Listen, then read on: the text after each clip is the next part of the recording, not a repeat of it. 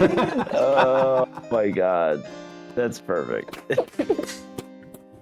Have you seen the digital ones? The digital monsters. Oh, the Pocket monsters? Is that what you're talking about? The other ones that look similar, but they are just technology. Thank you, DeMarco. Doing that exactly. The programs. They're Digimon? Yeah. Digital monsters? Yeah. They are the champions. Uh-oh. Apparently, everybody needs to hydrate. It's way over there. I will reach for my water bottle. That's good stretching. You got it. I'm glad I said hydrate because my brew's nearly cold. I was just informed. Oh yeah, I remember. Oh, Panther. Very cool. Hello, everybody. Greetings. Welcome back, everybody, to episode 38, session 38 of DragonMetal Saga. And I'm super excited to be back. I'm StormyD, your host and dungeon master, along with my incredible performing players. Let's Performing monkeys. Yes, that too. And performing monkeys. You guys, all of my little monkeys that I must wrangle. Do the funky gibbon. All right, since he volunteered, we're gonna have the yellow monkey introduce himself first. Hi, I am BananaTom, aka the monkey today, apparently. And I am playing Sindri, the sorcerer rock gnome. Okay. Breaker of druid, like everyone on the fucking planet. It's true. In fact, I'm pretty sure there's been a few walls that have probably broken or two. And glass mugs, glass cups too. Wine glasses. That's what I was trying to say. Wine glasses. That bloody dog has just pressed his button to go outside again and get stuffed. Little shit. Well, so next, since we've been talking smack about her, you're up there, green-haired lady.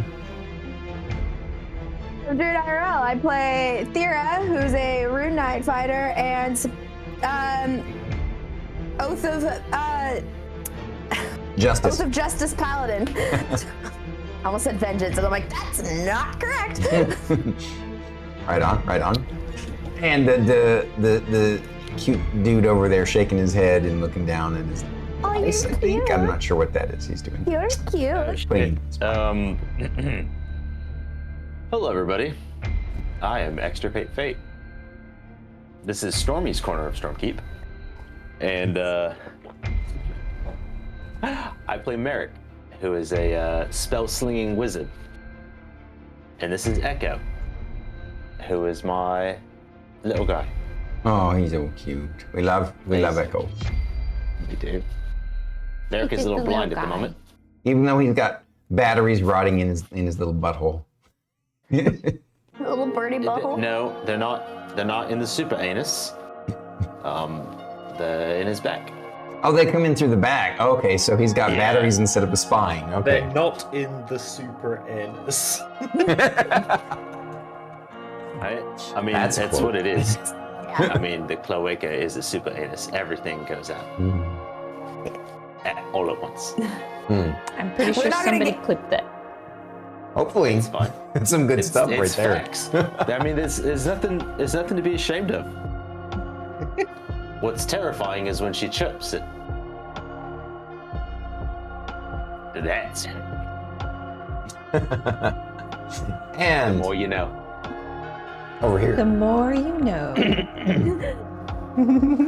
That's like the NBC logo thing. Reading Rainbow. Oh, that's something else. Okay. It's you now. Who are you?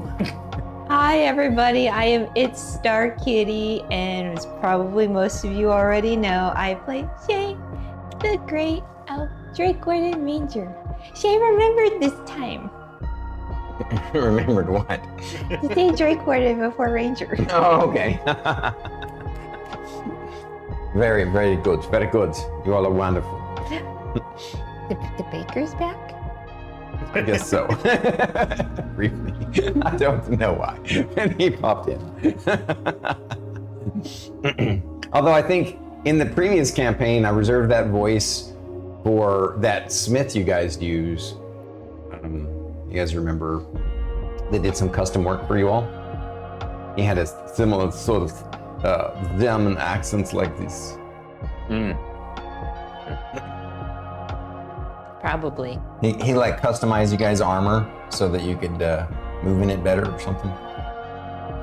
Yeah. Yeah. It's been a There while. is. I just called No, her Thyra. it was the, Druid's it over was the there cast going off like, armor. I don't remember. Yeah, no, it was the cast-off armor. Happened right after Lucas had a near drowning experience because of his stupidity. But that was a classic fucking moment, man. That's exactly the kind of stuff. Because like, just me as player. Okay, so I go to wade out, and I'm like, I should probably take my armor off, and you're like, yeah, you're already out in the middle of the, it's sheer kind of feeling. I'm like, and a sink, which is not unlike me in water. Just You got them dense bones, extra heavy. yeah. Gotcha. All right. Well, those are the intros for everybody. And BT seems to be writing a novel over there on his other monitor. I'm literally writing a spell list, so Fate has a copy of it. Oh, clever. Look at that. Look I will at that. do the same later because I have a long list. Yeah, you guys need to Because if schedule I do some. it now, I will never remember to do it. So I was like, I just need to do it now while everyone else does their intros. Fair enough. Fair enough. You guys need to schedule some alone time together so that you can work out, some of those combos and things you guys were talking about. Right, I already started writing You that have the fanfic list. forever ago. What are you doing? A banana in the hammock. Well then, all right. Wait, what did I miss? What did he say? I said it's the banana in the hammock. Oh my god. That's the name of her fanfic. Oh, look at who wanted to say hello. Hopefully he's not Who's gonna that like guy? pee or poop on your lap He's there. pestering, so I decided to produce it. Poppers! Look at he You does. don't see everybody now. He's done seeing everybody. What do you want? He's gone. What do you want? Poor Shae missed him. I don't know. He's a Fruit Loop. He's our lovable Fruit Loop though. That was Okay. All right. I can see her holding back something. I'm not gonna open up that can of worms. We're gonna never mind. We're moving on. So, Yep.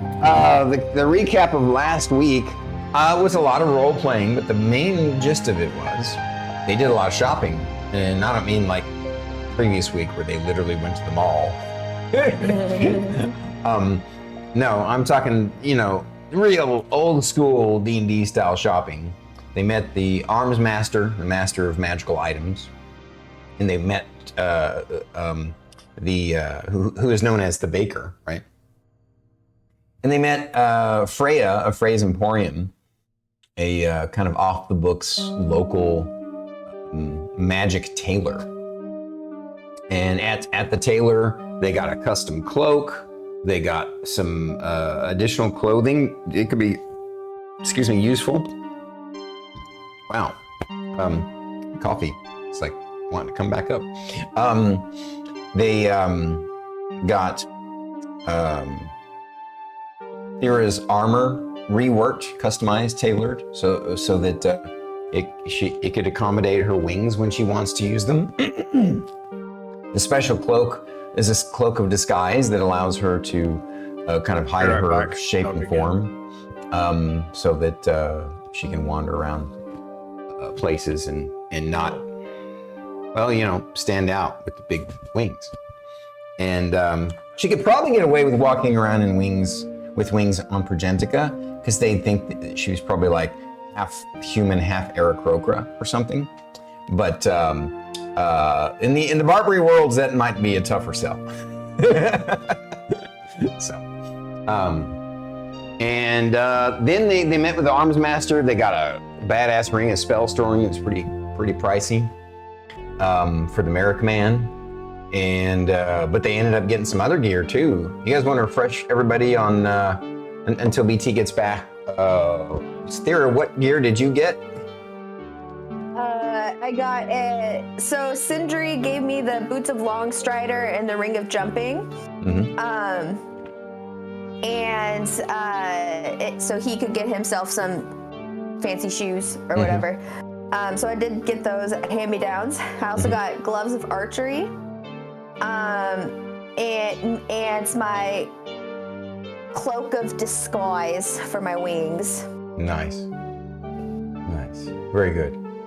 I think that was it. And Merrik. The ring of jumping as well. I did. Yeah, I she said said that. that. You missed it. I missed it. Sorry. I've got the ring of spell storing, which is super cool, that I've been wanting forever. And then Sindri went and bought me the vest of protection. That's right. The vest of, actually it's a vest of resistance, not protection, because it doesn't give you a boost to your AC, only to your saving throws. Yeah, I made a custom item. It only affects my saving throws. Okay. Mistitled it. But Perfect. Cool. fair. And that was it for you? Yeah. All right. Shae, what did you get? Jay got some new bracers and a new bow. What do the bracers do? Bracers of archery. They help Shae do more damage with her arrows. And the archery, that's the bracers. And the bow also.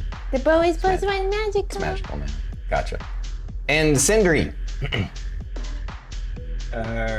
Sindri got the boots of striding and springing. Oh, that was it? And you got a free staff. A free staff as well. Yeah, it's just a masterwork This staff. one staff that we're gonna play around with later. All right, well said. Any other role-playing discussions that you guys want to do before I can recap? Obviously, they got the mission. I'll tell everybody about the mission. But is there any other stuff? Player recaps? All normal recaps. Oh yeah, no, we'll definitely do them. Thank you. Real quick though, I will recap. Actually, I'll do that when we get started. So, 1, 2, 3, 4, 5, 6. Actually, it's you, Fate. Say Merrik, please. Tell us what stood out most to Merrik last week.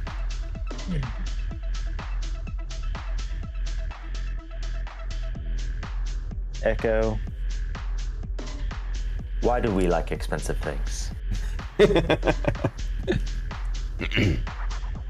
I know we have a liking to the shiny. But why is it so expensive? I enjoy this baker. And this.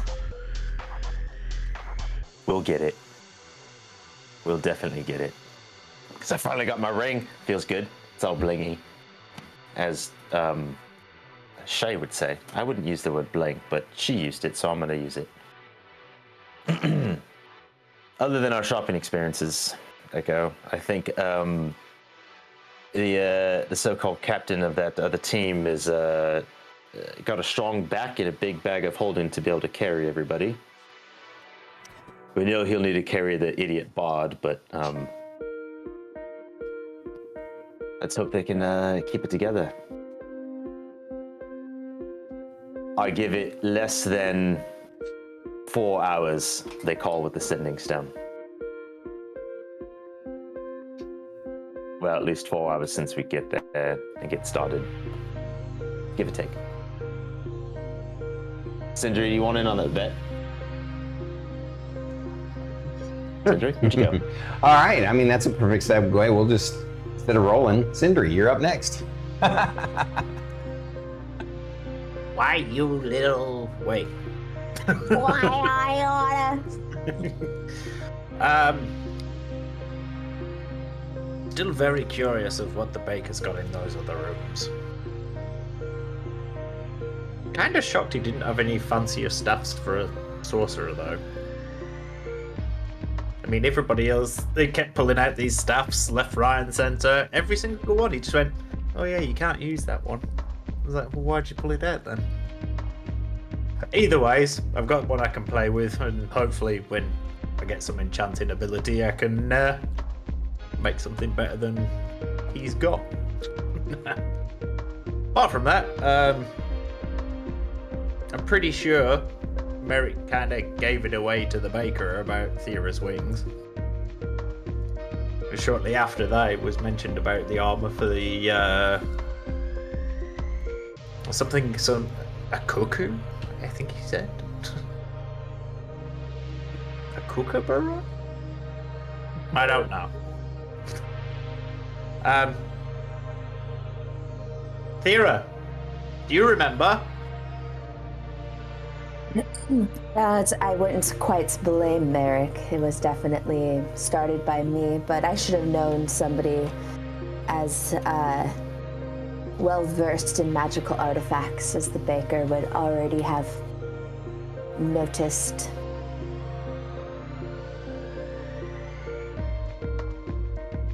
Though, with that being said, I am quite excited about this mission. I'm curious to see if this Gordon fellow really does actually have the strength to back up his ego.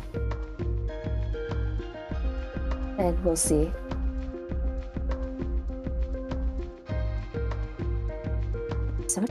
Oh, I did get pants!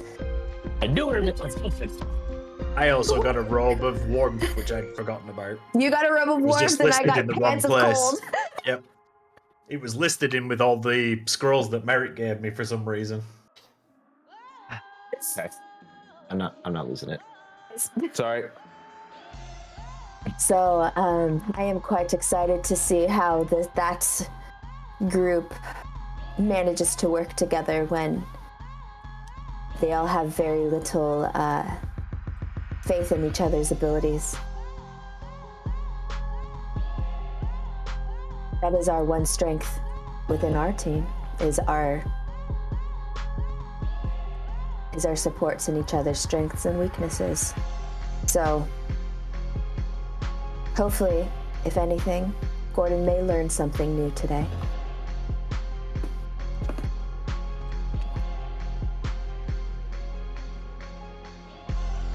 That's it. It's out to her. Yeah, all right. Well done.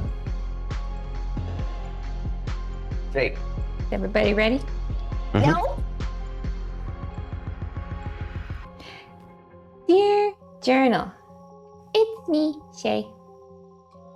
Mr. Merrik scared me for a few seconds, well, maybe a few minutes, but he was talking about becoming a necromancer. But it turns out Shae was wrong and misunderstood. Mr. Merrik just wants to learn necromancy spells, not become one. Shae approves. If he does, Shae disapproves. P.S. We went shopping as a group and Shae got new stuffs. This time, not to the mall. Shae is still traumatized from that visit. P.P.S. Journal! Shae has discovered Zonama. They have everything Shae can think of to buy. Well, not magical stuff. But they will at least send it directly to our home. Shae doesn't have to go back to the mall ever again. Big. P.P.S. The baker is still an interesting person. Shae still has trouble understanding their stuff is food, but not food at the same time, it confuses Shae a lot. PPPS. Shae is now hungry. Shae wants pastries and boba tea. I wonder if Miss Thyra wants to go get some snacks when we finish shopping. Way to add lore to my world. What was it called again? Yeah. I know you're talking about Amazon. You just flipped She's the literally lettering spelled it around. backwards. Yep, Xenomon? it's Zonama. Zonamon. I love it. Zonama. I just took Yeah. the AMA and put it at the end. That's epic. Bubba with the raid. Perfect timing. Bubba Lone Wolf, we love you, brother. yeah. How you doing? Well done. I was hoping everybody would get my reference. I got you. You saw the light bulb go off. What's funny is like I was tempted to like make a joke that Thyra would be like one of those like be a Call of Duty player, you know. But I was trying to find a way like if that I can make that like just force that as a part of the lore for the world. Well, I mean, she has downtime. There's no reason why she couldn't start up a video game at some point. And turns out she's really good at it. We just hear And that constant girl yelling also- from her room. Yeah, I'm and not I would making say you a probably sandwich. the pile of controllers that are broken just keep adding. And then Shae's It's just okay, in there. Sindri Oh, could fix she them. broke another one.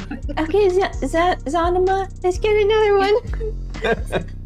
You just put them on subscribe and save every month. Yep, we get like 4 on subscribe and save every month. Yeah. Wow. One a week. Oh my god. Oh man.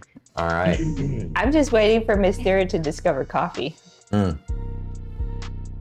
Oh, That's actually Merrick's thing. yeah. Mm-hmm. That's true. Yeah. Thanks again for the raid, Bubba. Oh, yeah, that would be interesting. Mr. Merrick, how long have you been awake? What year is it? Which planet are we on? Okay. Oh, I needed this rest. I don't know. What planet are we on right now? Abernathy, this is one of your tricks. Okay. Like, So, Bubba. nice Spoiler, recap. it's all an illusion. We're still there. I would not do something that. Yeah, Sorry. we wake up under the stairs. You're like, yeah. We're still in the Imaginarium. Oh. Actually, we're just dead watching our previous life. All right. That's enough theory crafting. That's really awful. Let's move on. Oh no, it's perfect because as we, most of us, if not all of us, damn near died at the very beginning. So this is our final memory. It's just us going through the story, and then we end up right back where we were, dead. I mean, I guess it's true. I could pull something like that. But that's not you. No. Besides, it's a trick that's been done really well with that one movie, Jacob's Ladder, the original one. They did a remake. I didn't watch the remake, but so it's this movie with oh gosh, what was that actor that was in the Prison Breakout movie with Morgan Freeman? I know who you mean, but I don't. Tim know his Robbins. actor. Tim Robbins. So Tim Robbins was was a soldier in the movie Jacob's Ladder. I better not say anything because there might be people who haven't seen it, and I don't want to spoil it. But let's just say that you should watch it. It's scary and wild. For people who watch movies. I know Druid will never watch it because she doesn't even watch. She doesn't watch anything scary, let alone movies. So, which is cool. I like that I she need doesn't that fill her degree head of with shit. Wow, that movie came out in 1990. Oh, no. I fill my head full of garbage content on YouTube for sure. I watch some garbage content. Yeah, but I mean, a lot of it is nonfiction, right? where I'll tell you, you don't want to open the can. Okay, we won't do open that not can. wanna We'll move open on. a can of worms. it's Here we for go. everybody's benefit. We're gonna table it. Yeah, he knows what Yeah, rabbit 'cause hole I've been I'm down. gonna get it later. I'm saving y'all. Okay. All right. Well, now having said that, guys, thank you for coming. We are going to go chat dark, and we adore you all. Appreciate you so much. And we'll see you at the intermission break. Enjoy the show. So first off, I'm going to give you guys just a recap of the mission. What is this beard? So because you guys, while you were doing your shopping, Grimbane had kind of vetted this mission for you that came down the pike. That was, it technically, it's probably a little above your pay grade. And I'm gonna also kind of, we're sort of role playing just before the mission. I guess we actually indicated that, if I remember correctly, we left off where you already went to the teleporters and are teleporting, and you're gonna show up there. We're gonna start, right? But I did want to make sure that it's not a retcon, more like a flashback of stuff that didn't happen in the last episode. And that was a conversation with Grimbane where he made it clear that this mission, this joint mission, is a tough one, and that you guys need to take it very seriously or you could die. But he says if you can overcome this challenge, it will be a big deal for you, and obviously financially lucrative. And that was one conversation that had happened. The night before the mission, Thyra has a dream. There you go. Thyra has a dream, and her ancestor comes to her in that same space that seems like the inside of Raven's Edge. And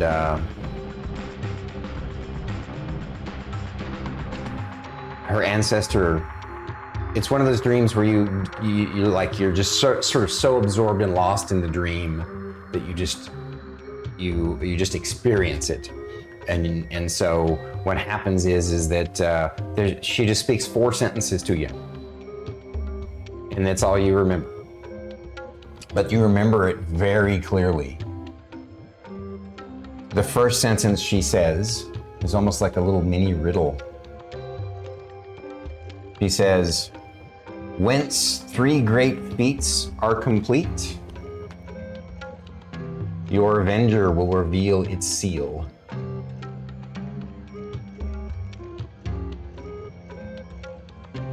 I'll reread it one more time to help you. "Whence 3 great feats are complete, your avenger will reveal its seal." And your character, you Thyra, instinctively know it's referring to your holy sword, which is not a sword, but your holy weapon, which you got that vision of is a shield bow hybrid. And then the next 3 sentences after that first sentence are her saying the 3 great feats. Number 1, or she doesn't say number 1. It's just Number 1. yeah. First, a feat of bravery.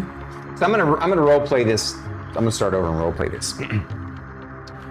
"Whence 3 great feats are complete, your avenger will reveal its seal. A feat of bravery to conquer your greatest fear. A feat of heroism in the face of certain death. A feat of compassion to balance the scales." And I'll reread those to you now so you can write them down tomorrow. "A feat of bravery to conquer your greatest fear.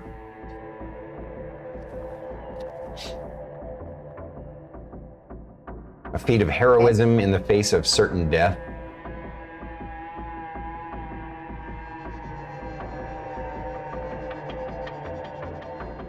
And a heartbeat of compassion to balance the scales.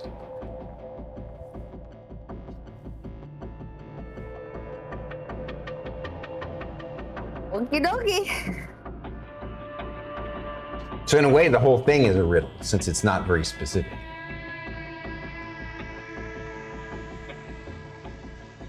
This is Druid's reaction, not Fira's. What is Thyra's reaction internally?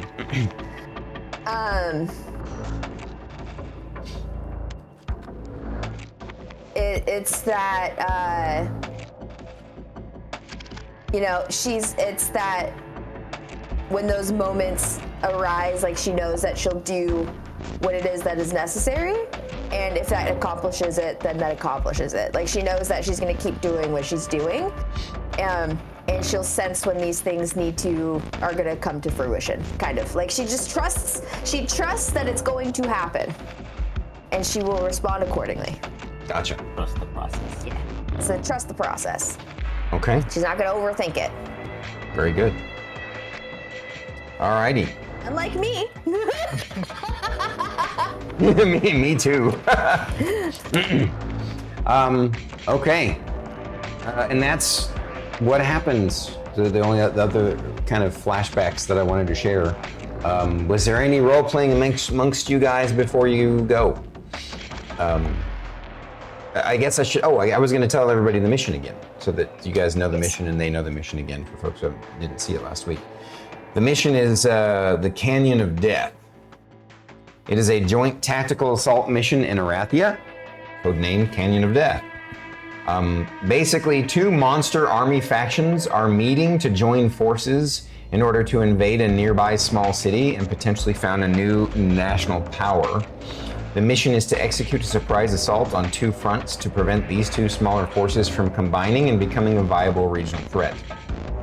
The primary objective, Team 1, which is the other team, led by whatever I said the guy's name was. It's in my notes here. I'd have to Gordon. go back out. Yep. Gordon. Was it Gordon? He was the fighter. That was Eldon. Eldon Eldon Gordon. Oh, Eldon Gordon. Gordon. Gotcha. Last name Yeah. Gordon, right? Okay, yeah. So Team 1 will lead a surprise attack on the Ogre Magi group at the canyon bottom, while Team 2, the party, will be stopping the Ogre Warlord party on the steps to keep them from going down into the canyon and combining forces with the other group. The secondary objective is to obtain any rare magical items or precious metals on site. After mission success, retreat to the safe house in the nearby city of Colthrax to wait exfil. Colthrax happens to be the city that is probably going to be invaded if the party fails. The Team 1 is made up of Lee Talon, the half-elf druid fighter that they worked with on their first mission. Bryant Steele, the slimy bard rogue that they rejected to go on that same mission, I think it was. No, it was a different mission. They rejected him. And Livara Rockmaster, an elven wizard earth summoner, who happens to be in the final running to join one of the Omega Corp's beta teams, the Infiltrators of Mython Heatlock Holdings. She looks like a drugged up backstage reject from a rage metal concert. Eldon Gordon, human battlemaster fighter, is already a backup team member for a beta team, the Barbary Battlemasters of the Furutsu Corporation. The intel on the groups, the monster army that Team 1 is going to take on, the Ogre Mage army, is a contingent of the Ogre Magi, 1 Troll, 1 Hill Giant, 1 Stone Giant, and 20 Goblins.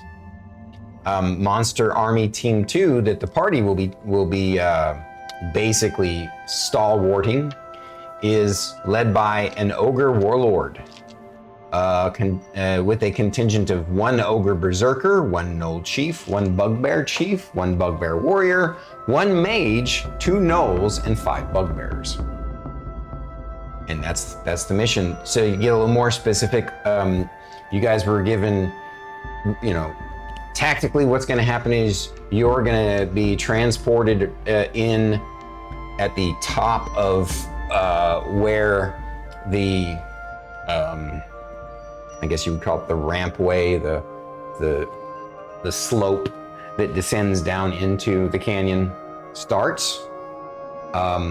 There's a few rocks around this area, but for the most part, it's a kind of a sandy, rocky plain.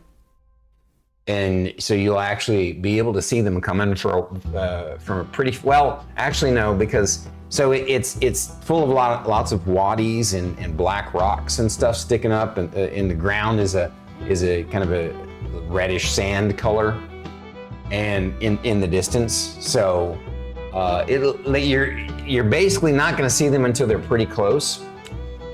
And the slope, in fact, tell you what, I know we're not getting into, I got the two teams here just for the heck of it. I thought I'd show you guys. This is the team of, we got Lee Talon here, and Lavara, and Eldon, and Dick Cheese. Reject. I forget his name. Anyway, the slimy Brian bar guy. Steele. And then we got the incomparable Merrik. Where the hell is his owl? With his little owl. I imagine that owl is so easy to misplace. Yeah, it's so tiny. Oh my god. We got Thyra. We got Shae and Milo. Turn around and face the camera, Milo. And stop showing your butt to the camera. and then we got a cat. Sexy little Sindri here. All right, so that's the team. You're not gonna actually see the other fight on screen at all, because where they're gonna be fighting is gonna take up the whole mat. But they're basically gonna be, I'll explain it to you here in a sec. I'll show it off here to you. So I'm gonna draw this, and then once we actually get into combat, I'll actually go, of course, full screen with it. But for now, we're gonna do it like this.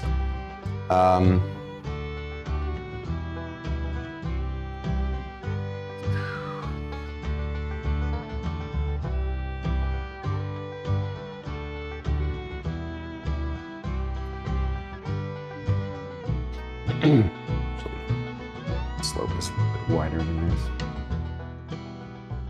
But, there's parts of it that are kind of, okay, this is just. So I want you to sort of imagine that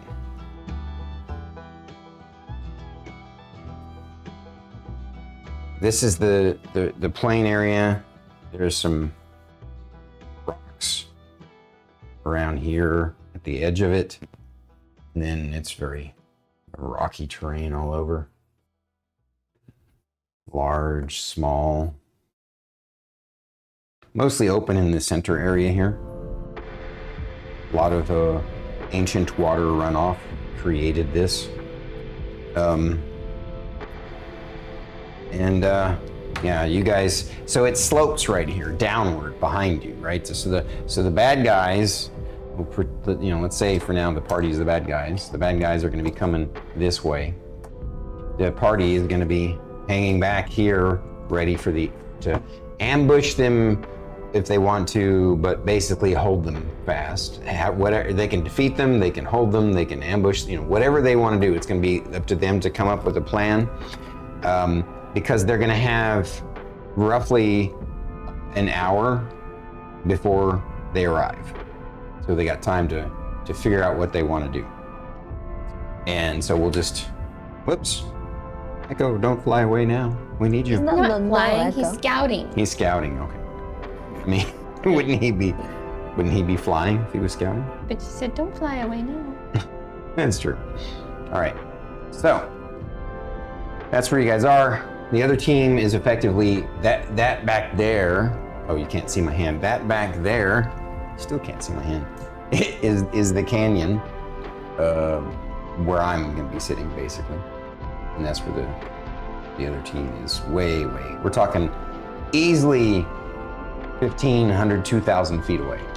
Not necessarily the canyon is that tall. The canyon is probably 500 feet tall, but it's also the distance down to where they're at from here. So, and yeah, that's the gist of it.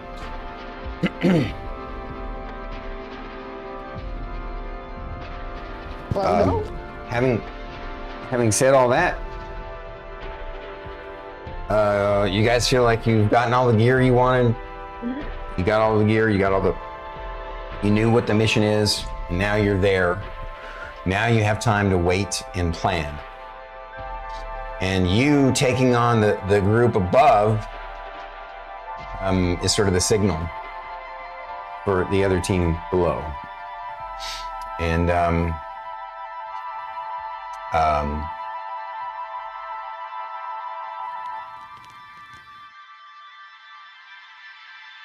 yeah, I guess, yeah, that's all I got to say. Now, looking at the terrain, I don't know if you can see it very well. You want me to go full screen? Would it be easier for you guys to see it? yeah. Although actually, it doesn't matter for us. Oh, that's true, yeah. Whoops, that's the wrong one. That's still the wrong one. Hi, guys. There we go, okay. Here we go. Bingo.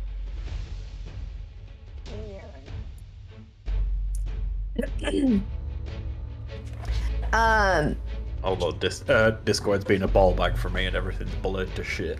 I know. I was just thinking the same thing. Again, this slopes downward this way at a fairly steep incline. So, like,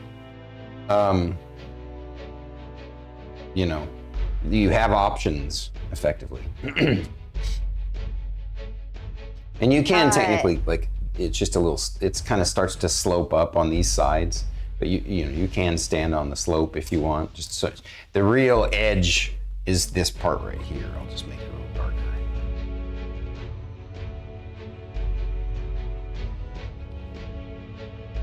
And all of those other circles are just smatterings of like just larger rocks, right? Yeah, the ones that look larger are larger, and the ones that look smaller are smaller. At most, they're gonna, and they're kind of a black rock. The ground is kind of red sand, red dirt, and the like any rock that's like bigger like this is going to be at most like 5 feet tall. So it can be sort of, you know, hidden behind. So keep that in mind. This is just like this is like kind of dirt in between here.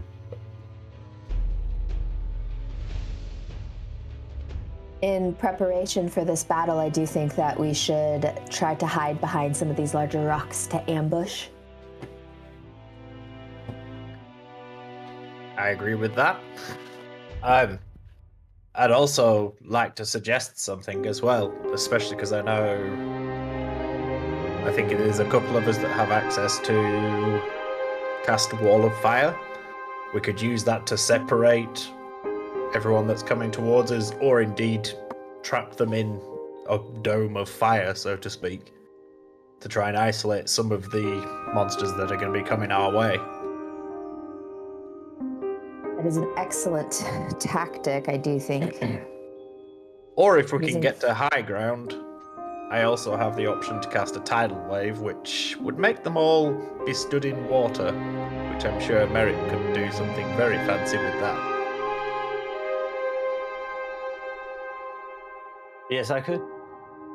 Oh, I absolutely could. Does the water stay after the tidal wave has been... It does, yes. Does? Yep. Really? Yep. It stays... It doesn't say how deep it is, but it says it stays afterwards for a few rounds. All right, take it up. Check it out. Destruction. If so, man, damn it! If that's the case! Sorry, this is me. The water then is spreads sorry, out that's across the mad. ground in all directions, extinguishing unprotected flames in its area and within 30 feet of it. It doesn't say that it sticks around, but I'll say that it sticks around for one more round.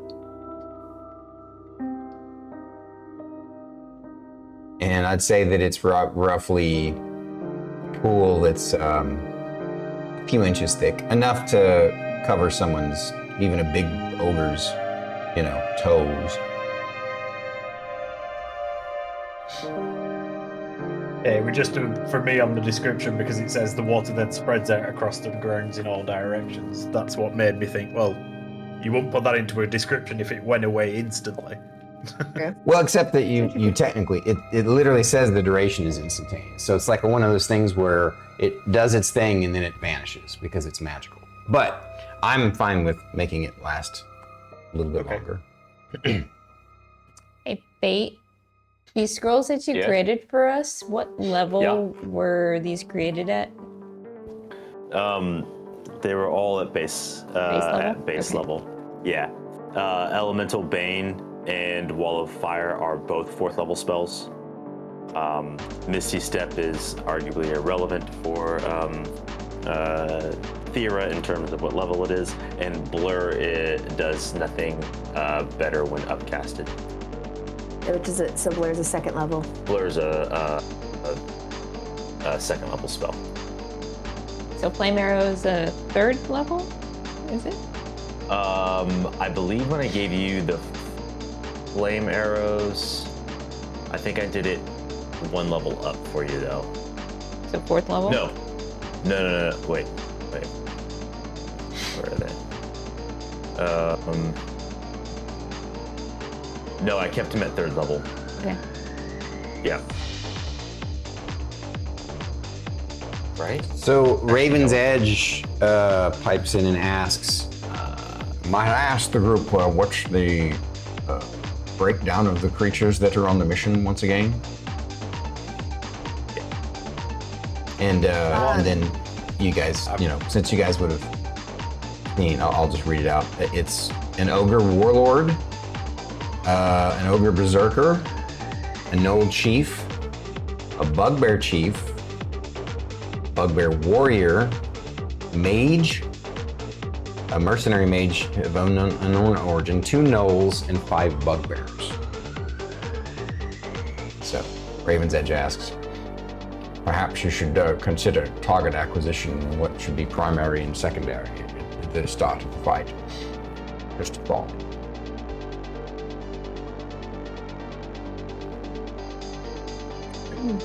Personally, I'd say get rid of that mage. I was going to say the same thing, Sindri. Do you want me on the mage? Yes. Why not? Alright. As a general rule, do you want me to just try and stick to area of effect spells? So taking out, basically peeling damage to multiple targets in one? Or do we want to just stick with whatever suggested at first? I mean, being able to slow them down would be great. I think starting off any amount of control would be useful so that we can then put more damage, or we can hit them harder in the beginning. Might be helpful. I can definitely hit them with the slow straight away if that's what we need to do. That would be good. Trying to go for the larger creatures like the warlord and the ogres, getting those guys slowed down, I think would be very useful. Context PT's just looking up slow to see what I can do. No one's looking at the screen and Shay's got a question. Should Shae use her spike growth now? Absolutely. Yes.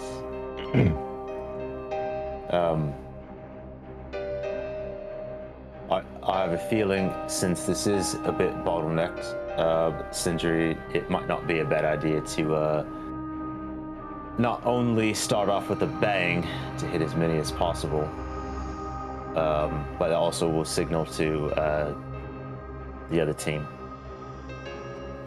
So something to take note of too that I'll show you guys.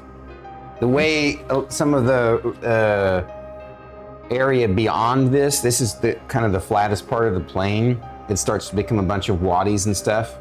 And you've kind of you've gathered, you have time to look around and check things out. And the bottom line is you're not gonna be able to. It won't be advantageous to try and attack them in all these wadis and with these rocks over here. The best ambush point, the kill zone, is right here. You want to wait till the whole army is like right there when they come up out of it completely. And so that's that way. I mean, that's partly also cinematic for what we got going on here, but also because, I don't have a map that goes beyond this. So, but really, it's just comes down to like the terrain. You determined that. Yeah, looks like Sindri had a question. It's in character for the party. I don't know if you got more explanations outside of. No, I'm done. Above table. Okay. I do have another thought that could be very useful, but obviously I have to limit my castings of concentration spells. But I could twin spell greater invisibility so 2 people would be invisible and could attack while invisible.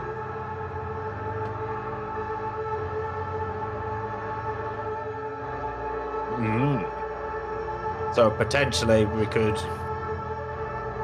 get Thyra invisible. She giant forms up behind them, and yeah, they're not going to have a very nice day. I mean, why not, just have Thyra flying above them, invisible. Also another good idea. And then fireball, and then, an invisible force comes down and starts wreaking havoc.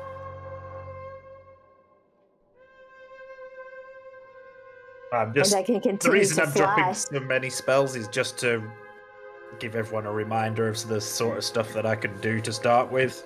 Because I don't expect you to remember each and every spell that I have. Merrik So absolutely does. is greater invisibility a concentration spell? It is, yes. Okay. So I just want to make sure that I understand the proposed order of operations. Sindri, you cast invisibility on me and one other. Whomever. I fly above. Fireballs cast.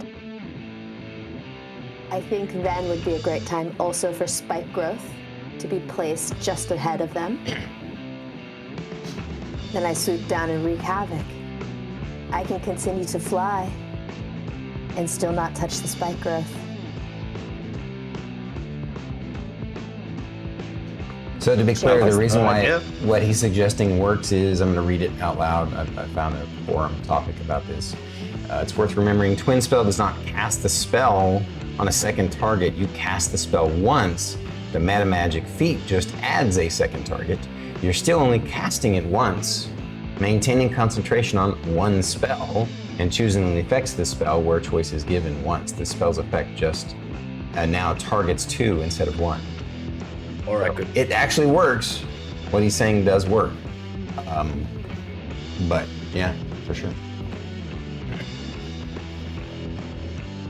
Just thought I would, explain how it works in the 5e rules. Yeah. Does that sound like the plan, like the initial plan that we have all kind of proposed? Does that sound correct? Is there any modifications? Questions? Just to reiterate it at the beginning as well, we're obviously hiding at the start. Yeah. Fate doesn't remember. Is slow concentration? It is, yes. Okay. Okay.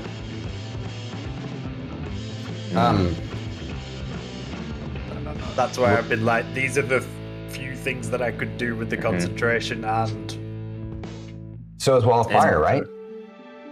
Yes. Yeah. Yes. So Raven But I'm Veg not the asks, only person who has it. so who will be the two who will be under greater invisibility? Thyra and who else?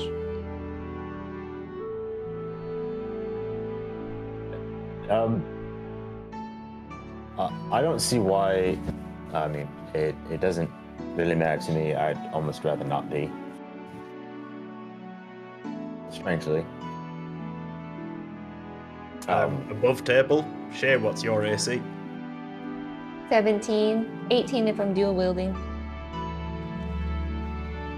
And what's yours while blade singing? 22. I'm going to suggest Shae then, because mine's at 20. Yeah. So to be clear, you all are suggesting make the two tankiest characters invisible, so that the only targets that the enemy have left are Merrik and the gnome. I understand what you're saying. I'm just asking a question. I'll let you all decide for yourselves. No, I understand what you're saying, Raven's Edge. It is quite interesting that we're going to have the two fighters invisible and the squishy mages not. However, I feel like it would probably be smarter, because I like the idea of Thyra being invisible and catching them completely unaware. I really like that. But I think Sindri should be the other one invisible, because he's concentrating on keeping Thyra invisible. That's fine by me. To be honest, once the surprise is sprung, there's probably not a whole lot of reason to maintain concentration on invisibility. We're going to switch that tactic up. Yeah? Does that sound probably accurate? The best thing in that case then is for whoever whenever it's decided to drop the invisibility, is to shout it out and let me know. All right. Until that moment, I'll keep the concentration there. And then I feel that, Sindri, you can focus fire on trying to whittle down the bugbears and the gnolls, like those smaller creatures. Fireball the shit out of them. Merrik can focus then on the mage, and Shae and I can focus on the bigger ones. And then after everything gets started and our plan inevitably goes off, we will do what we always do: improvise. All right? Sounds about right. Yeah. I mean, it's got us this far. Absolutely. Yeah, I think your idea with the tidal wave there, Sindri, I could absolutely make that happen. You just need to let me know that you're ready to cast it. Or I could just ask you to cast it. Either way. If you know it's a good time, say something. And likewise. I have a question. You might have an answer.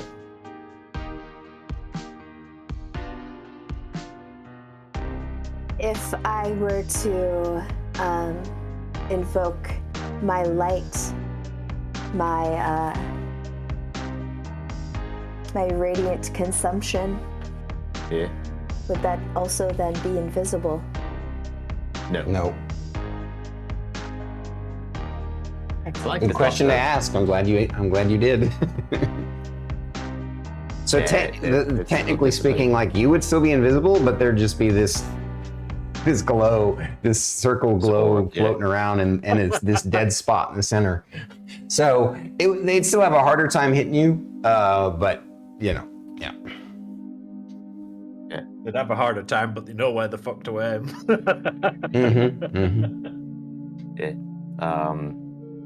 And not to mention, I don't know when this would be a good idea. I'll probably find a good spot for it. But don't forget, I have a hole that I can just throw down.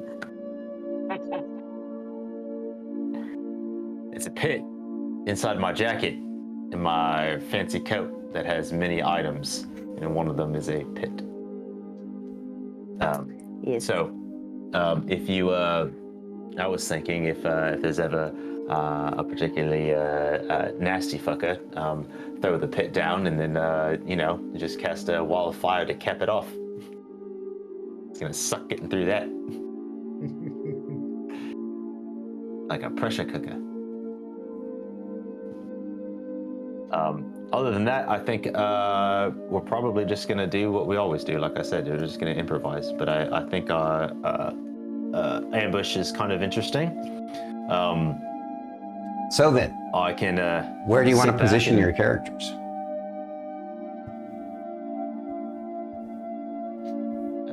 I can. So you want to be kind of sit back and I can behind that have big Echo rock up. Yes. right there with Milo. Yes. Okay. How close do I have to be able to get greater invisibility? It's there touch, so you have distance? to be right next to Sindri. Okay. So that means that at the start of this, you guys are going to have to all be right over next to each other. What's the duration for the concentration? Rounds per level. For greater invisibility? Yeah. 5e doesn't do rounds per level. It doesn't? It's just flat. Oh, sorry. 3.5. No, I know. I'm familiar with rounds per level based off of my Concentration up to 1 minute. 1 minute. Okay. Wow. So that would have to be the first thing you do. Yeah. Yeah. Okay. So Basically, providing we actually get one in our surprise round. well, here's the thing. Don't forget that I can see them before they even crest the hill. Technically, I can see them through Echo. So Fair. we'll know when it's time.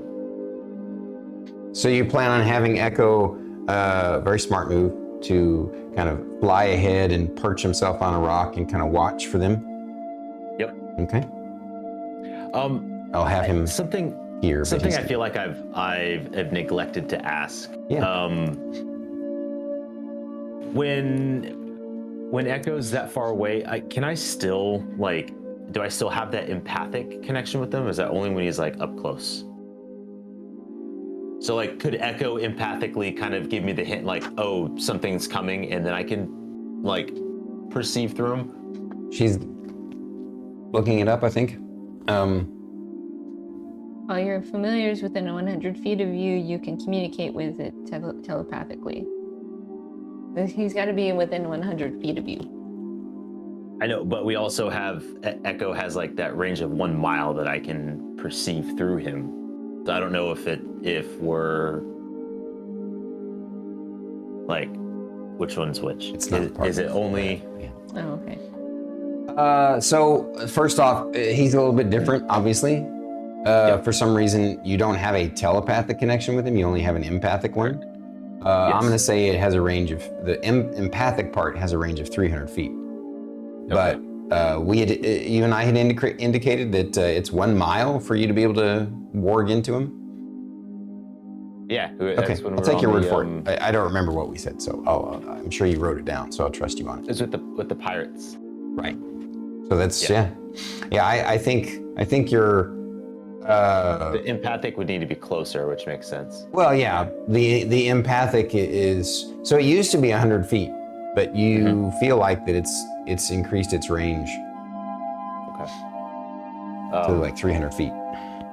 So then, if it's acceptable, then I would have Echo kind of send the little owl tingle, send me a little to let me know that something's coming, and at that point, that's when I'll pop in, so I can still have communication with my team. Right. Makes sense. Excuse me, my friends, because All right. yeah, we're a team, but we're friends. Yeah. So. They like to Not Thyra, consider she's us more like family. So since greater invisibility, man, they really broke that up to a minute. That's crazy. That's super awkward. That's too strong.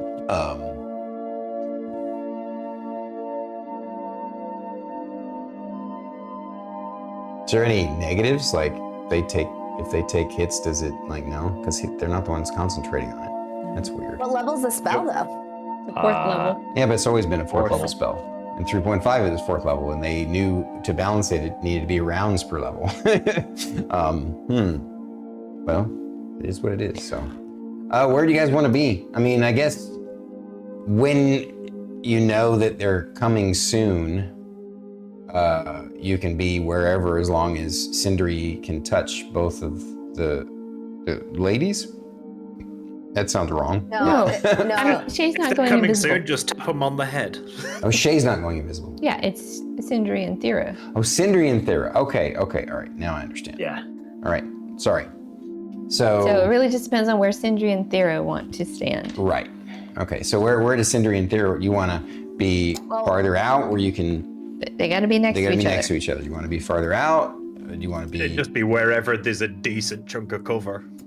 So we're both hidden. well, for Sindri, So everything's she's a not- decent chunk of cover. I get that, but for Thyra, obviously. Sorry, I had to go there. No, it's good. It's good. This rock is big enough if you want to be closer. That sounds good to me. So that's not as like I don't have to travel as far once I'm invisible, and then Sindri can just skedaddle out of there. Yeah, and I can always just message to let you know they're on the way. Well, cool. Because the funny thing is, you guys are getting all set up. You made your plan. It actually takes some time, and but you know you were smart. You had Echo go out there a distance, and before you even get a chance to work into him while you guys are making your plans, apparently these guys are about 30 minutes early. And so you all have to kind of scramble to get him in position. I guess I should have asked you, Merrik, where do you want to be?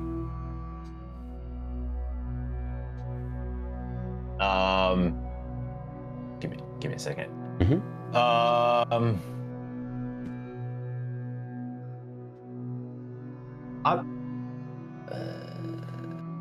want to be on this side?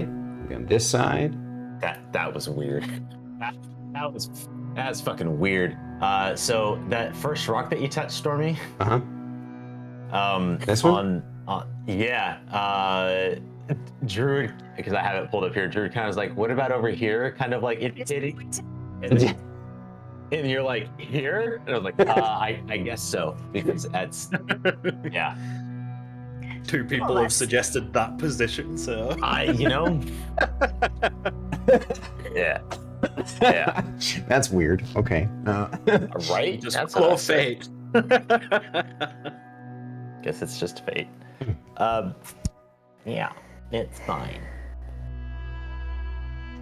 It's fine. Oh, again, poor Shae is going to sort of act as bait. No, Shae should be in cover. What are you I'm talking kidding. about? I'm kidding. All right. Shae doesn't mind. I mean, she does Shae have was a used pet as dragon. bait on her homeworld. He plays bait very well. All right. You also Hello, play I am Switch. Nate. What was that? What was that, Fate? I said, also, do you play Switch? Bait and Switch. All right. You guys ready for this? Anyway. Yeah. Okay. I got to start getting set up. Do it, Drew. Again, I'm gonna affect, we're gonna have, oh, come on, stay up, Echo. He's gonna be hanging out over here. Probably gonna knock him over. I'll let him but hang out over there. I'm gonna set up their army. You guys are gonna wait till they're all up above the ridge line on the plateau in the kill zone right here. Let's start off. It's 1, 2. For the record, Fate and Druid, if you do just select just the map cam, it is a bit clearer than doing for the overlaid one. Or at least it is for me. Yeah. But then I can't. Yeah, you've kind of got to look at the very tiny faces. I have to of look at the everyone. even smaller Stormy. 1, 2, 3, 4, 5. Okay. I mean, I'm we're gonna just start looking at them by sexy filling the legs back right now. first. Stormy. Yeah, what? Get them northern pins around. Get the what, huh? I suppose it'd be southern pins around. Wait, Your what did I legs. miss? What? And wolf whistling at your legs. Oh God.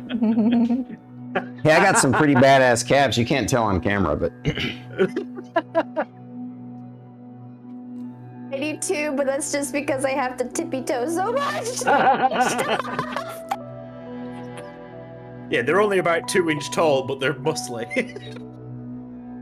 It's like chonky little things, man.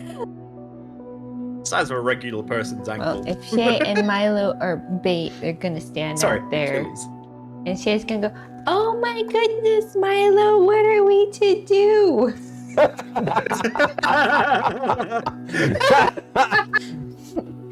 The big meaners are coming. We should hide. Oh, me. Oh,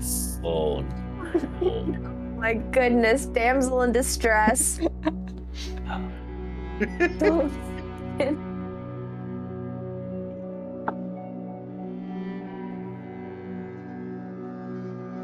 that just looks so great for a lightning bolt. so first off, yeah, this is the warlord. So this is the best that I could do for him for an ogre warlord. He doesn't necessarily look like this. He's actually wearing plate armor and using a great axe. The rest of these guys are pretty spot on, I'm gonna say. Here's the mage. This looks like the ogre berserker. He's got a big ass black hammer, just like that. Sindri Oh, he painted immediately his likes the toenails. hammer. No, I didn't paint any of this. I didn't. These came this way. I don't have time to paint stuff. Although I do want to get around to painting Milo in the future. This looks to be probably the Knoll Chief, or the Knoll Pack Lord is what they're called.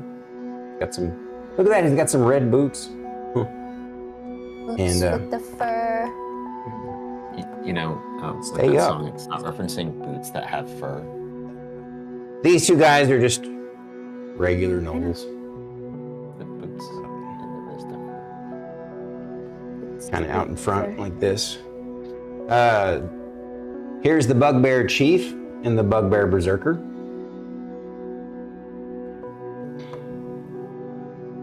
And then I'm gonna get the little retinue of 5 bugbears. The 5 buggers.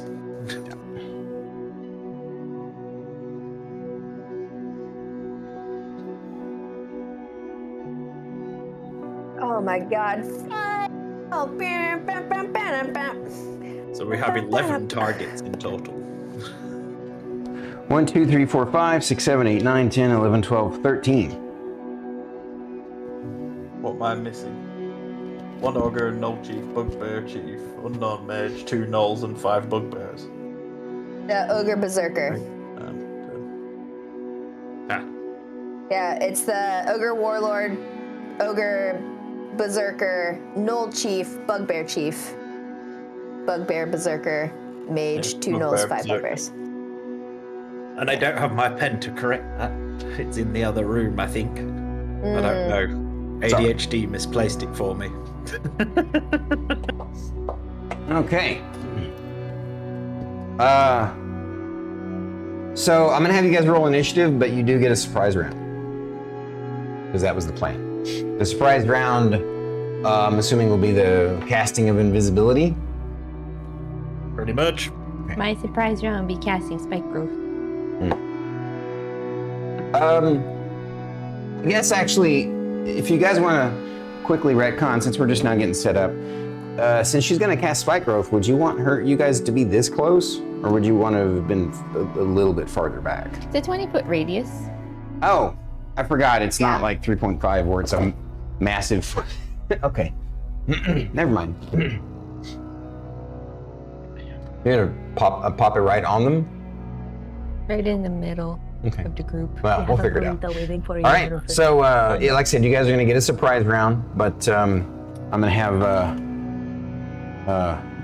you guys roll initiative so that once we get into initiative order, it's already done. Shae, what'd you get? 20. 20. Okay. Thyra. 17. Okay, just a sec. What's your dexterity? 16. Actually, oh, I'm just kidding. I never fixed my initiative. It's actually 18. Because we upped my dexterity, but I never fixed it on my initiative. You went from a. Okay, so you got a. That's right. So you got an additional +1, right? Yeah, so. Okay. So 18? 18, yeah. Let me see if that conflicts. I'm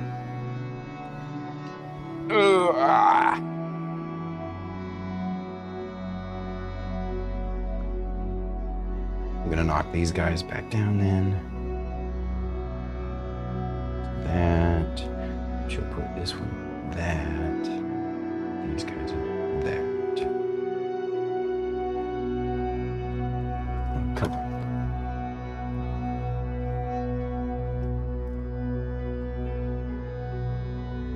All right. Okay. Merrik. 20. Which between you and Shae has the better dex? I have a 16. We all have the same dex. Oh, now. that's right. I forgot about that. All right. No, Have you I guys actually roll have a off? 16 I rolled now. an 8. Yep. 15. Merrik goes before me. Okay. Merrik, I'm going to bump you up to a 21. And Sindri. 16. Not bad for our rolls. You rolled well today. I was just gonna let it be and just be, you know. Yeah, I can make an option. You are definitely allowed to do that. Out of curiosity, I rolled my other 3 d20s just to see what I got. Only one of them was worse. I was like, deal with that. Nice.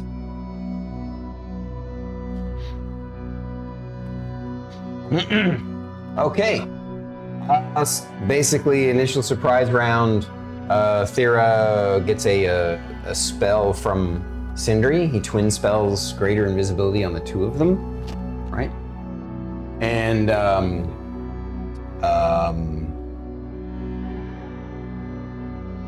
oh, we need to do it in the order that we'll do it in the order. So technically, Merrik goes first before Sindri. Oh, I think this is perfect. I'll just cast message at Sindri and go now Gotcha. Fair enough. because I didn't have anything to. Yeah. Right. Makes sense. Whereas I realized I could have now, and I'm like, I'm not deviating. Okay. So I'm allowing next, the first half of the plan to start. so Merrik was number 1, right? Yeah. Number 2. I'm gonna make sure there's nobody on. So by the way, No, Merrik that's is right. technically number 2, but amongst you guys, he's number 1. Yeah. Merrik is write number initiative one. when we. Yeah. All right. So now next is gonna be Shae. Shae's gonna cast her spike growth. She can peek her head around the rock and All right. spike growth. Here, we got this. You said it's a 20-foot radius, just Yes. like a fireball. Right. Mhm. I'm assuming you just want to plop it right on them, like that. Yes. Okay. Let me. Well, actually, You want to be able to get them all, right?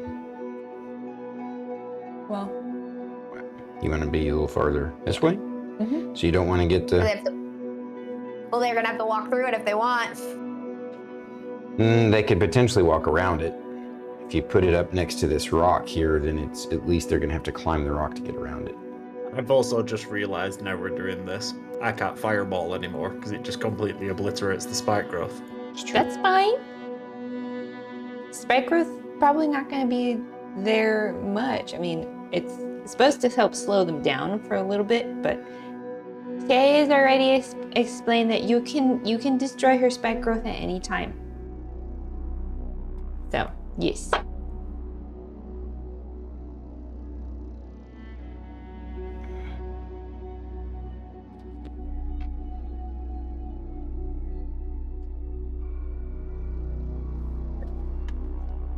Okay.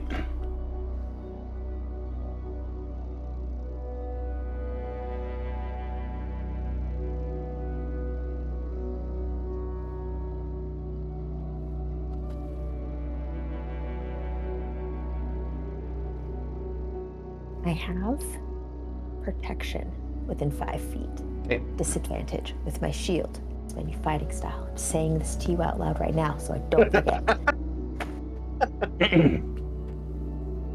Alrighty. So, refresh my memory on this. Describe the spell to everybody again. Spike growth. And I don't mean the effects. You can tell us the effects after. I meant describe it to everybody. Well, basically what kind of partially hidden, invisible kind of spikes, like thorny spikes grow up out of the ground, right? There's within a point within range, twists and sprouts hard spikes and thorns. The area becomes difficult terrain for the duration. It transforms the ground, is camouflaged to look natural. Any creature that can't see the area at the time the spell is cast must make a wisdom perception check against the spell's DC to recognize the terrain as hazardous before entering it. So They're already in it.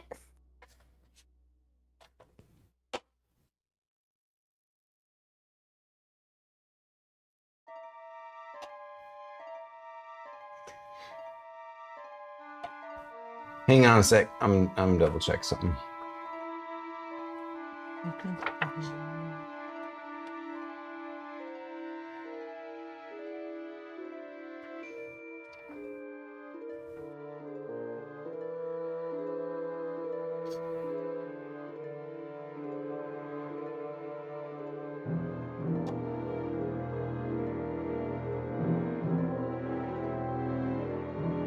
So,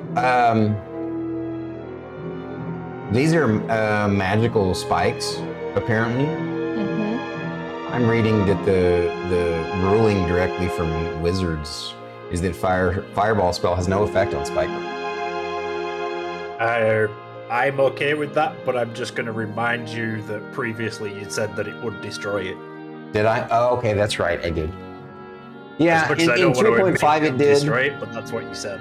Yeah, no, I appreciate you. We probably need to stay consistent, so thank you for reminding me. That's an old 3.5 thing, but also it just sort of makes sense. But yeah, okay, that's fine. All right. basically, I'm just trying to make difficult terrain. Well, I mean, it's going to hurt them too, some. Because, Sindri had to use his surprise round to do invisible, so. True. All right, so that was Shae. Fourth is Thyra. I'm just gonna wait until I'm invisible, and then I'm gonna start moving. So you are already invisible, because he went first. Or no, that's right, you're not, because Sindri goes last. So you're gonna basically ready in action to move around the corner as soon as you're invisible? I'm gonna fly. Fly over, right. Over to the big motherfucker in the back. All right. Okay. And then finally, Sindri. And I will cast Greater Invisibility using Twin Spell on myself and Miss Thyra. Don't know why I'm adding this. All right. Miss Thyra. Because she's earned your respect. Miss Thyra flies over and parks herself within melee range above the warlord. Face McGee. Okay. And so that's everybody for the surprise round. Now we're into non-surprise round. The Noel Pack Lord is the first one in the round with a 22 initiative. And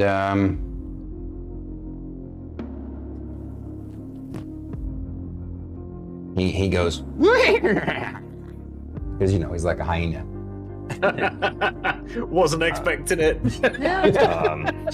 Alice, thank you for the raid. Oh, Alice with the raid. Alice Blue. Hello, everyone go check out Alice Blue. She's amazing. One of the coolest streamers on Twitch. We love her dearly. Thank you for the raid. We're in chat dark in a minute, but we always acknowledge raids. Thank you for bringing your folks in. We'll take great care of them. If you got raid and run and take care of stuff, cool. If you can hang out and watch the combat. The party is ambushing an army of ogres, bugbears, and gnolls. gnolls and a mage.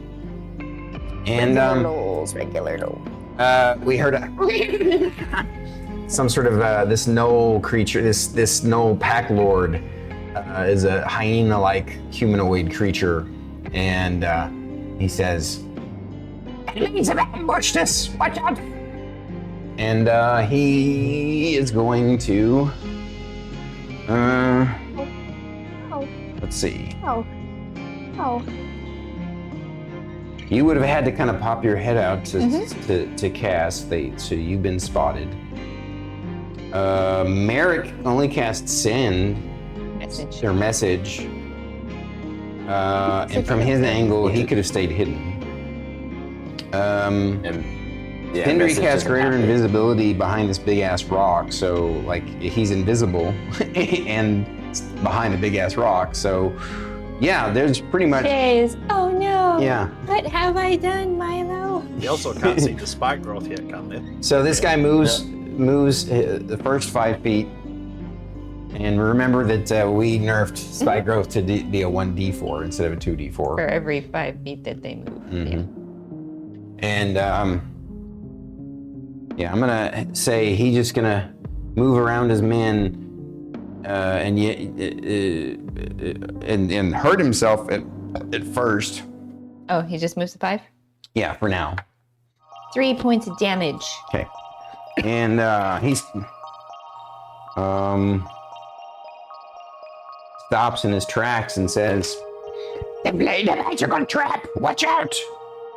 And I'm assuming that, like, once you kind of spotted it, you kind of know it. I don't know. Is that true?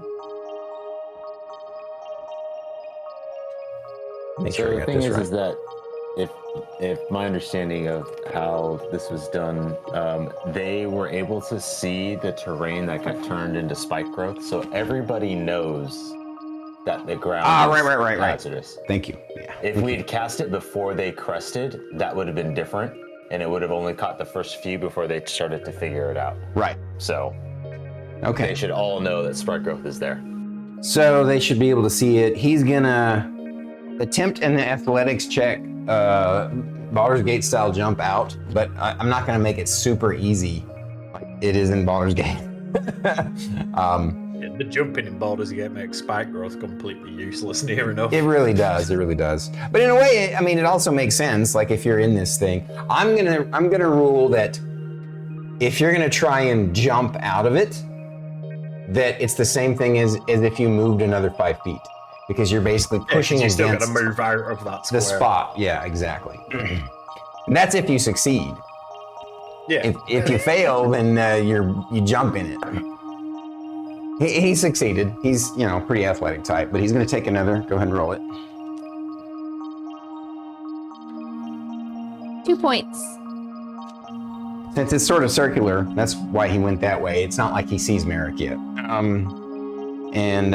So 2 points from the Gnoll Pack Lord, and I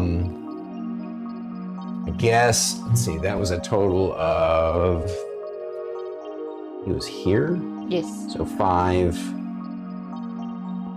We'll say that uses up another 10. So 15, 20, 25, 30.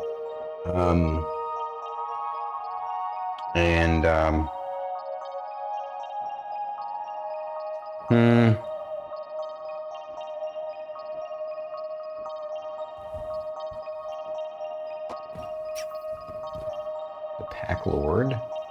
Where is he? There he is.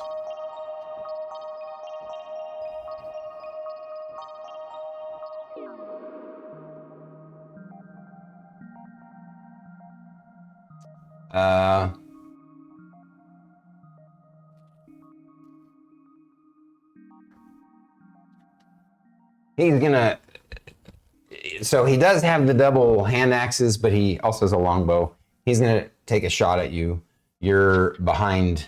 I'm gonna say half cover. Yeah, actually. Okay. So you have a +2 bonus to your AC. Okay. What's your AC with the half cover bonus? Let's see. I probably would have both my weapons drawn, so it's a 20. And he rolls a 4, which isn't going to get there. And so he's done.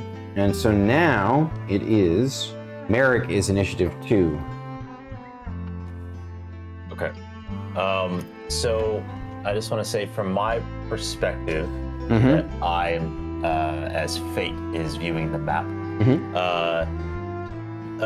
there it looks like there's this rock that's next to the edge of the spike growth, and the guy holding the big axe, or it looks like an axe from that perspective. This one? Yeah. Okay. Right. So, but that's a rock right there, right? That is a rock, yes. Okay. It's a small, like waist height. Waist height. Okay. So if I were to move 10 feet to Merrik's right, so towards the center. This way? Merrik's right. Otherwise. That is Merrik's. Oh, that's Merrik's. No. Right. You mean this way? Yeah. With lightning bolt, with the 100 feet, would I be able? How many of them would I be able to catch while still hitting the mage in the back? I want to get the most amount of them. Oh, Jesus, fucking Christ. I'd like to position myself in a way that I can hit as many of them and that mage, because he is my prime target, but I might as well fucking. Merrik's electric snake. Yeah, I'd say with this angle, you're gonna hit mage, the ogre berserker,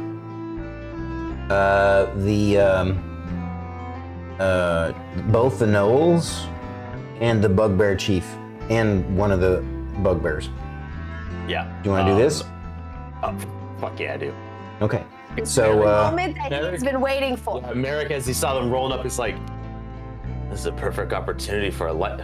Okay, I'm not going off script, but now that it's my turn, yeah. So I will cast lightning bolt at 4th level because get fucked. all right, I need your help.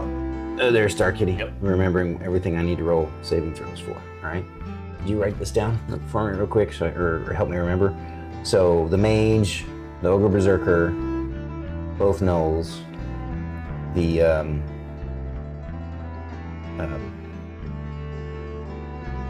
bugbear chief, and one of the bugbears. E6? 6 saves. Let me do something too to help with management. Luckily, a lot of them are unique, but the ones that aren't, I'm gonna number. Yeah. Bugbear 1, bugbear 2, bugbear 3, 4, and bugbear 5. And then for the gnolls, back here, it's 2 and 1. Yeah. Okay. And then the other guys are all kind of uniques, so it'll be easy to tell them apart. All right. So, Okay. So let's start off it's with a- Bugbear 1. So DC 17 deck save, and they will take half as much damage if they succeed. So you guys see Obviously, Merrik pop out, pull back a bit, and unleash a line of lightning straight into the heart of the enemy. Yeah. With the end goal of hitting the mage. Yes. So Let's see. Actually, I'm gonna do it in reverse. I'm gonna do it back first. The let's.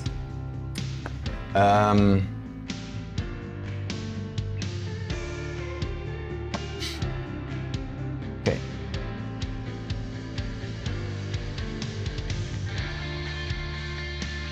The mage made his save, and then the next is gonna be the ogre berserker.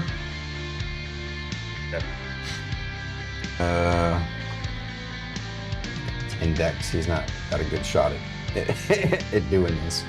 And you said a DC of 17? DC 17, yeah. Jesus, he rolled an 18, a natural 18. Does he have any minuses though? No, he's got a flat index. Okay. So the Ogre Berserker made his. The two gnolls I'm going to roll together, the regular gnolls, and they failed.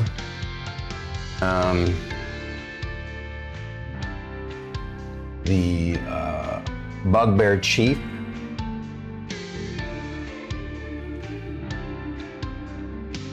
He's got a big save. Wow. Okay. Rolled a natural 16. My dice are happy for my people tonight. Bugbear Chief succeeds. And then finally the Bugbear number 1. Rolls an 8. I mean, he's got some bonuses, but it's not enough to get there. All right. So, roll your damage, sir. Damage is rolled. So total damage. This is maxed. 46. Wait, what? 46? 46. 46. Yep. I watched him count it.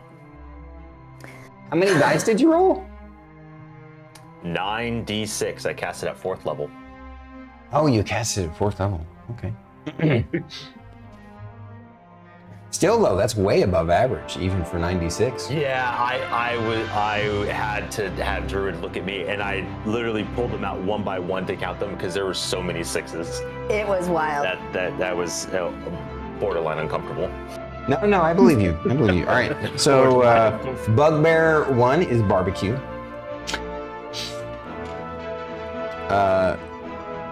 No 1 and 2 are barbecue. And then, so 23 to the other ones. So, 2 gnomes. The Bugbear Chief takes 23. Who else got hit? Let's see. The Ogre Barbarian made a save, so he takes 23. And the Mage made his save, so he takes 23. You killed 3 within the first round at the second initiative. And How do your you feel? first attack. First attack, yeah. It feels really good. Yeah. Wow, not bad. Make sure I got this right. Bugbear 1's out. Did you get the 2 gnolls from him? Yes. Thank you. Bull, gnolls, damage on the Mage, damage on the Bugbear Chief, and damage on the Ogre Barbarian. Was there anybody else that got hit? I don't think so. The wizard? The mage? I already got Or the you mage. said the mage. Yeah, I got the Okay. damage on the Mage. Yeah. Okay. So 6 people should either 1, 2, 3, 4, 5, 6. Yep. Thank you. All right. Nice start. Bonus action?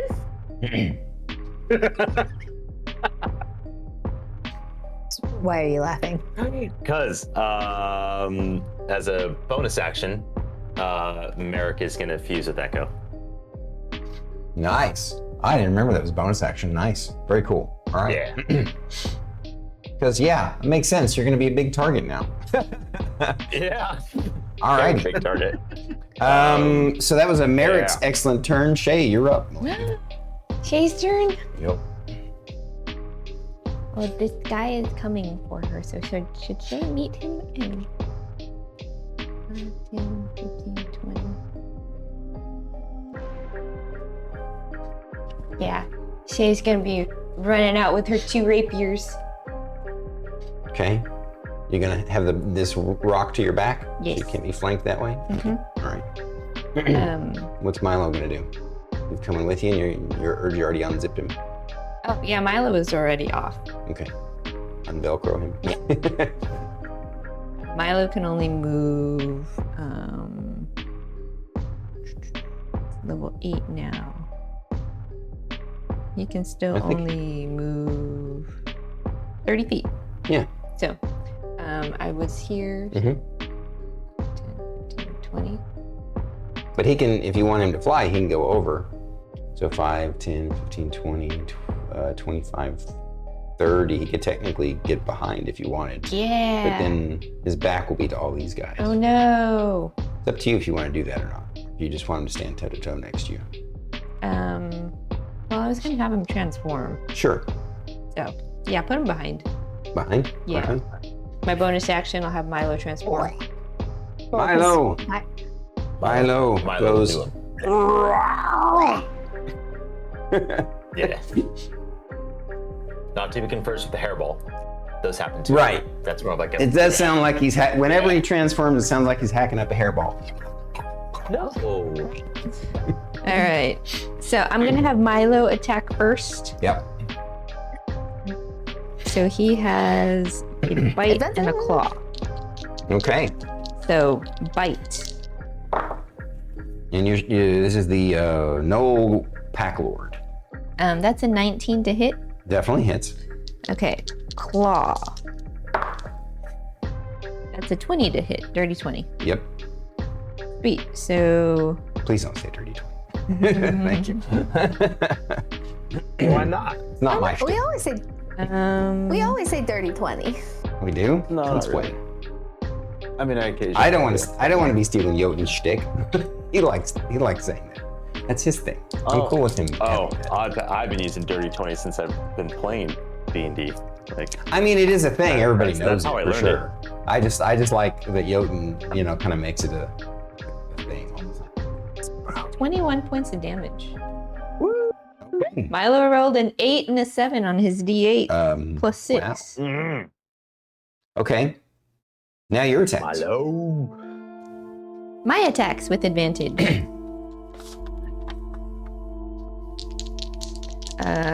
I get 2 rapier attacks because in order for me to use my other hand, it's a bonus action. So Oh, okay. yeah, so I only get 2 attacks instead of 3.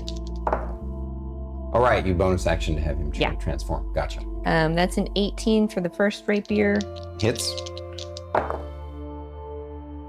and that's a 2 on the second one. I rolled a 1 and a 2 for my second attack.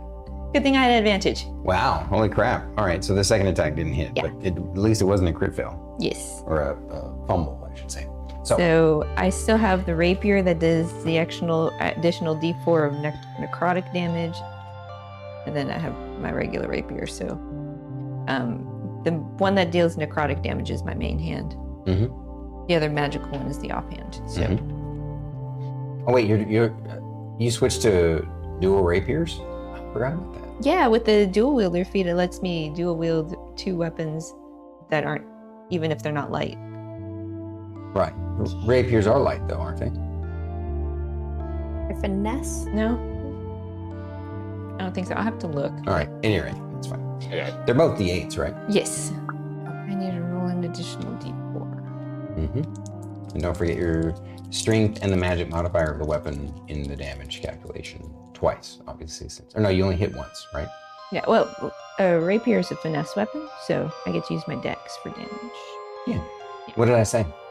You said strength. Sorry, yeah, whatever. I should say ability modifier damage, yeah. So that's six points of regular damage and then 2 points of necrotic. So 8 total. Yes.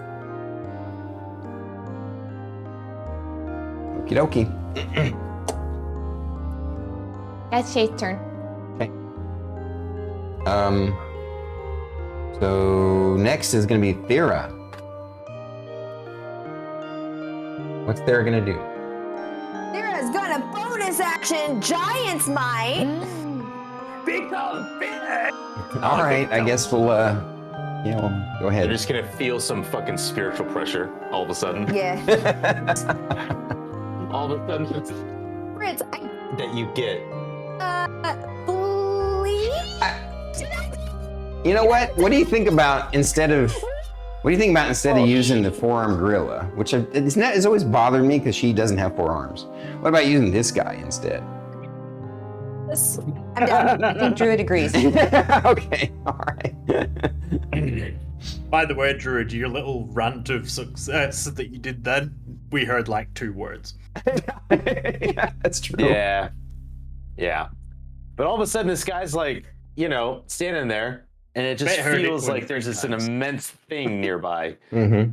And you're wailing on him with Raven's Edge? I will About be. to. Okay. Yep. Yes, I will be. Just making sure that I have all of my things ready to go. I was not ready. So I apologize.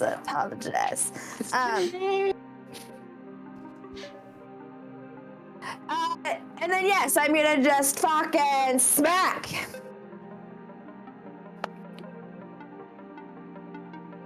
Uh, 19 to hit. Just barely gets there.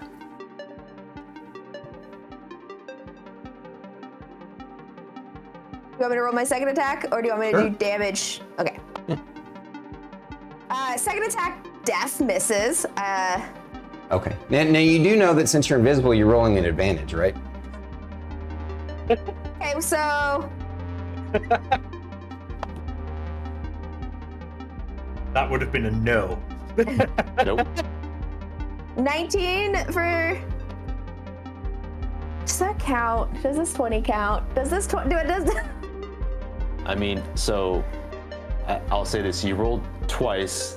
That first one would have been the advantage, and then you roll your second set. Yeah. So So that okay, I did. I as rolled. long as Stormy is okay with that. I don't understand. I missed some of what you're saying. What? So she didn't roll at advantage the first time. So when she rolled her first dice, it hit. She rolled her second one, it didn't. But you said it's with advantage. So that would have been the first round, and then she rolled 2 No, more I'd rather just go back and roll a second die for the first attack to see if it's a nat 20 or not, and then roll 2 dice for the second attack. If you've already rolled your second attack with 1 die, then just roll another die for that too. Let's go back and do your first attack first. Roll another. I'm not going to say that the 2 rolls that you made are like, because in your mind you're making 2 attacks. So roll me another die for the first one to see if it was a crit. Yeah, just roll it.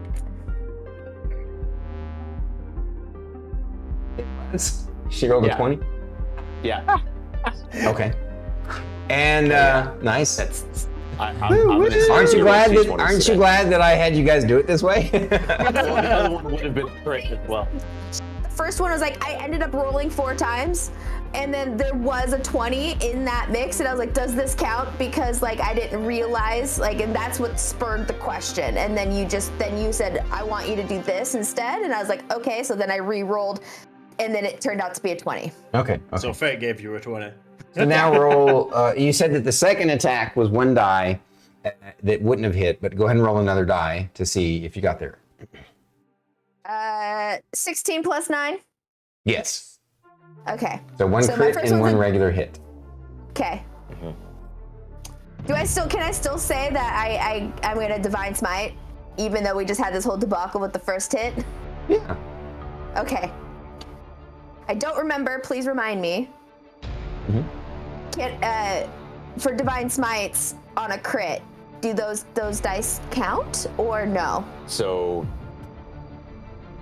Especially with the new rules of that we're doing for crits. Don't know how. yeah, I arguably, I mean, because we didn't do this for the last one, I would say if you crit using a divine smite, I feel it's worth it just to do max damage on divine smite, and then do the regular thing we've been doing with the weapon damage, max and then roll, and you just get full tilt on smite because you get all of that. Then again, that turns around, and when you get it, you absolutely go down, like, you know, out of captain. It basically boils down to, does the crit affect smite? Yeah, I'm pretty sure it did when we did it last campaign, but with this new ruling, I don't know how broken that's going to become.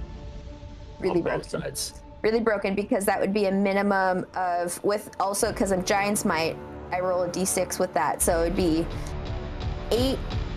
2d8. which What is new rules are you talking about? Are you talking about? How we do crits? Oh, the new way we do crits. Yeah. Let me double check and see what. Yeah, I don't. Oh no. Let me go forward. Yes. Oh yeah. No. Because that would be 8 plus 8, 16, 16. Well, because then if we're doing the all dice damage, right? So then that would be 16.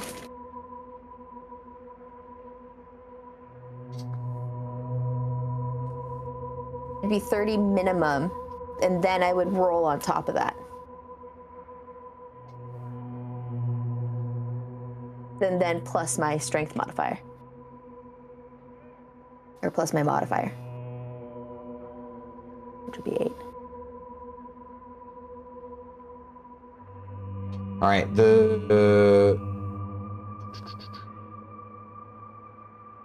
Gross.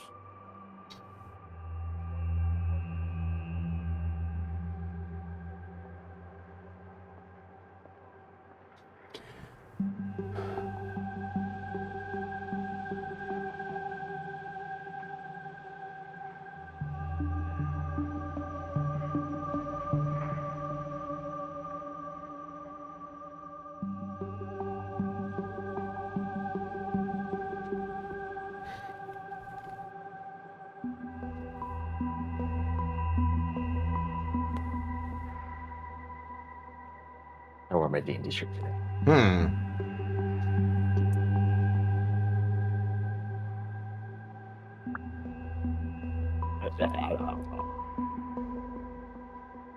BT forgot he can't bite metal and he just bit it for no apparent reason. Yeah.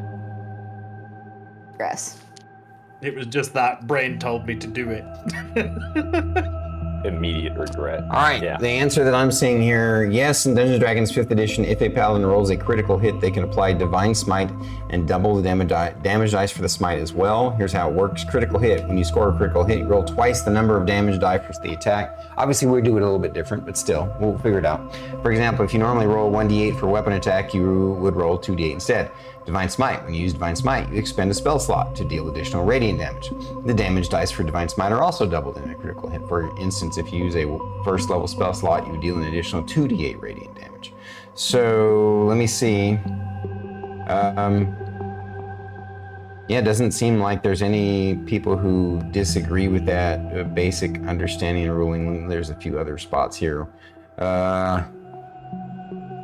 Yep.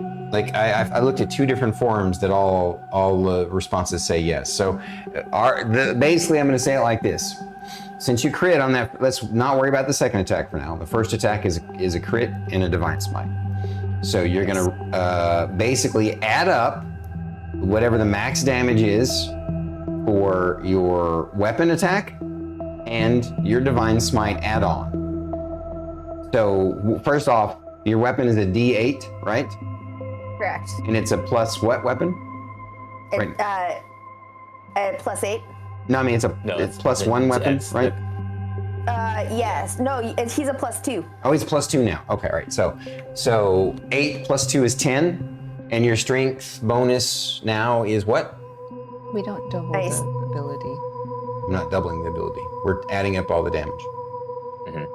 What's that? I gotcha. I'm not doubling anything here. I don't understand your question that you're asking me. So it's a +1 to hit. When you hit with Raven's Edge, it does. What's the flat bonus? What? No. Like I Okay, have a so D4 +4. she just said that the Raven's Edge is now a +2 weapon, right? Yes. So Correct. +2 to hit and damage. So right now, with the max damage of 8, because you would normally roll a D8, now we add 2 from the weapon, so that's a total of a 10. I'm asking you what your strength modifier damage What's your is. strength? What's your strength? What's your strength in this form? So my strength is at 18. Yeah. But then I get an extra D6 when I'm Oh, in all right, Giant it's not an Smite extra form. strength. Okay, I forget that they do it different for that. All right, so basically then, right now we're at 10 damage for the weapon. And then your strength modifier is an 18, so that's a 4, so it's 12 damage. And then we add on the size modifier, so that's 6 more damage, so that's 18 for just the physical hit. And your Divine Smite, what level did you do it at? I only have the level 1, so 2d8. Okay, so then that would be another 16. Is that what we were at before with that first number, 16? Yep. So then total of 32 for the base damage. I'm gonna write that down now. And now you get to roll, and that's what we'll add on to all this. So you roll a D8 and a D6, and then 2D8. So 3D8 and a D6. 14. So you did a total of 46 points of damage on the crit. Yeah, you have a question? No, he's doing No, high I was five. going for a high five. 5, she didn't see it. Sorry. No, because it looked like a hand raise when I was Oh, looking I at was the screen. coming at Yeah, I you. thought it was a hand raise too. Yeah. All I was right, trying to come so that's just the crit. Let me Yeah. go ahead and subtract that off though. It's my 8. Where are you getting the +8 from? Right here on my. To +8 to attack? I think it's +8 to attack. Okay. Yeah. Right? Isn't that what we're talking about? You have to go over your character sheet. Yeah. Wow. Okay. You hit this warlord like fucking thunder hit him. All right. Now your second attack. Roll your damage for a second. Yeah. And that one's not a smite, right? No. So you went. So it's just going to be a D8 and a D6, plus 6. Right? Because you're going to add your strength, and then you're going to add. I also have but then I also, because of one of my fighting styles, I have that extra 2 damage as well. The dueling. Oh. So, Wait, So you what? do have a +8. Which fighting style is it again? oh, +8 to damage? It's the dueling. Yeah, I have +2 damage when wielding a single weapon. Oh. Okay, so then Yeah, actually so- that last one would have That's been how I got 48 that. points of damage. We'll just take off an additional 2. Yeah, I'll just take off an additional 2. That's easy. And then you rolled 14. Does that include the additional +2? No, so then No. The second roll is just dice. Oh, okay. So remember, the way we do the crit is you're effectively adding in your strength bonus, the weapons magic bonus, right? Yeah. Onto whatever dice you roll. I know, but the but way this- we do the crit is that she maxes the first dice and the second dice roll. I get that, but this is for her second attack. Right. Okay. So I'm what about asking second? if she's adding in the additional +2 for damage for her second attack because of her dueling Yeah. ability. so 14. Yes, I am. Okay. Yeah. Gotcha. Sorry, that was complicated. Maybe That that was is so one of the complicated. reasons why people don't use that rule. It seems like it would be easier, but Well, honestly, for me, it is easier. It's just identifying what the bonus is, and we're just clarifying that. That was the hardest part of it. yeah. No, it's understanding wording- what the the bonuses wording had are. me That just confused, takes so. time and experience, Drew. Don't worry. Okay. Well done. That was an epic hit. You took him well, down it was- by half his hit points in one And he session. doesn't know what hit him. He knows something hit him from above. He His moved. his shoulder's been opened up. Yeah, take that arm with me. It's mine. Okay. Give it to Sindri as a gift. Yeah. The next Yeah. is Sindri, actually. Wow. No, that's not right. In fact, I went out of order. Thyra was not next. Shoot. Okay, sorry. All right, these guys are all 17s. Sindri's 16. Crap. All right, I need to fix that. All right, so it was definitely Merrik was 2, Thyra was, or Shae was 3, Thyra was 4. Actually, Thyra was not 4. So we'll just say that the other guy was kind of stunned and stuff. Technically, Thyra is 5. I'm gonna have him go now, and on who- initiative who 4, was- the Ogre Berserker is initiative 4. He's initiative 19. So that's this guy.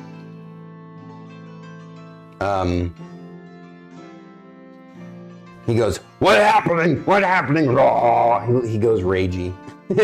But he's like spinning around, not knowing what the hell's going on. And since he's so stupid, he doesn't even move. Does the spike growth say you have to move through it to take damage, or just stand in it? Yeah. You have to move through it. I thought you had to move through it. Yeah. When a creature moves into or within the area, it takes damage for every 5 feet it travels. He's just kind of looking around. He's not actually even. He's just like, what the hell? I mean, he did see the mage that lit him up, so I suppose actually. He thinks it's Merrik. Yeah. 5. So we're gonna count up all the times that he's okay. He can only move half speed. The wizard just tried to hack off my 5, friend's arm. 10, 15, 20. So that's that's four notches for him. Because he moves at a speed of 40. So 12 points. all right, and he's just gonna double move then. Move out of it. 5, 10, 15, 25, 30. I feel like the music Oh, sounds does too Milo chipper get for an attack of opportunity against him? No, Did you just he say could chip? move without being within range of Milo. Okay. Did you just Sorry. say the music's too chipper? I heard like flutes and stuff like through the. I'm just not used to Americans saying chipper. He is chipper.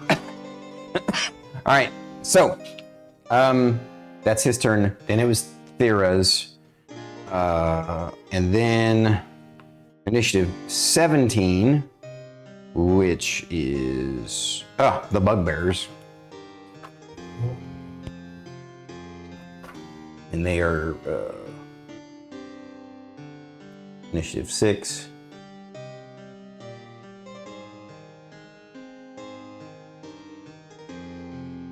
And that'll put Sindri at initiative 7. There we go. So the bugbears are all gonna. 10, 15, 20,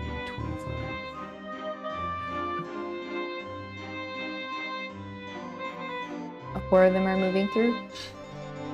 Oh, that one would have probably taken 1 tick.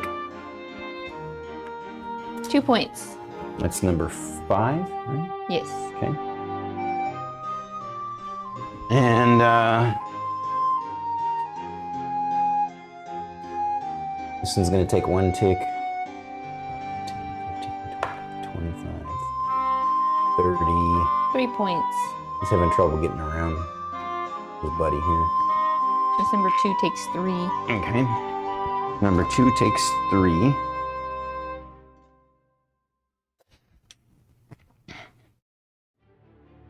And he's gonna follow his partner. 5. And he's gonna take 2. 5, 10. No, we're gonna kill some lovers. Partner. Actually, he's gonna come up on here, and He takes 6 points. that's which one? Number 3.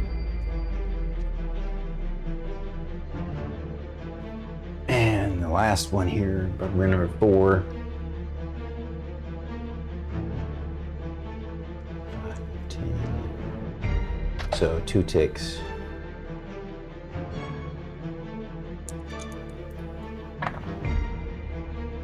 Five points. 5 points.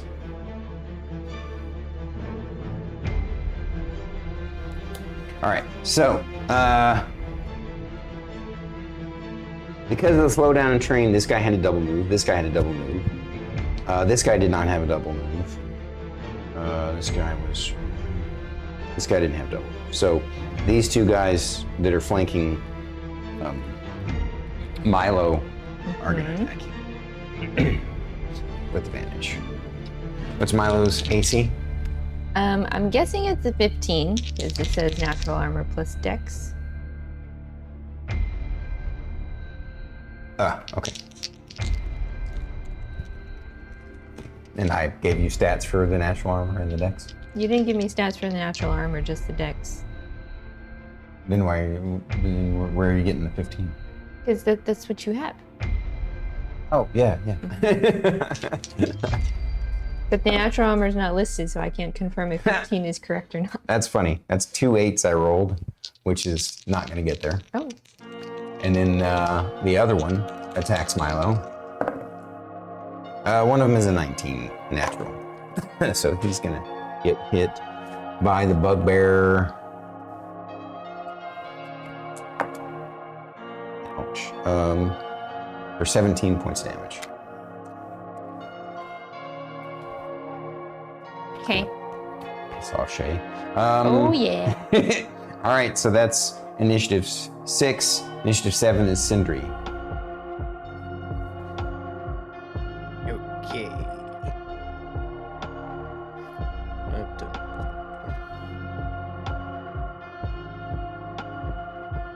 Bum, bum, ba-dum, bum. Bum, bum, ba-dum, bum.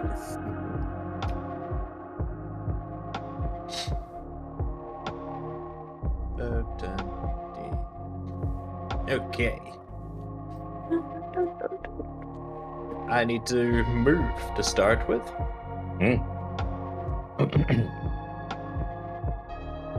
Which way do you want to go, left or right? Diagonal to the bottom left. This way? Bottom left. No, other. So towards the camera. Bottom left. This Okay. way? I also need to vacuum. You want to go this way? Basically where your other hand is, yeah. I wanted to go 10 feet that way. All right, so you want to go basically kind of lurking around the corner here. And a spot basically directly in the middle of the mage, basically the 4 enemies that I can see there. I'm going to drop a fireball right on top of them.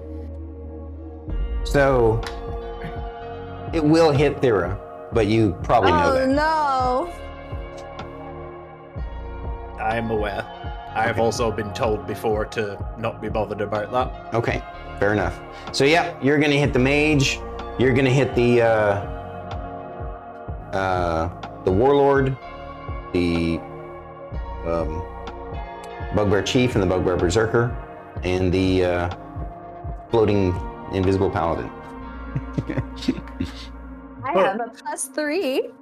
But I am also going to use my meta magic of heightened spell, so the wizard mage will have disadvantage on his save, seeing as Merrik is tied up with something large. So let me double check how heighten works. I don't think you get to pick out a specific person. I think it's everybody. It's one per. Oh, no, Let it me is. double check. Select one target. Really?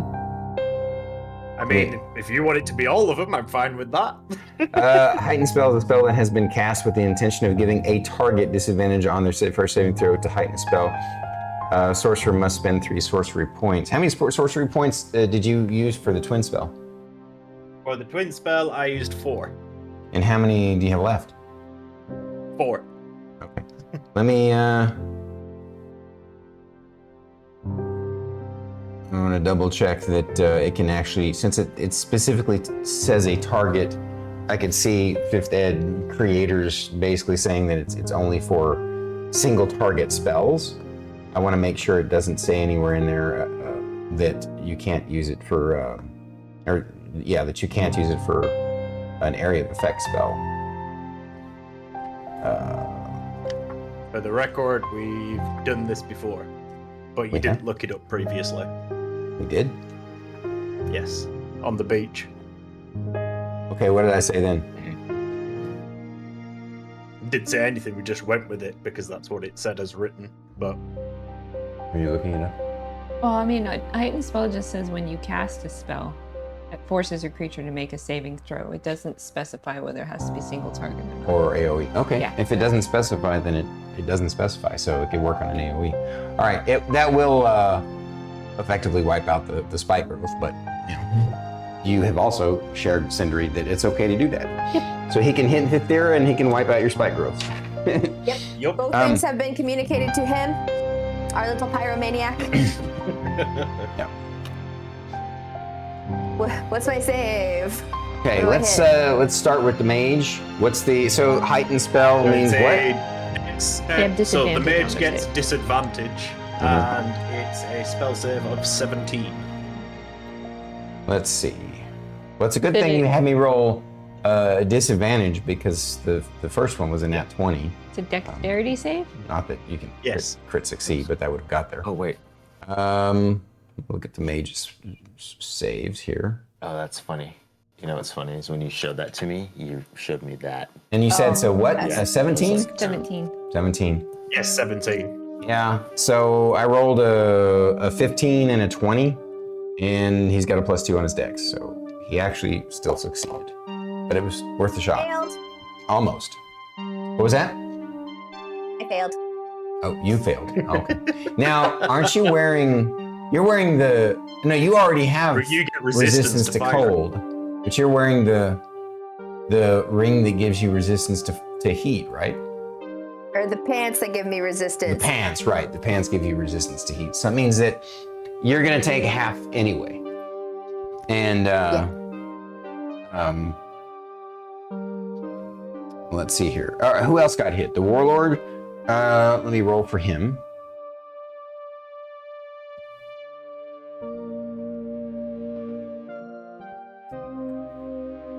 Wow. Yay, he's got a -1. An 11 isn't going to get there for the warlord, so he's going to take full. We'll make a note of this. Warlord equals full. Mage equals half. And then we got I don't care if my paladin's right there. I cast Fireball. Chief and Berserker. Chief, no way a 6 is going to get there. Or a 9 is going to get there. All right, go ahead and roll your damage, sir.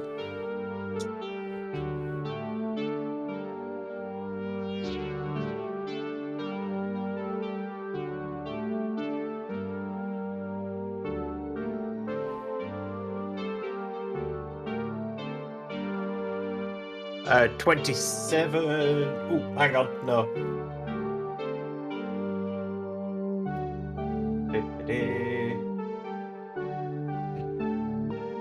32 points of fire damage Now, why did you add on the extra? because of I get to add on my charisma modifier onto my any fire spell I cast.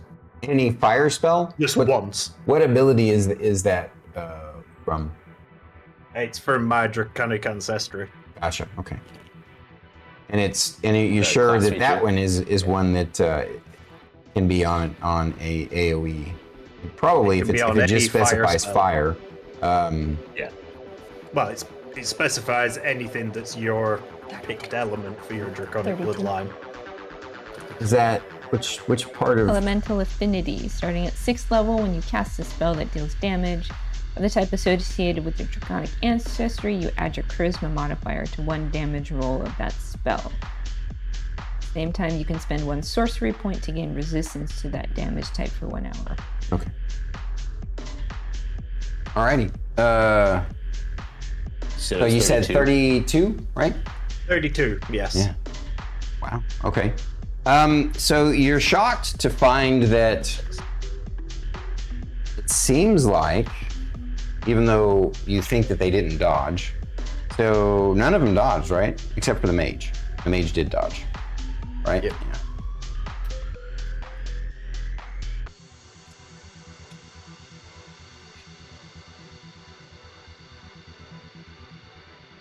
Okay.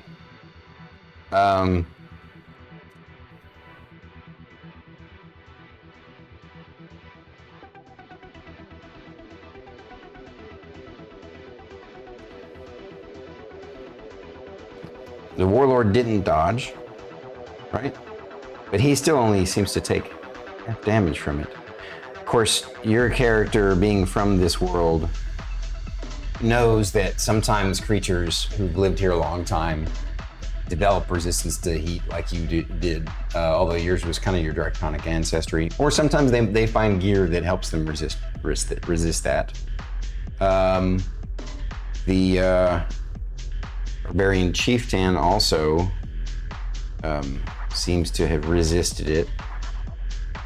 Like so both the Warlord, the Mage, and the Barbarian Chieftain seem like that they didn't take as much damage as they should have. However, the Bugbear Warrior took the full brunt of it.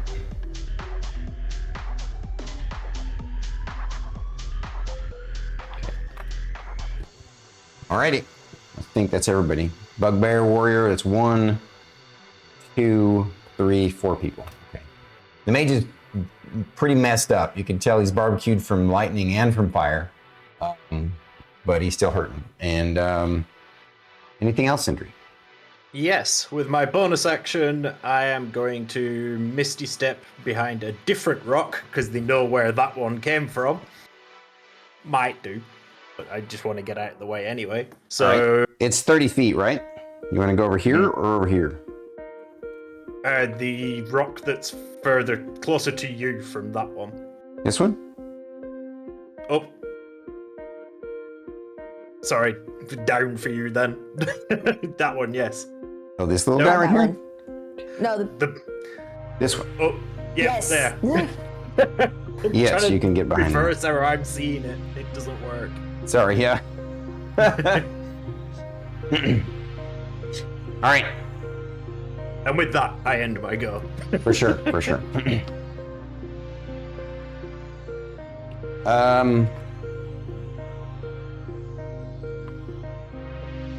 That was initiative 7.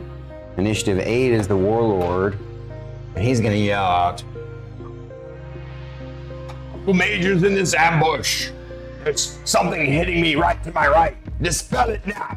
And then he is going to take a swing at disadvantage at the thing that he thinks is there. AC is what? 20. Okay. Disadvantage to hit a 20. Damn. I'm invisible, motherfucker. Holy crap. Roll a 16 and a 15 with his bonus. That's gonna actually hit you. And second attack. But the cool thing is that you're not maintaining the concentration, so invisibility won't drop. Yeah. That's why I teleported out the way, just because I'm protecting 2 people. Even though I get advantage on my save. That was a 14 and a 5, so his second attack didn't get there.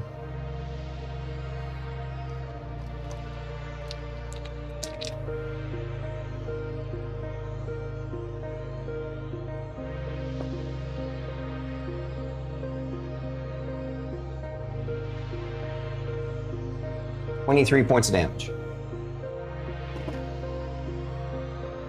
He wallops you pretty hard. Obviously not as hard as your smite, but he's also going to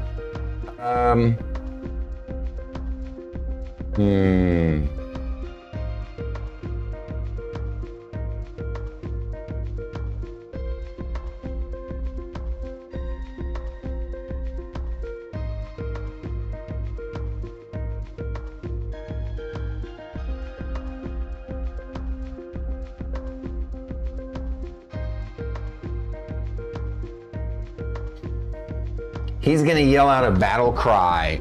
Roar, destroy our enemies. And let's see. I gotta see how close everybody is to him.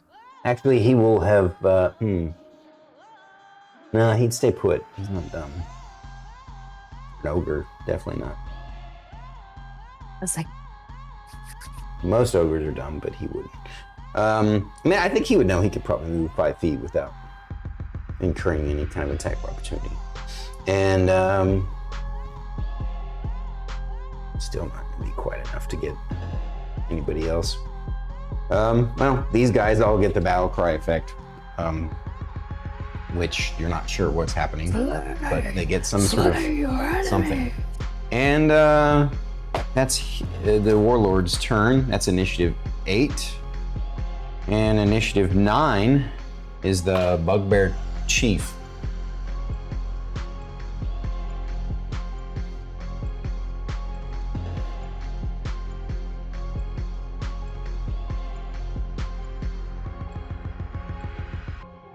I've been writing the combat down with like shortened like initials for each character, and of course, Bugbear Chief becomes BBC. The news. I have not given any of them silly nicknames. Normally I do. Normally you do. All right, Bugbear Chief is going to go after the little baby dragon. But he doesn't have advantage. AC's a what again? 15. All right. First attack is a swing and a miss. Second attack is going to smash him in the wing a little bit. With his Morning Star, which is that.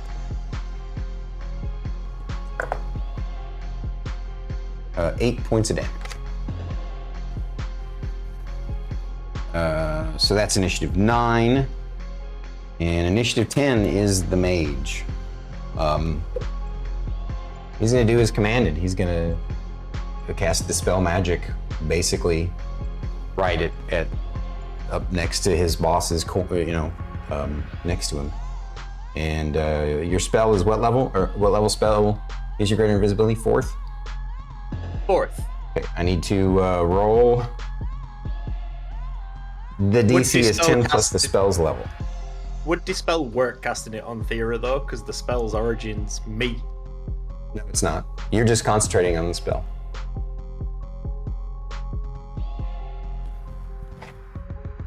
So you're concentrating on the spell, but you and her are the ones affected by it.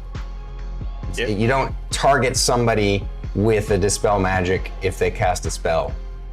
If they cast invisibility on something else, you target. So is that going to drop it on both of us then? No. Because it's the same spell. I wouldn't say that it would. Roll it. DC 14. Well, actually, it says choose any creature, object, or magical effect within range. So it's not a target. It sort of is, but let's see what the ruling are. This is easier. It's really they complicated some things in 5e over 3.5, but can you And then we get to take a break after this, right? spell Fate got hit. greater invisibility?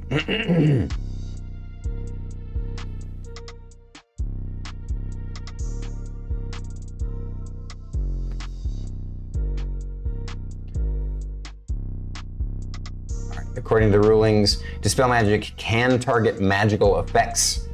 So yes, it can dispel greater invisibility. You don't need to know where the invisible creature is to do this. So you're right, actually, BT. It will actually dispel it on both of you. That's what I was figuring, because it's just Thank you one spell. for asking. And that's a natural 18, so he definitely dispels it. So Thyra, you're no longer invisible, and neither are you, Sindri. I'm really glad I hid behind another fucking rock. I don't blame you. Because they still don't know I'm here. That's true. All right, so the mage is done. And that's initiative 10. And Top of the initiative 11. I only guessed. More? I guessed. Oh. Initiative 11 is the bugbear warrior. This Oh. guy. Okay. That does give me access to my concentration spells now, though.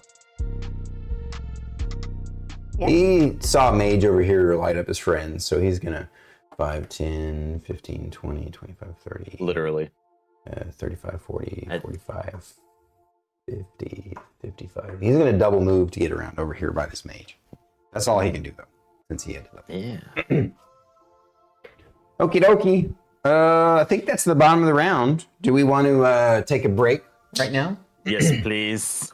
Am I right? That's the bottom of the round. Did we get everybody? Yeah, I'm fucking dying. Yeah, so Merrik, Shae, Thyra, Sindri's all went. Yeah, so Noel. No, Pack Lord goes first when we come back. Yeah. Yep. You need food. I need sugar. Oh wow! Yeah, go get a snack. Put some carbs in you. All right, guys.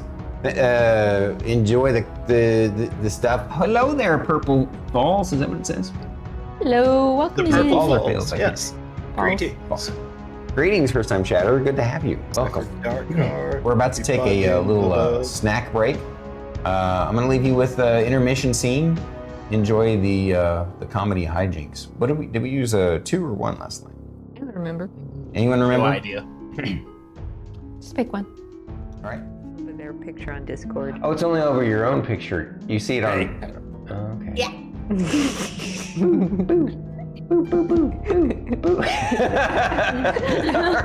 It's gone. This is the most unconventional D&D stream on Twitch. The mouse. How to distract the streamers? Mouse. Oh, he's like my perfect kind of weird. I really like him. I feel like he's the kind of person that would tell Guar it's okay to pee on the tree. And that feels very important to me for some reason.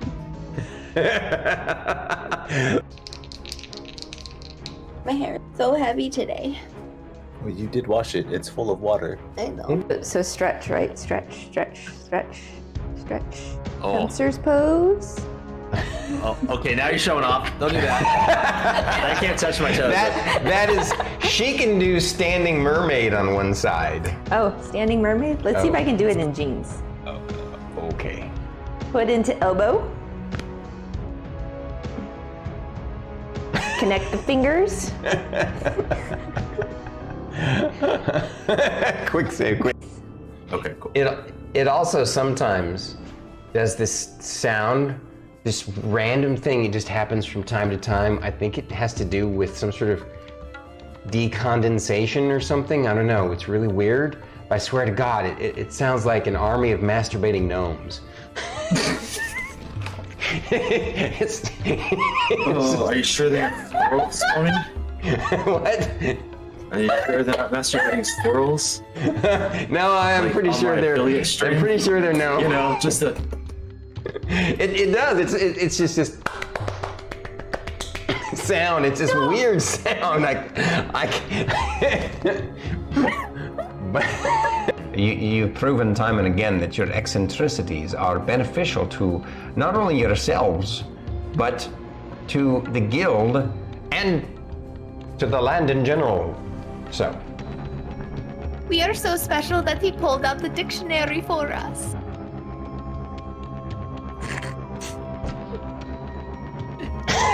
He used big words. And the day had come. The party was ready to begin their fights in the arena against the number 2 ranked guild. Here they are, up against them. The name, the Loam Riders. Will they defeat them? Will they be beaten by them? And such it went. The battle began. It looked like it was fairly even, but it was not. Soon, 2 party members were down, and the cliffhanger had begun. And you guys are also. Fight me. Let's go. All right, we're I going. did it too. You did it too. Yeah. We're gonna go chat dance. Here we go. Oh, man. It's like.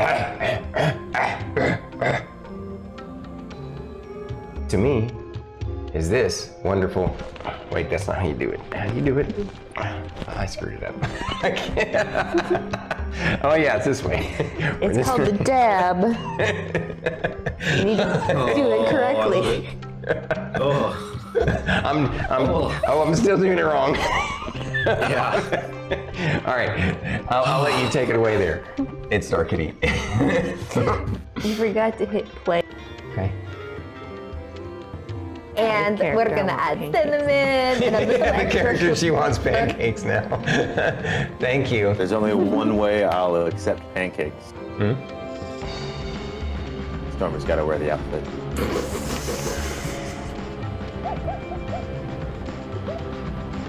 canon. It's the only way I think any one of us can enjoy them. So, you guys find yourself that evening dabbing at the inn. No. You find That yourselves. is what Emmeline is doing. She's Yeah. dabbing from side to side on the stage. Oh, he's pretty cool. Okay. My Chonkapillar. Chonkapillar's ass liked him. The butt. Chonka butter. It's a little tiny, like, X over it. A little anime X for his little bunghole. The ability to control those undead. Oh, that's right, because you did that before Bunky Yeah. inseminated us.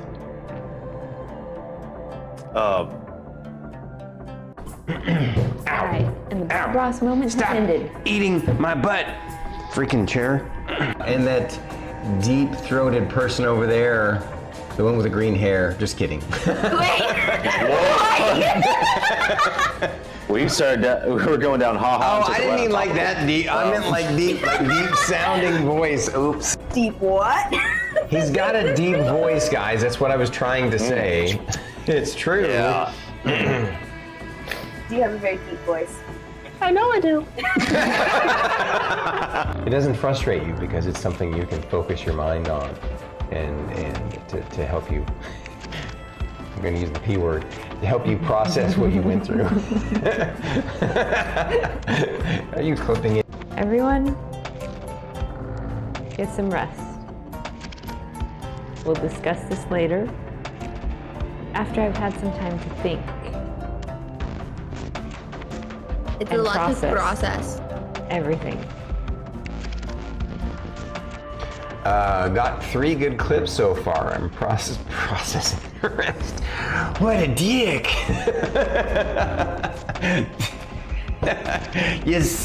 You snuck it in there. You got me to say it. Looks like you have a question, Fern. Is it the same color, the same blue glow? Yes. Now, I think if you scroll over their picture on Discord. Oh, it's only over your own picture. You see it on. Yeah.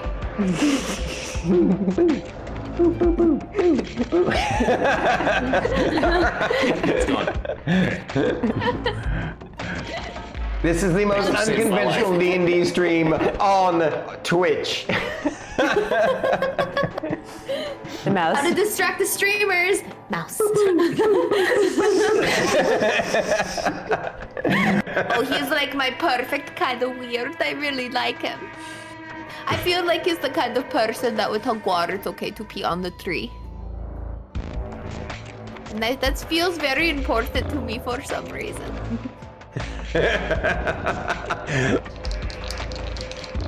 My hair so heavy today. You did wash it. It's full of water. So stretch, right? Stretch, stretch, stretch, stretch. Oh. Fencers pose. Oh, okay, now you're showing off. Don't do that. I can't touch my toes. That is, she can do standing mermaid on one side. Oh, standing mermaid? Let's see if I can do it in jeans. Okay. Foot into elbow. Connect the fingers. Quick save, quick. Okay, cool. It also sometimes does this sound, this random thing. It just happens from time to time. I think it has to do with some sort of decondensation or something. I don't know. It's really weird. But I swear to God, it sounds like an army of masturbating gnomes. Are you sure they're squirrels, Stormy? What? Are you sure they're not masturbating squirrels? No, I'm Like pretty on sure my they're. affiliate I'm stream? pretty sure they're no. You know, just a. It does. It's just this sound. It's this weird sound. But you've proven time and again that your eccentricities are beneficial to not only yourselves, but to the guild and to the land in general. So, We are so special that he pulled out the dictionary for us.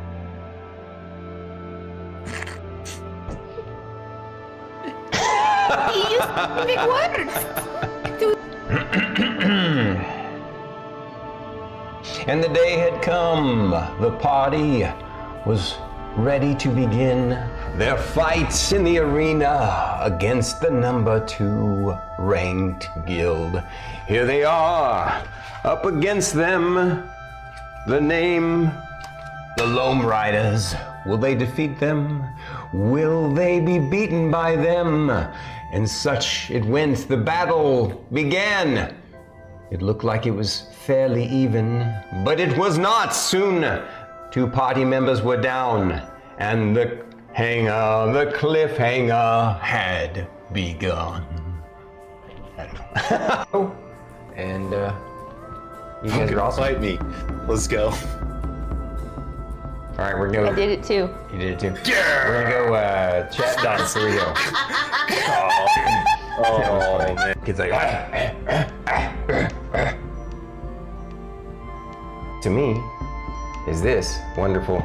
Wait, that's not how you do it. How do you do it? I screwed it up. I can't. Oh yeah, it's this way. It's called the dab. You need to do it correctly. I'm still doing it wrong. Yeah. All right, I'll let you take it away there. itsStarKitty. You forgot to hit play. Okay. And we're gonna add cinnamon and a little The extra character, she wants pancakes now. Thank you. There's only one way I'll accept pancakes. Stormy's got to wear the outfit.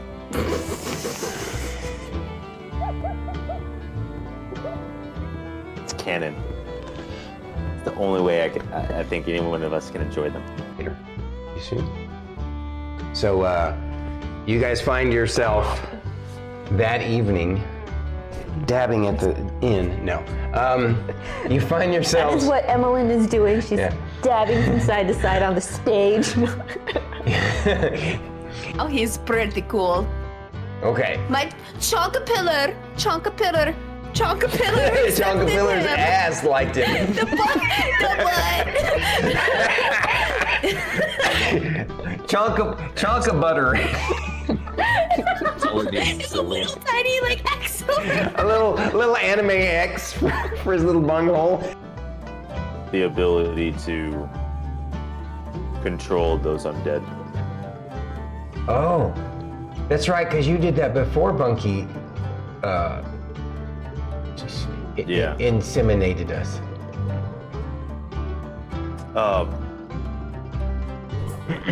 Alright, and the Bob Ross moment Stop ended. eating my butt, freaking chair. And that deep-throated person over there, the one with the green hair, just kidding. We were going down ha-ha. Oh, I didn't mean like that deep. I meant like deep sounding voice. Oops. deep what? He's got a deep voice, guys. That's what I was trying to say. It's true. Yeah. Do you have a very deep voice? I know I do. It doesn't frustrate you because it's something you can focus your mind on and to help you. I'm going to use the P word. To help you process what you went through. Are you clipping it? Everyone, get some rest. We'll discuss this later after I've had some time to think. It's And a lot process. to process. Everything. Got 3 good clips so far. I'm processing the rest. What a dick! You snuck it in there. You got me to say it. Looks like you have a question, Fern. Is it the same color, the same blue glow? Hey guys, we're back again from the break. Thank you for sticking around. Thank you for the follow, the purple balls. Yes, I appreciate you, the Purple Falls, for the follow. Enjoy the show. Afterwards, if you want, you can. I mean, we're gonna raid out, but just to share, all of us here are streamers. BananaTomOG obviously the guy with the banana. Druid IRL, the lady with the Norse face jacket on, or not sweatshirt. And that guy over there with the Dungeons and Dragons shirt that you can't quite see because it's all crinkled is extirpatefate. And then this is itsStarKitty, my significant other. And I'm StormyD, as you've found. So please go support them if you like our content. And anytime you're in our regular channels, just hanging out with us, you can ask us questions. During D&D, we typically go what we call chat dark, except for the intermission in the beginning and a little bit at the end. But you can also still ask questions in the channel, in the chat, because other folks in the chat might know the answer and they might answer for us. And you can also join the Discord, the Purple Falls, and ask. There is a D&D section there where you can ask any questions that you have. There you go. With that said, we're back again. I came back in this screen, but actually, what's going on over here? Why is that on the thing? I stole the blanket. Does that have little animal paws on it? It does. Mm-hmm. And now he's really bothered that I've got it, which is precisely why I took it. My napkin. All right, we're gonna head back to the combat mat cam to get back into the thick of the fight. Into the thick of it. Pyromaniac, thank you for the joke. Guess the jokes. Guess who's back? Back again. Stormy's back. Rocks fall. Everyone dies. Vlad, Spipa, greetings, wonderful all. Bubba. All right, back. Vlad. We're gonna jump to it again. What was I doing? This one. Yes, combat. Top of the round. Top of the round. Top of the round.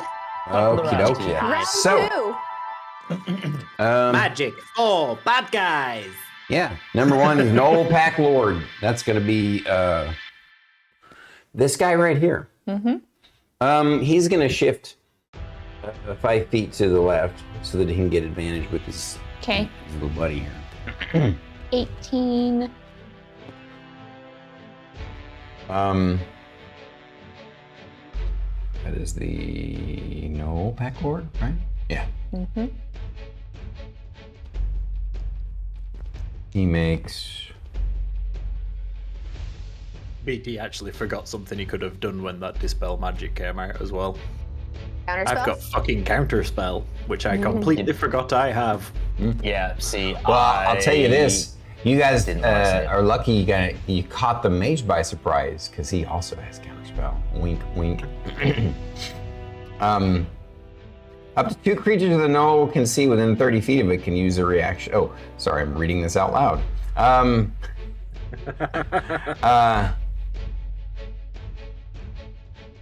All right, so he's going to do his attack, but he's also going to incite a rampage.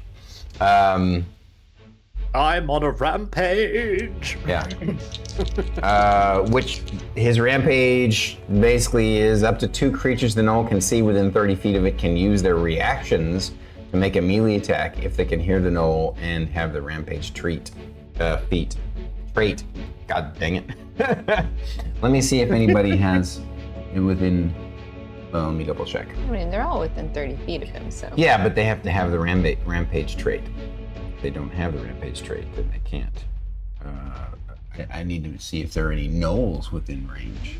Because you killed the gnoll. The lightning bolt killed the 2 gnolls. Oh, yeah, those are bugbears. So, I don't think they also have that trait. So. Did it say any gnolls or? No, it says anybody who has the rampage trait, which the only ones that have the rampage trait are the gnolls. So actually, he's not even going to bother with that because his men are dead. You killed them, or you guys killed him. The smiley faced dude over there killed them. I caused the war crime. All right, so he's just going to make 2 attacks on you. Because the war crime log. You said 19? 18. 18. Oh wow, that's barely gonna get there. Okay. And then the second attack does not get there. Luckily he was at advantage, otherwise he would have fumbled.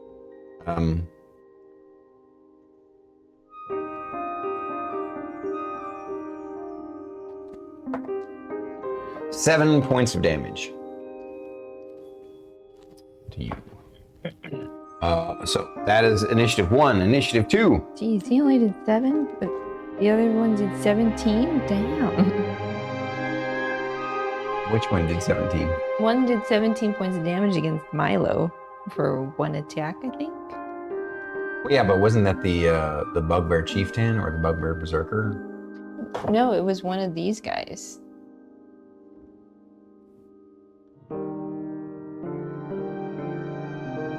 Yeah.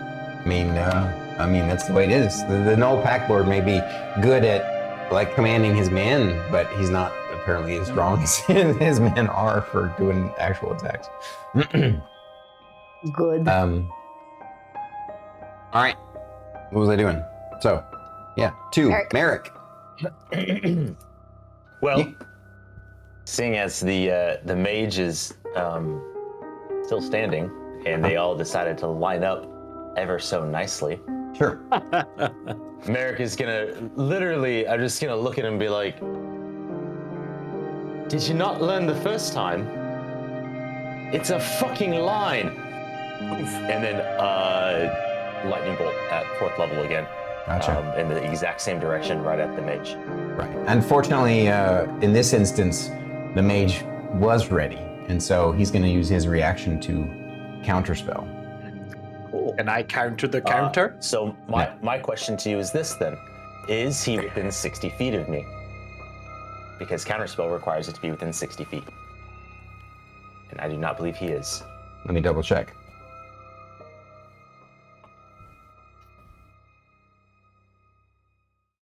That doesn't make sense.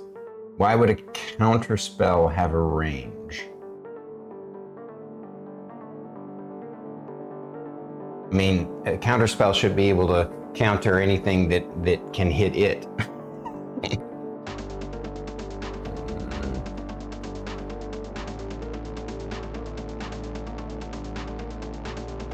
Tell you it's farther than 60 feet. Oh, okay. Right, 5, 10, 15, 20, 25. Wait a minute.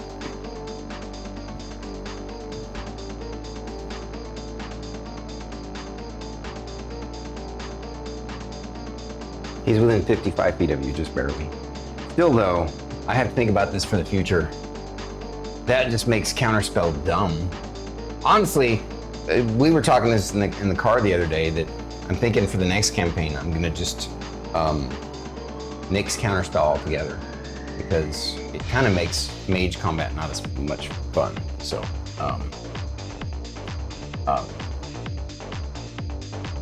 yeah. So he still actually, since you upcast it to 4th level, he has to make an abilities check. There's a chance that he'll fail.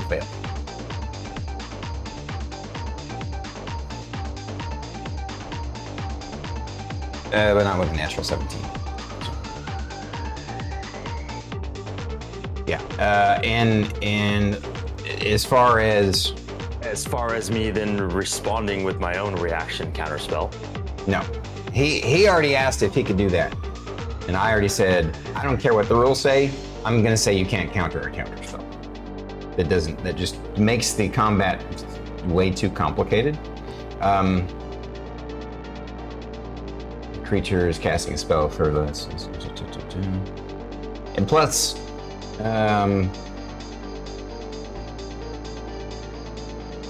Plus, it wouldn't make sense that you can counter. I could see another mage, like in the instance of Sindri, if I were to allow counterspells to work on counterspells. I could see Sindri doing it, but it wouldn't make any sense whatsoever that you can cast the spell and they counter it and you counter back. I mean, I guess it is like Magic the Gathering. It's a bit too much, but in all honesty, I don't think Sindri's counterspell would work. It's not within 60 feet. I'm within 55. Oh, you are? I counted.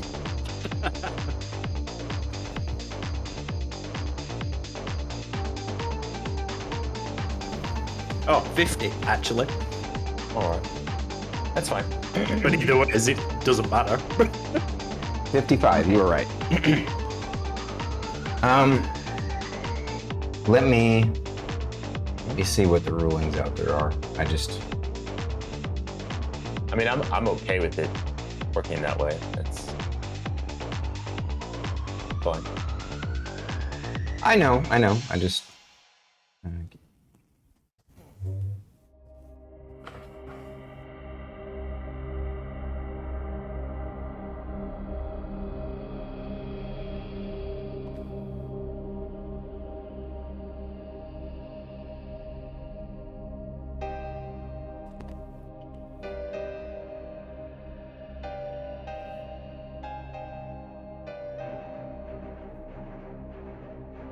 That really makes things ridiculous. It really makes me hate counterspelling even more already. So apparently the base ruling of within 5th Ed is that yes, you can counter a counterspell. The counterspell can be targeted by another counterspell even if you are the original caster. You can also use a reaction to counter a counterspell of your initial spell if you wanted to counter your own spell for some dumbass reason. But there's another ruling that talked about this can be changed, so as long as there are casters involved haven't already used their reactions. You could potentially have a dozen spellcasters counter-spelling each other in an epic battle to fight over. See, that doesn't sound like an epic battle to me, that sounds like epic stupidness. So, I mean, if you want to get rid of counterspell altogether from this campaign, until this particular move, it's not been used. And we could just sort out another spell for me at the end of this combat, so me and you would have a spell. I thought I'd used it once this campaign with you guys, no? No one's used it? Not to my knowledge. Nope. Not yet. We haven't really come up against a bunch of casters. And there was a bunch of people that were doing abilities that kind of mimicked spells that I couldn't counterspell because they were abilities rather than a spell. So I haven't had an opportunity to cast it You yet. say that with some. Is there some frustration from that? Okay, all right. Well, I mean, if you want to argue frustration, it's like in some aspect, yeah, I want to try to stop what they're doing. Nope, not using the spell. Okay, cool. No using counter spell because it wouldn't work. There's no. I mean, I'm not talking about this argument. I'm talking about what happened before with you can't counterspell an ability which isn't a spell, which makes perfect sense. Right. Yeah, so that's why counterspell has yet to be used because we haven't come up against a lot of casters. Or the casters were all smaller level than you guys and couldn't cast 3rd level spells.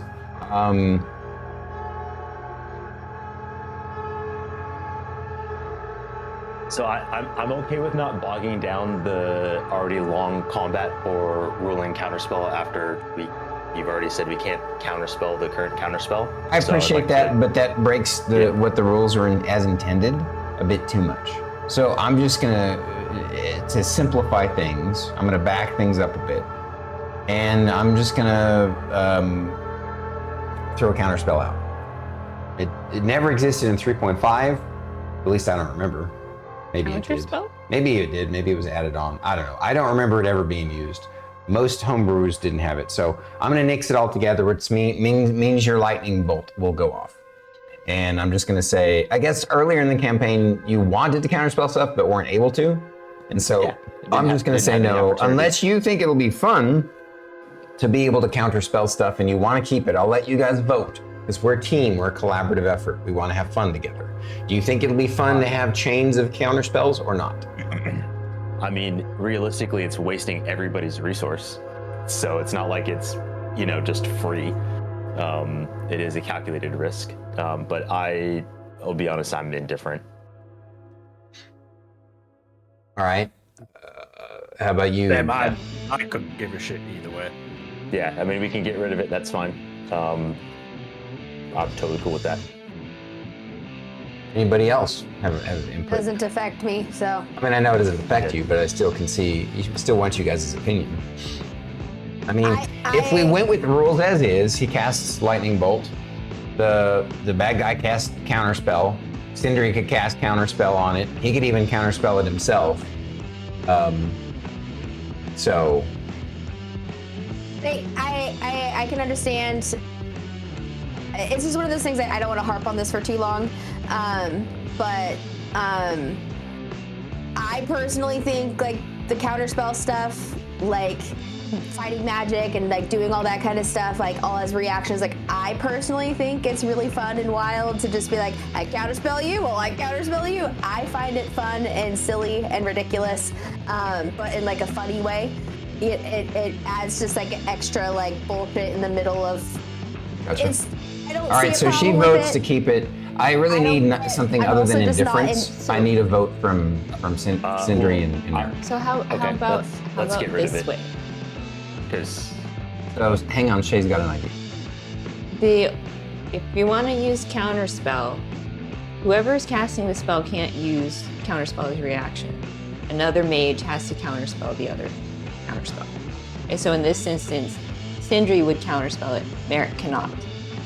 Because then it creates sort of a neat little team combo thing you guys can Yeah. Because it definitely doesn't make sense to me that you could cast a spell and then counter a counter. I realize it's reaction, but it seems like you're just like really going crazy there. That's. But if you have somebody else, a teammate, able to do it, what do you guys think of that house rule? that's fine with me. Yeah, I mean, it honestly- works better that way because, I mean, technically with Merrik casting a spell and then casting a counter spell, that's like 2 spells in 1 turn. Right. Which you normally would have to burn like sorcerer points to do. Although technically speaking, you can, Not with the way counterspell is written, it's a reaction spell. You can still counter it.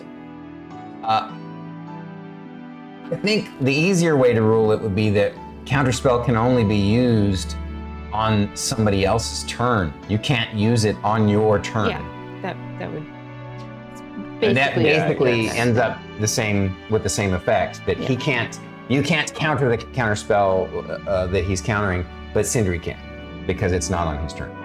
Is that cool, guys? Yeah. All right. Yeah. Sure. New house rule. Then we'll put that into effect now. Counterspell only on your turn. Yeah. All right. So he tries to counter your lightning bolt in Sindri. I counter his counter. All right. So first off, I need to see if he actually. Oh, you said that he did. Yeah, he did succeed. Oh, he did Yeah, succeed. he did So now succeed you in have to succeed as well. DC If 10 it's a plus third the. level. Did It's you a cast DC it 10. at third level? What was that? Did you cast it at third level? Did he cast a counter spell at 3rd level? I don't know. Let me double check if it even can be upcast. Counter spell can be upcast. Okay. Yes, it can. Hmm. It's basically any spell of the same level or lower instantly fizzles. If it's above the level of which you cast it, then you have to roll. Yeah. He wouldn't have known that you had upcasted your lightning bolt. So he would have gone for the regular 3rd level counterspell, which is why I had to roll. In which case, And you I'm have saving to. my You last don't 4th know level, if he so I cast a would have gone 3rd or 4th level counterspell or not. So it's up to you if you want to upcast it or not. No. I wouldn't Counter upcast spell it. says if a creature is casting a spell of 3rd level or lower. So if the mage is casting. No, I know that, but he doesn't know whether that mage casted it 3rd level. I'm or 4th level. already in the Okay, mind so- frame of delete the fucking spell. What was that? Was that? For this conversation happening every single time we use counter spell. Oh. So, do you vote for us to get rid of it then? I do, but it's one of those. It's just if this conversation happens every time, we might as well just Yeah. get rid of it. Yeah, I'm in the same boat. Okay, that's 2 for getting rid of it. Sure. Okay. All right. It So, just stops counterspell gone. any Lightning bolt never-ending commences. conversations. How are you gonna? I guess I'll help you figure out how you want to cast it. I like this better, to be honest with you, anyway. Just because the whole fun to me of casting magic is that you get to do it. You know, it's like you can't stop somebody from attacking. So it's a Magic the Gathering thing, not a D&D thing. All right. So I'm assuming you don't want to hit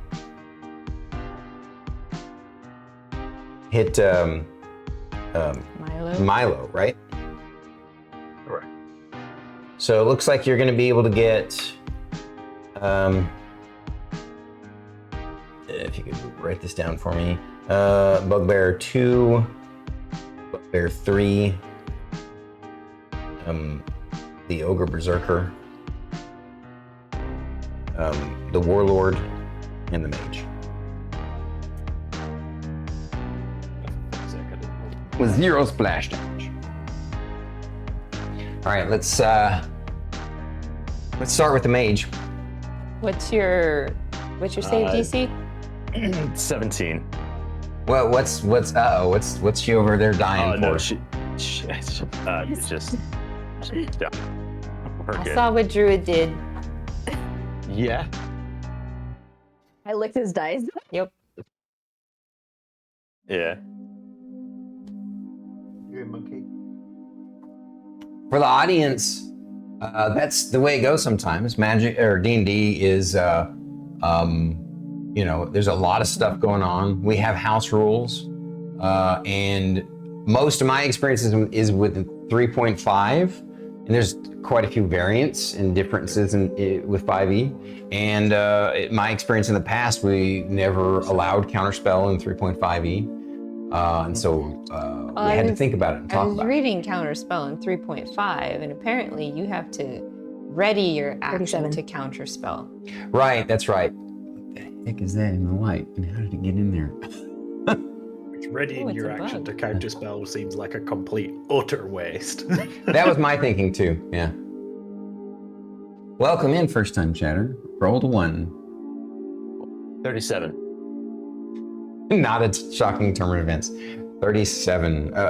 So did you DC upcast it? DC 17. Was that? Yep. So that was 9d6? Yes. You gotta roll their saves. Yeah, no, the mage already failed his. The warlord failed his. Who's next? Bugbear 2. Bugbear 2 failed his. Bugbear 3. Failed his. And the Ogre Berserker. Succeeded. So everybody but the Berserker takes 37 points of damage. All right, let's start off with a roasted mage. He gets disintegrated by your lightning bolt. And I said the warlord took the full? Yes. What was it? How much? 37. He said 37? Yes. You just keep No. rolling above average, dude. Jesus. I did. It's because I licked the dice. That's true. They were Ew. weighted. Didn't need They to were know weighted. that. And what's next? So we got the warlord, we got the mage. The Bugbear 2. Bugbear 2. So monkey.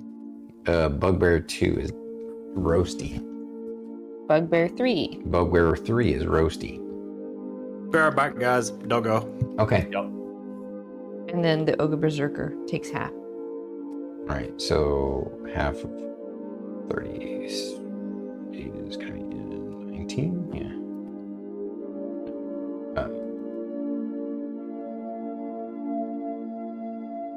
I'm having trouble with this. 35.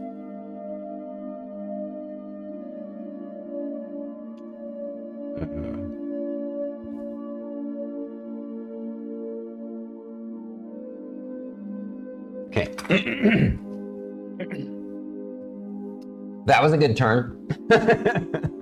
18. I'm assuming you stay put. Nope. For my bonus action, I am going to Misty Step 30 feet. Missy Step what? Yeah. 30 feet. Misty Step 30 feet. 30 feet. Okay. So I thought I heard you say 70 feet. I'm like, wait a minute. Misty Step. No, no, 30 feet. And I am going to, let's see, it's 5, 10, 15, 20. Can I make it to the far side of, what is it, number 4? Like here? Yeah. Yeah, can I make it Sure. to there? Just barely. Yep. You just see Shae going, "Hi, Mr. Merrik." She's fighting off all these guys. Yeah, that's fine. There's not Merrick's coming. Gonblin. Sorry. Back to chat, Dark. And that'll be it. Okie dokie.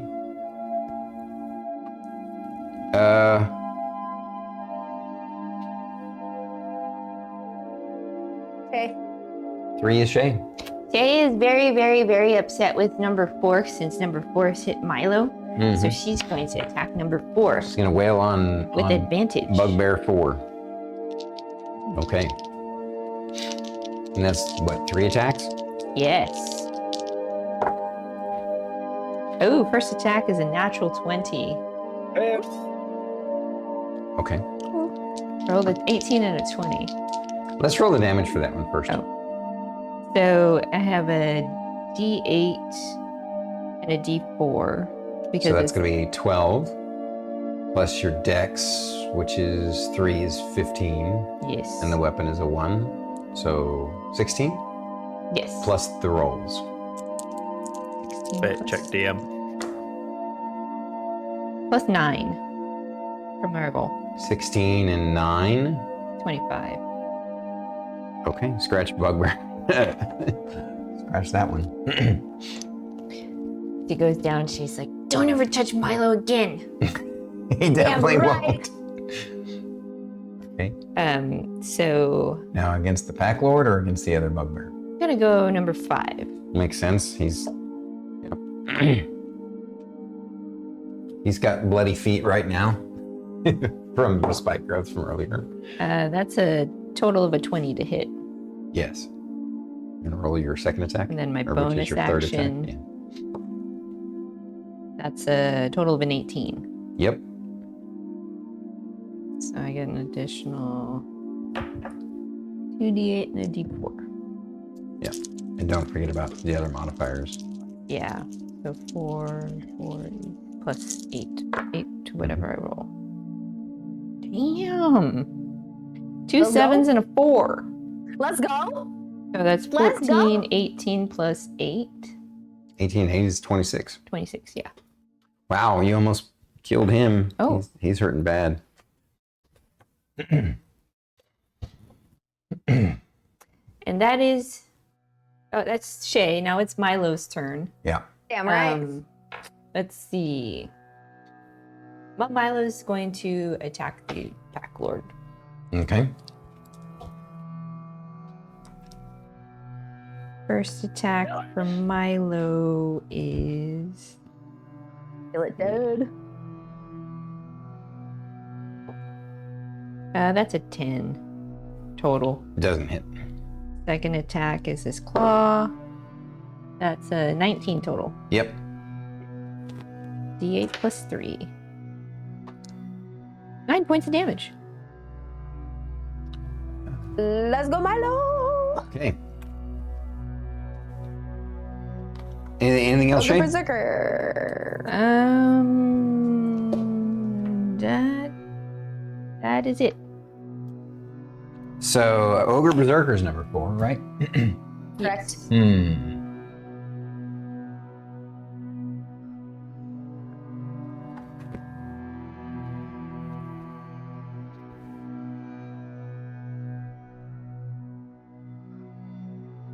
This guy moves at 40 feet, so he's going to come around here and close the gap. He's coming after this mage that lit him up twice. Fuck.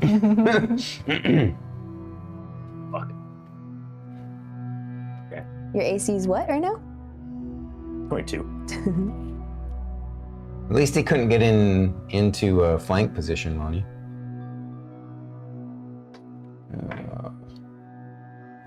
Let's see here.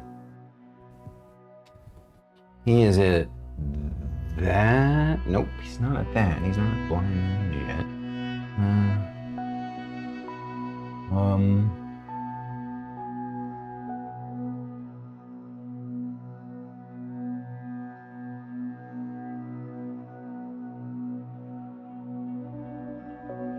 He's gonna make 2 attacks. He has something called a men's swing.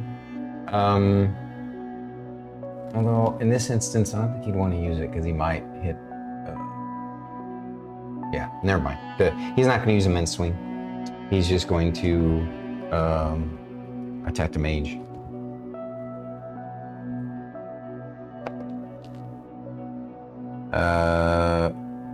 AC's 20? 22. Why is it 22? Because my base AC is 17, and Blade Singing, I get to add my intelligence modifier, which is +5. Right. 22. First attack is going to be a miss. Yeah. Let's go. And second attack is exact 22. There's a great need to go shield from the ring. Are they within 30 feet of me? No, they're not within Just 30. checking. Well, let me see. The one that's hitting, does it have to be the one that's hitting you? Or the one that's hitting? I'm double checking. So it is within 30 feet of you, or is it the one that's being hit? Because he is not within 30 feet of you. I'm double checking.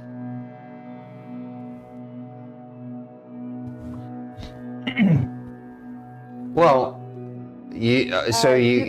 while you're double checking, you indicate you all are going to use. Didn't you already? No, you didn't use your reaction because it was Sindri who did the Because we counterspell. got rid of counterspell. So did you? You are going to use shield? Yeah. Okay. So that's obviously enough never to. mind. It's reactionary. Okay, so it's one one spell used from the spell ring is spell storing, and his turn is done. That was initiative 4, correct? Initiative 5 is Thyra. I'm going to bonus action do my. Sorry. I'm going to bonus action. I'm going to bonus action do my radiant consumption. It's out to 15 feet or 10? 10 feet.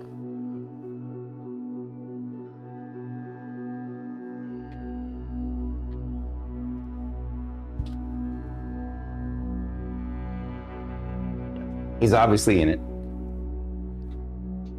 I'm going to use purple for you and orange for the other things. Perfect. For now. And then I'm going to swing down on this guy again. Is it a bonus action to activate your radiant consumption? Yes, So then you get to make both of your attacks, right? correct. 18 plus 9. That definitely hits. Do you want me to roll both my attacks first? Yes. Or do you want me to do one? Okay. 3 plus 9, 12. Oh, okay, yeah. Does not hit. So then, It looked like he almost parried your first attack. Just to be clear, you still hit him, but he did this parry maneuver that you've only seen a couple of times in training, rarely out in the field. It was really impressive. Actually, there was one time out in the field. I think it was the Pirate King at this parry ability, but you were able to get past it. Of course, the second attack didn't hit, but first attack, do that.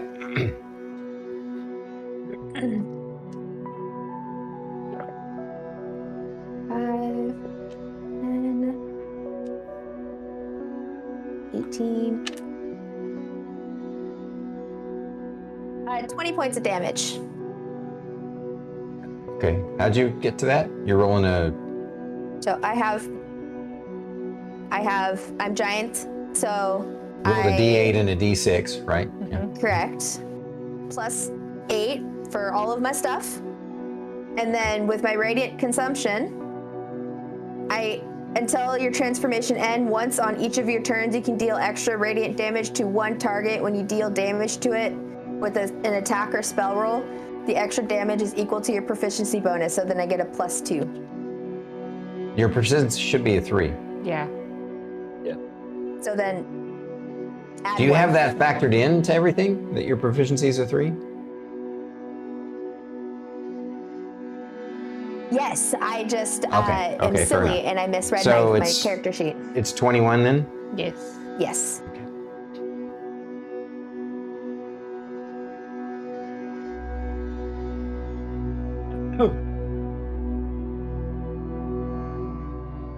All right, he looks burned and charred and bloodied heavily. All right.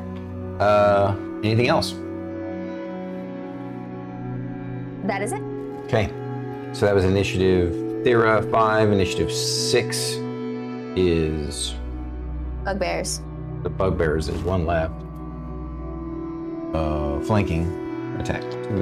Two attacks. No, one attack. 18. That's a nat 20. Okay. No. Okay, fine. Is Shae within 30 feet of me? No.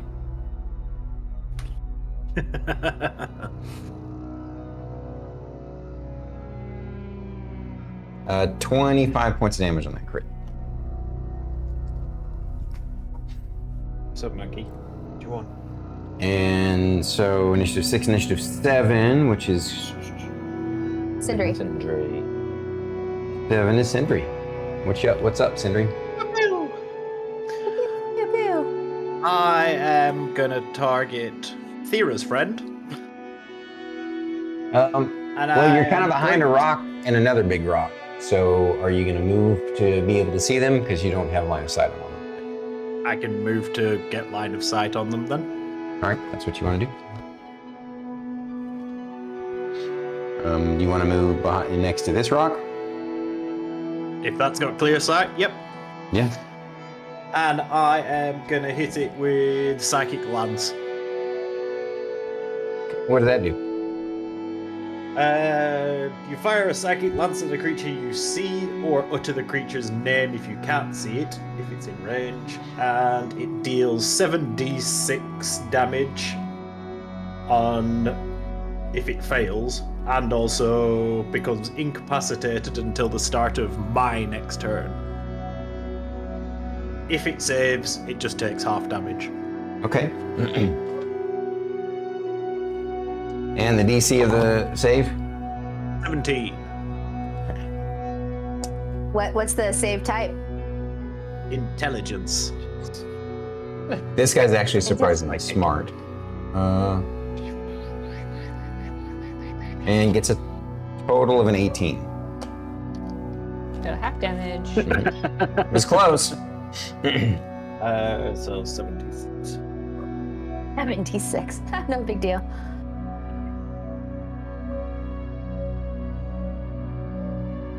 Please kill him.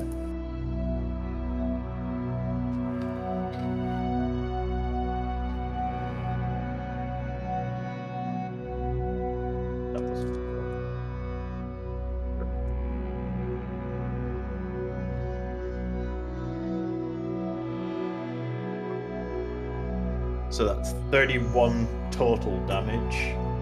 So that drops down to 15 for half. Okay. 15 psychic damage. He shakes it off, but has a really bad headache. Good. Bleeding from his ears. Okay. That was Sindri. I will pop behind Lord. the rock before I end my turn as well. So Like I that? get full cover. Yep. All right.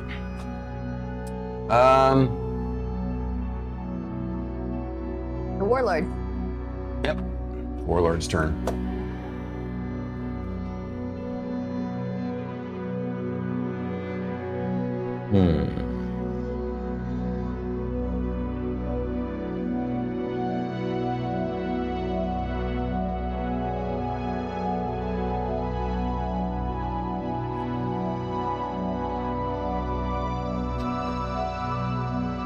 The warlord's going to issue a special command called leadership.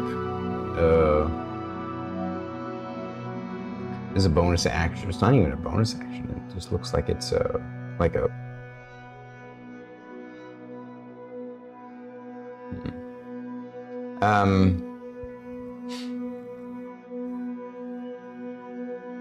He's gonna yell out, "Kill them! Fight to the last man!" And then he's gonna attack you twice. 20 AC. Let's see, 16 and that is gonna hit. And 17 and that is gonna hit.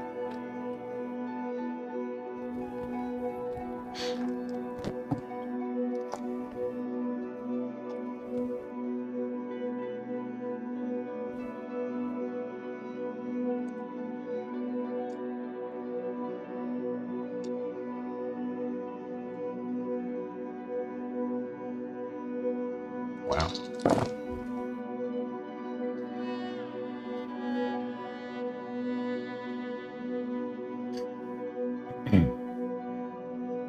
That's gonna sting a bit. All right, we gotta add all these 12s up. This guy with his great axe, he does 3d12 plus 7. Let's see here.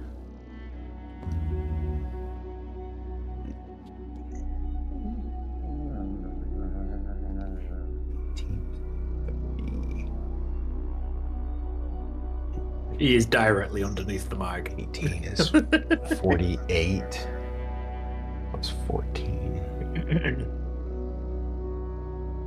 He does 62 points of damage to you. I'm down. Thyra falls to the ground unconscious. And her little radiant consumption And my giant's might. and her giant's might goes away. Yep.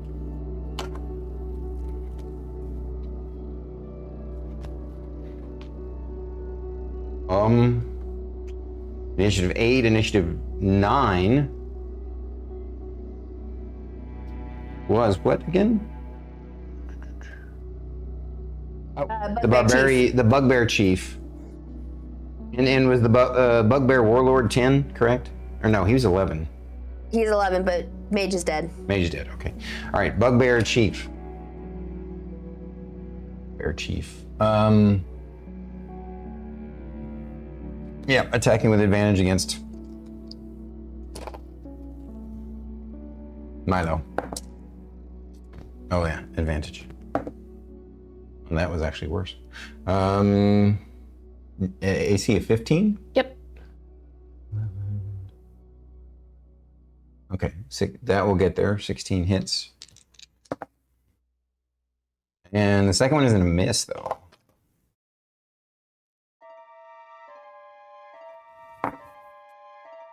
Wow, that's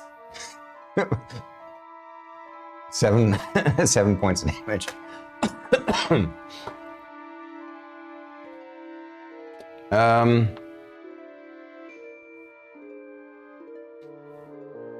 All right, initiative 10 was the mage, which then moves on to initiative 11, which is the bugbear warrior. Correct. Where's he at? Oh, right.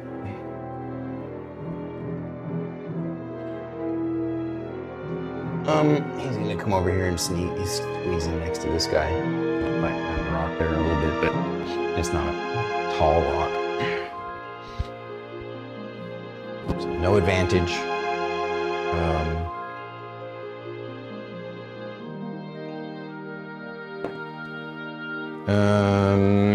Does a 17 hit you? 18 total. Okay. He missed with his first attack. And misses with his second attack. You're right, he Wielder for misses. the win. Let's fucking go. Okay, so now we're back to the top of the round, right? Which is going to be the No Pack Lord.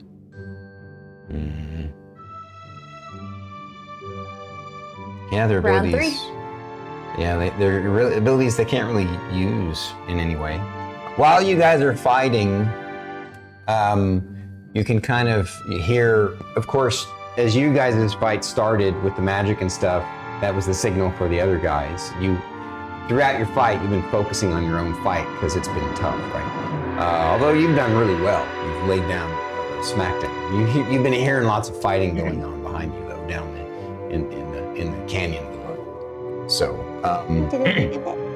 next is, the No Pack Lord, right? Mm-hmm. And he's just gonna attack twice. Okay. He does advantage. He does? Mm-hmm. Oh yeah, wait. Where? But he could attack. He's got 2 targets. He's gonna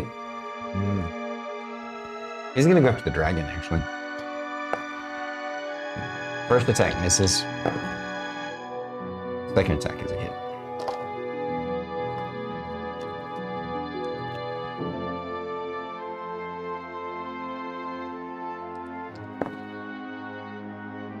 Uh, 10 points of damage. What's Milo doing? I'm not gonna say. I'm not gonna say. I'm gonna say. Is he? How many rounds is it? This is his last round. Okay, thought so. Yeah. All right. Well, no. This next round would be his last round because this is round 2. He's got 3 rounds. No, actually, we're on the 3rd initiative. Oh, this is the 3rd initiative? Yeah. Yeah, we're on round 3. Then yeah, at the end of this round, he goes back to his kitty form. Okay. Merrik, you're up. Milo's kitty. No. He gets to stay this round. This is the new initiative. This is the 3rd initiative. Oh, okay. It will be the next round. Yeah. The next turn when he goes. Yeah, next time it comes back to Milo. Oh, I misunderstood you. It's a bug. No, I know what kind of bug though. Obviously can fly. It's a bugbear. Bugbear. Sorry. Somehow it got inside. So we use the softbox light. You know, they have the giant boxes, and somehow it got inside. It happens. Bugs crawl. They find little gaps. This is what it sounds like when the bugs crawl. I'm going to. Really dumb. I didn't click that. What? Just kidding. What are you gonna do? What do you? I don't know. I got aggressively distracted. So if it helps, this is you here. You got the Bugbear Chieftain here, and you got the Ogre Berserker here. Yeah. Ogre Berserker is looking pretty berserky. Herky berserky.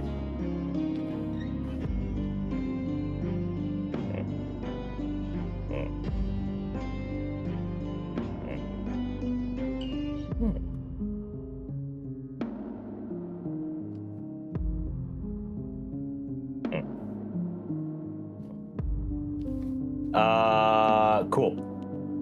I'm gonna look at the Berserk Mage, or Berserk Mage, Berserk douche. Guy with a big black hammer. I'm gonna give him that. Yeah, big hammer. That's okay. Big hammer. Meet a mind whip. Okay. Yeah. Tell us what it looks like when you cast it, and then tell us what it does.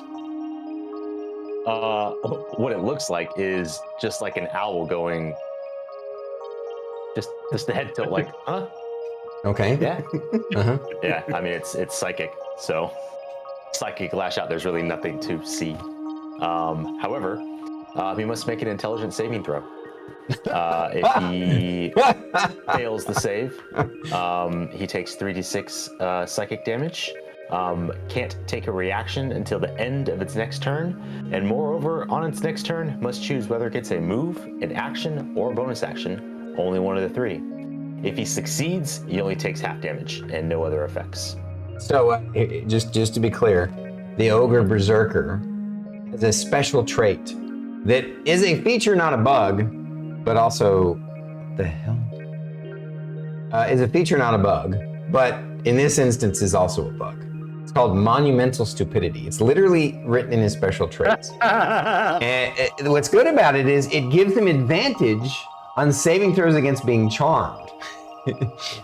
But in this instance, I'm going to say it gives him disadvantage on this effect. So it's not and he's only has a 4 intelligence, so he's going to have a -3 on it as well. So the DC is what, a 17? Yeah. Yeah.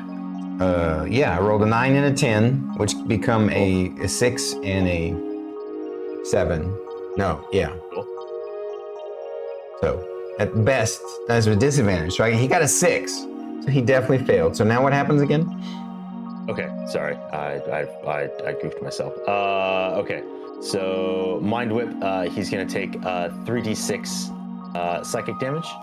Okay. Does not get a reaction, and then on his next turn, Which is next, after Shae. which is after Shae, he can either choose to do an action, a move, or a bonus action. One of the three. Fair enough.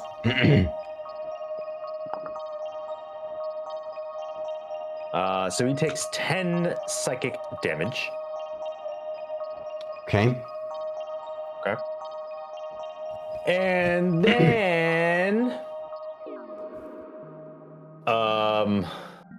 can I see the big guy looming over what is presumed to be a dead Thyra?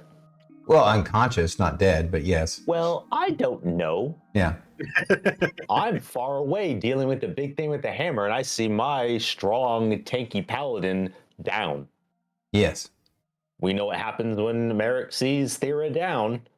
Yep. Merrik is gonna use the meta magic quicken spell and cast the words, the auto hit magic missile. Jesus Christ. Magic missile. Oh wait, so you just cast a. Oh, you're gonna use your meta magic feat to cast a second spell, and you're casting magic missile at the boss. At the big guy standing near Thyra. Okay. The warlord, yeah. Roll your damage. And I am casting it at 3rd level. My goodness. That'll gives you what, an additional two. 2d4 plus 2. Okay. Yeah. 2d4 plus 2 plus the original 3d4 plus 2, or yeah. So yeah, it's 5d4 plus total. 5.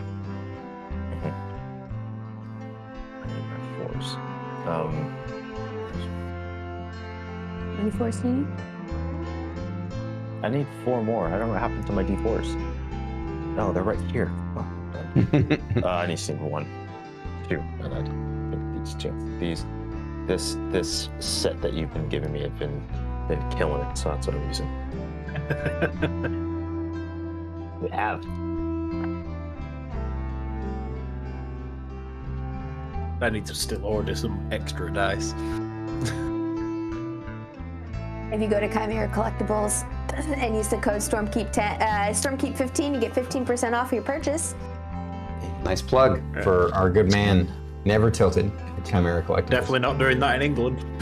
No, don't do that in the UK. I want to make sure that I get this right.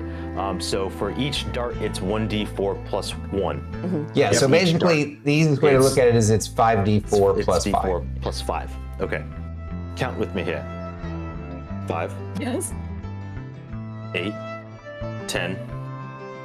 So 4, 8, 9, 10. Yep. 14, 15, 20. 20. Yes. Wow. Okay. You tear him up. He's looking as battered as he can possibly be, but barely standing.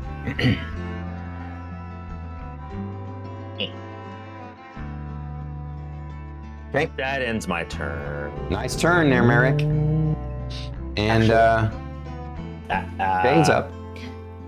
Can I actually move out of melee range of this guy? You're going to take attacks of opportunity, but sure. From who? He can't react. Yeah. From the bugbear chieftain. This guy. Oh, I can't see how close I am to that. Then never mind.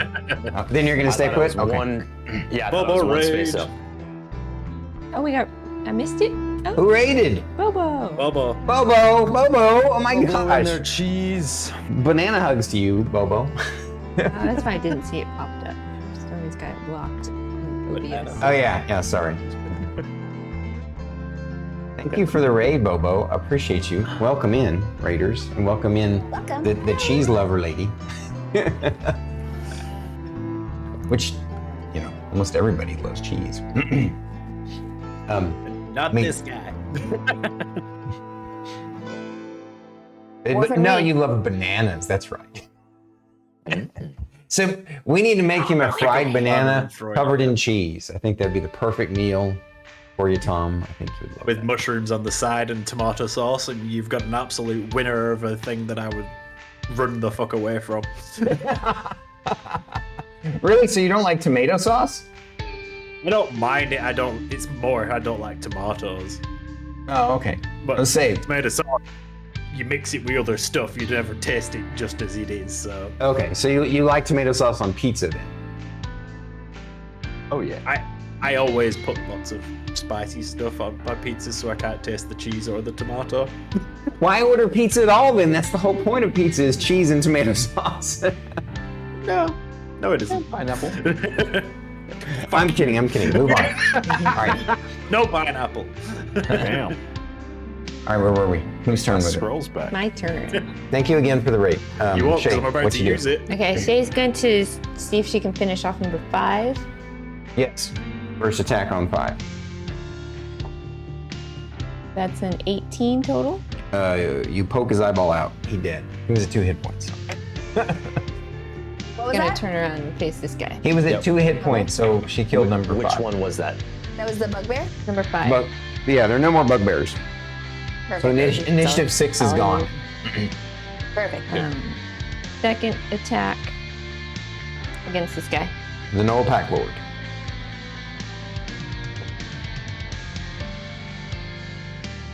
$21. To hit? Yes. Oh, absolutely. And then third attack. 16. Just hits. So that's going to be 2d8 and a d4 plus 8.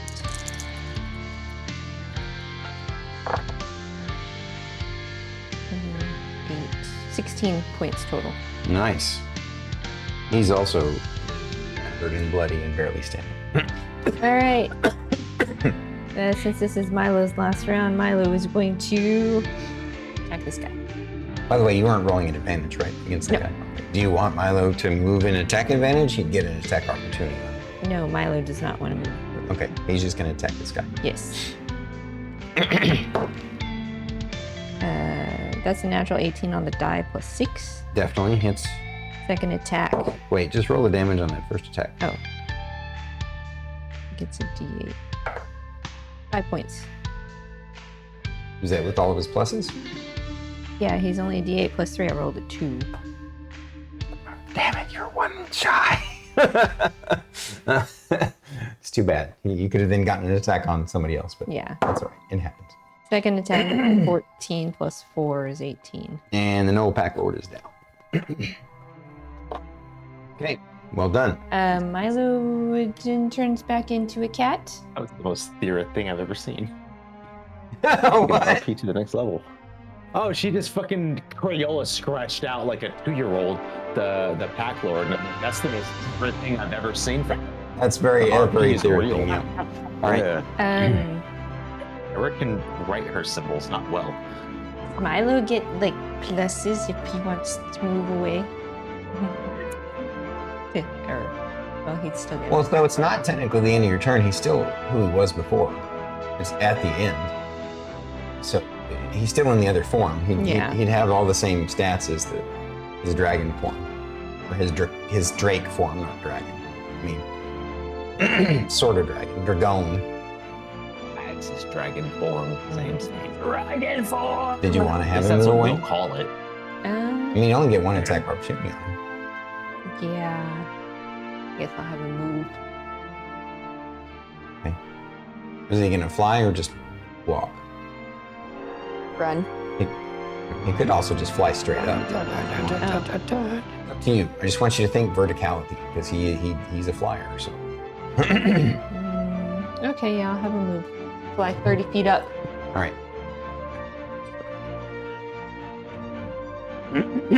And the Bugbear Chieftain gets his opportunity attack. Wait, didn't he? No, because never mind. The AC is a 15? Yes. Okay. Wow, that's a 14. Just barely missed him. What hit points was he at in draconic form? 18. Oh, okay. I don't think he would have killed him. Not from that opportunity attack. But he missed him anyway. So, all right. He's up, Oh yeah. out of the So way. before I end my turn, Shae looks at this guy and goes, "You're next." She's been listening to Thyra.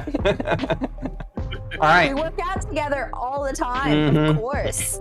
You know. And you train together too, so yeah. All It's righty. funny because canonically Merrik has said that out loud to an enemy already. You're next. That's That's true. true. All of you, I think, except for no, Sindri's done it too. I think all of you have done it. He's done the you think you're safe, which is code for you're fucked. Yeah. Yeah. Thyra actually has never said you're next. Yeah. I could have sworn you have on one. I remember you doing I it. don't I think so. Shae I standing don't there all believe in the memory bloodied of with everyone. I only remember the Gourd Lord doing it. Shae standing there all bloodied with her 2 rapiers. You're next. All right. So that was Thyra, or that was Shae's turn. Initiative 4. Big guy. Ogre Berserker, he can only either action, bonus action, or move. Those are his. So when it says action, I'm assuming that means that. He can attack. But I He has mean, 2 it's an attacks per action, so he can make both of his attacks, right? Yeah. I mean, yeah, as long as he gets, his normal attack action, whatever that is. That's what I thought too. Okay. I think you're standing there. What hit points is he at? Oh man, he's so close.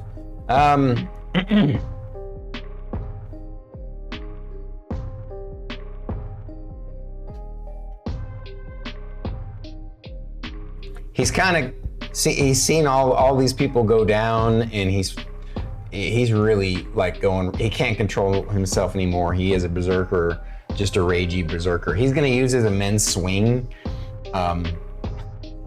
just because he's stupid, like monumentally stupid and angry. And so he's accidentally gonna probably hit his own bugbear buddy. And he's got a Okay. really bad headache. I was gonna say, And a he really was bad just an headache, yeah. Extra stupid Ray.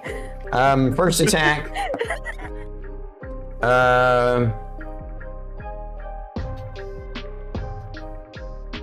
19 doesn't get there. We'll get the other guy. 23 will get there. Not for you. Nope. Do you use shield? Shield. You're gonna use shielding from the ring? Yeah. Wait, didn't you already use your your reaction this turn? No. No, this is a new round. It hasn't been a new round for him though. Yes, it has. Yeah, I he's come before he's him. Second in a And I row. hit Oh him yeah. No, right. You haven't used your reaction this turn. Yeah. Okay. So you're gonna shield it up again. Yeah. Okay. Of course. So, loves poor bugbear the fact that chieftain. he hasn't been hit, and just the fact that seeing this big old dude trying to hit him, he's just like, you're not gonna learn, are you? Like, The one who's you're desperate more to kill angry. that other guy. You gotta work on that, mate. Really hone in. Ready to cross off his friend's name. He does 37 points of damage to the bugbear chieftain, smashing his skull in.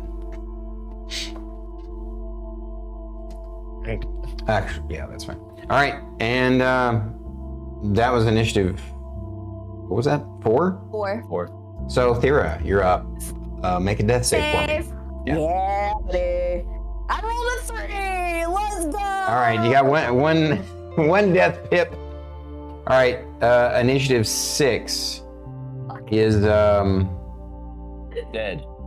they're all dead. Initiative 7 is Sindri. First and foremost, I'll use my full movement to move basically as close as I can to get vision on the 2 big guys. So between the 2 rocks, I imagine. Yeah, you can come somewhere over there. here and see both of them. And I am going to twin spell Firebolt. Bolt. Yeah, not fireball, Firebolt. firebolt. Yeah, you can't. Yeah. I can't twin spell Fireball, unfortunately.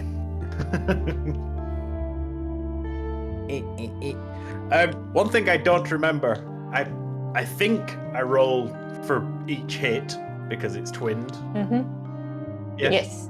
just checking before I rolled one. Or I rolled too many. Oh, I'm gonna use my inspiration for one of those. Oh, what'd you do? Roll a nat 1? You're damn right I did. Okay. Use your inspiration, roll it again. First of all, you need to tell me which one is going to which. So I'll roll the first one first. So the first one is going to big guy closest The to warlord, Thyra. the boss? Okay. And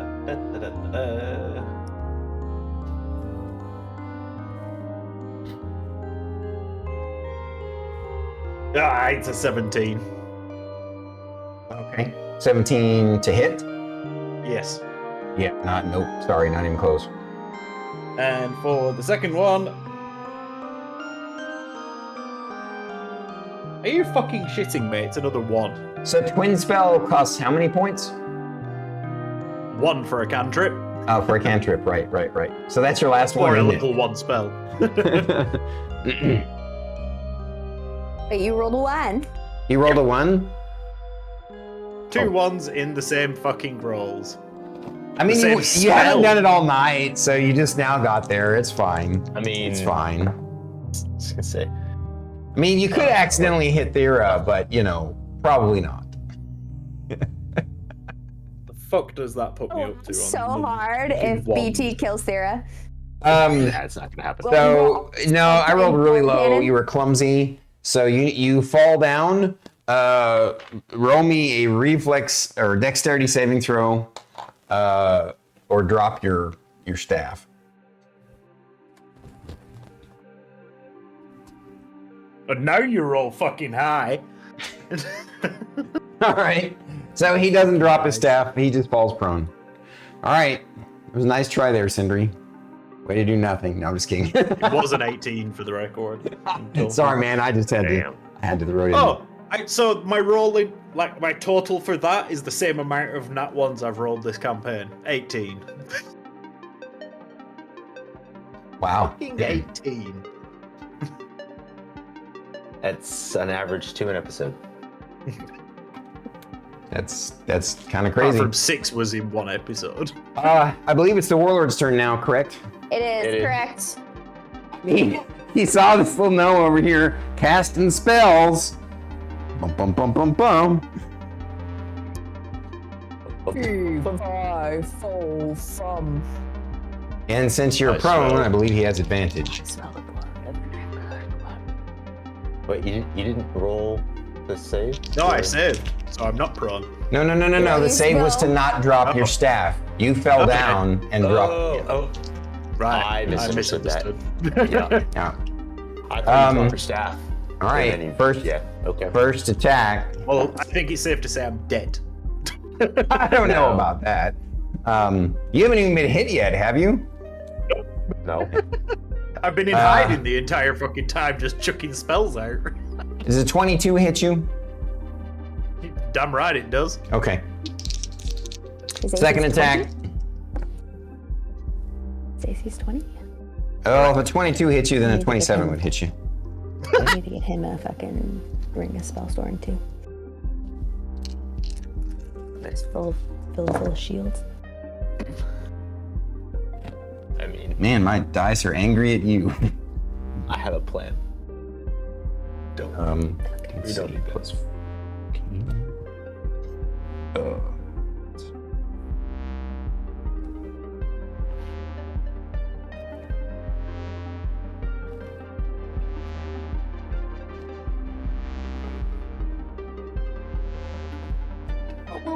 Jeez. Holy crap. Womp womp. Wow. 72 points of damage. Dead. Well, unconscious, not dead. You have to double your hit points in the negative to actually die. What are your max hit points? 67. Yeah. Okay. So now Sindri is completely unconscious. On the first hit. First attack, it actually took 2 hits. Well, yeah.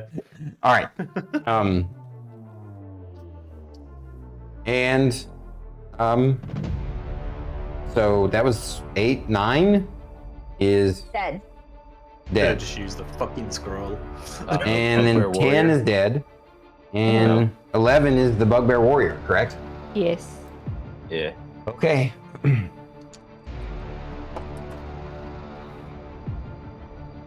Bugbear Warrior. I didn't think Sindri could get shorter.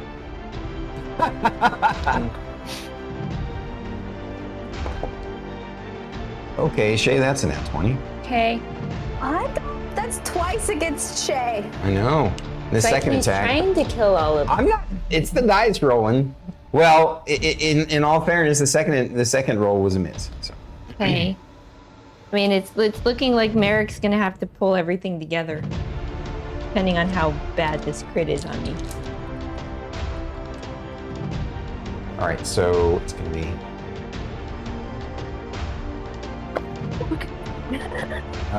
You take 30 points of damage.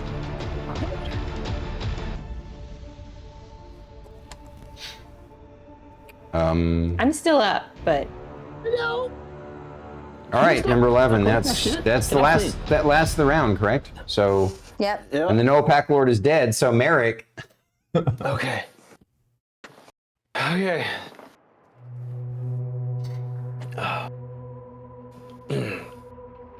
All right. Shae, I'll be right back. Look at the big guy. Fucking stay here. I'm gonna Misty Step over as close as I can get to Thyra. Okay. 5, 10, 15, 20, 25, 30. Cool. Yeah, I'm gonna use whatever. I'm just gonna get up to Thyra. Okay, so you can take your. Yeah, gotcha. Yeah. Okay. Yeah, that's fine.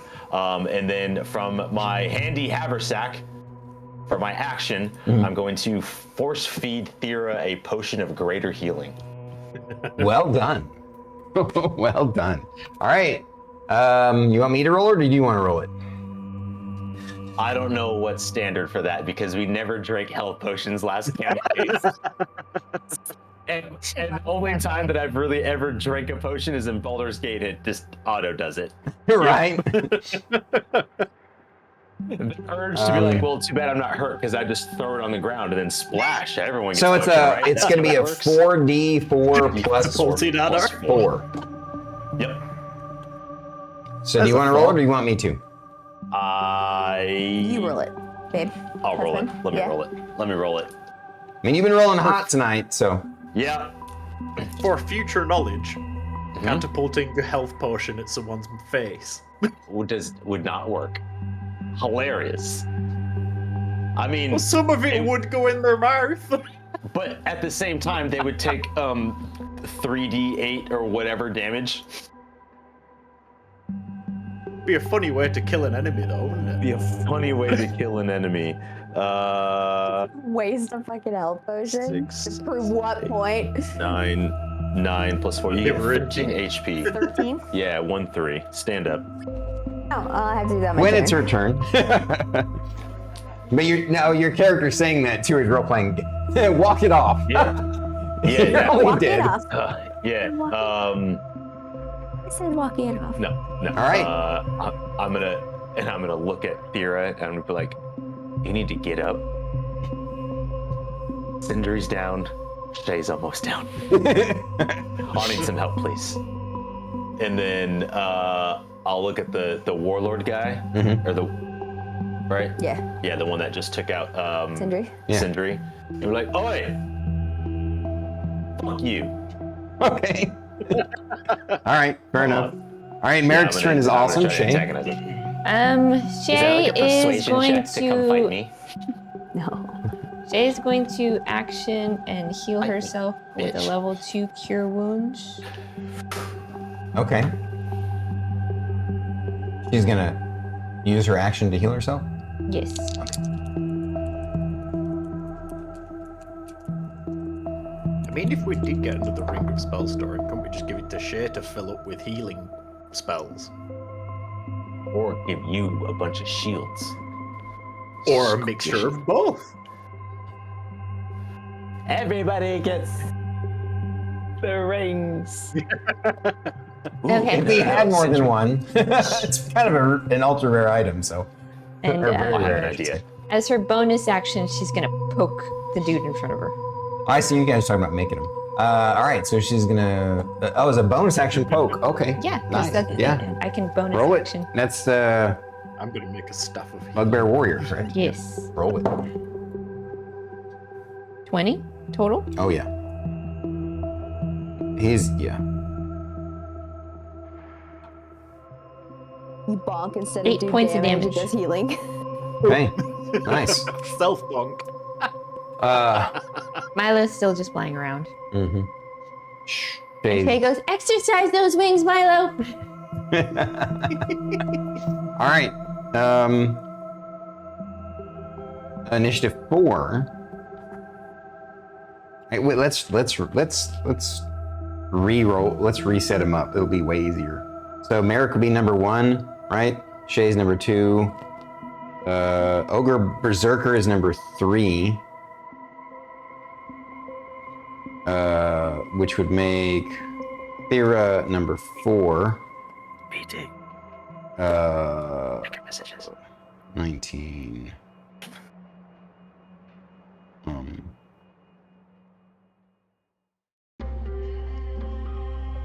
Sindri is number 5. Warlord is number 6. I need to make my. It's just then, catapult. all it is. Ogre Catapult, right? Berserker is number 7.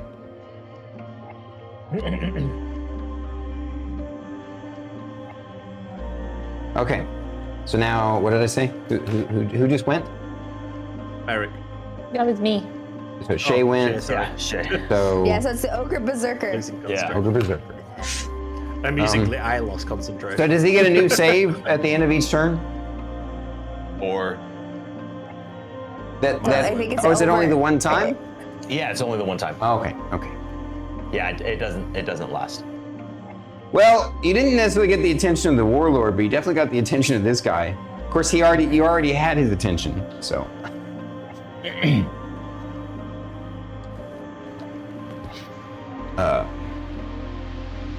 Oh my god. What hit points is he at? Oh, he's so close. He's not quite to the blind rage yet. That's still gonna get there.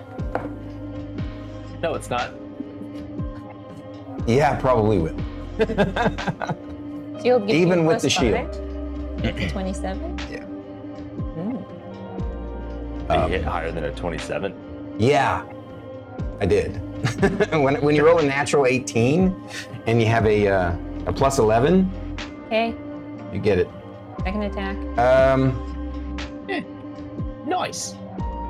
Then I won't use it because it's just gonna fucking. Well, here's the thing. Yeah. How would you know? Let me think for a second.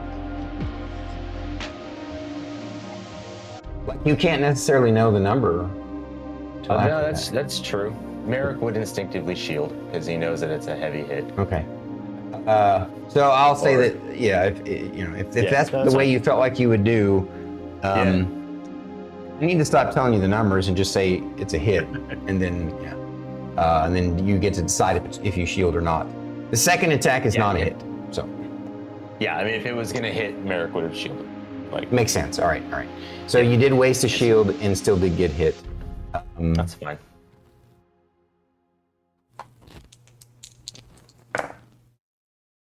Not too shabby, not too awful. 18 points damage. Excuse me.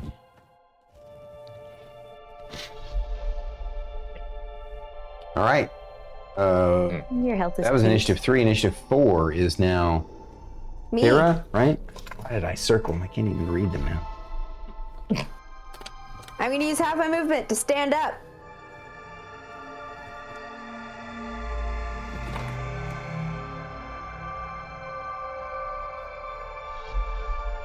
I'm gonna step right up next to Merrik.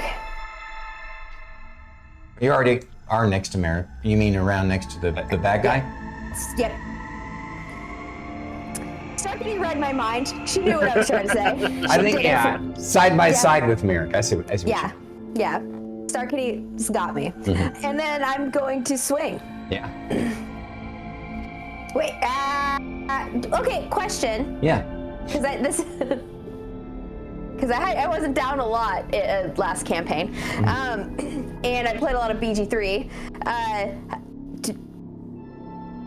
Can I still do my action, bonus action, all that kind of stuff? Yeah. Okay, cool. Just double checking. I didn't remember. No, it's okay. In this moment. No, it's a good thing to ask. I get you. This is, after all, only your second campaign. And you're playing a different character. Perfect. Okay, I'm gonna, because I still have 2 more times that I can do this. I just double checked. I'm gonna bonus action cast invoke Giant's Might. Okay. I'm big again. Now I'm gonna swing. Okay. Cocked. 18 to hit? Yes. For the first one?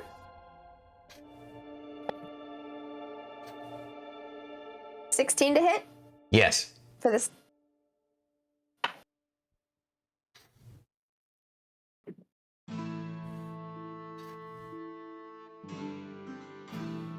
So 17 damage for the first hit. Okay. 15 for the second hit.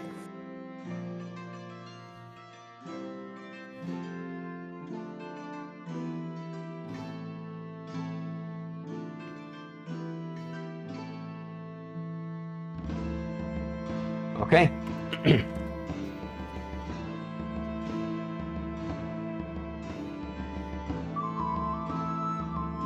So, Perfect. Okay. that was initiative 4. Initiative 5 is Sindri, who needs to make a Constitution saving throw, your first death save.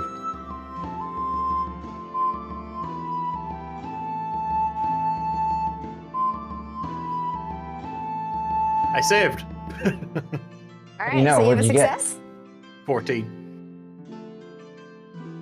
It's 10, isn't it? It's Yeah. It's a above DC 10 to 10. stabilize.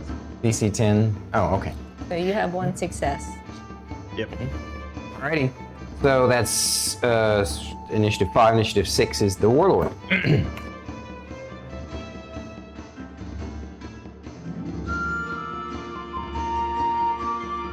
I'll be honest, I thought my death save was going to be a nat 1 straight away.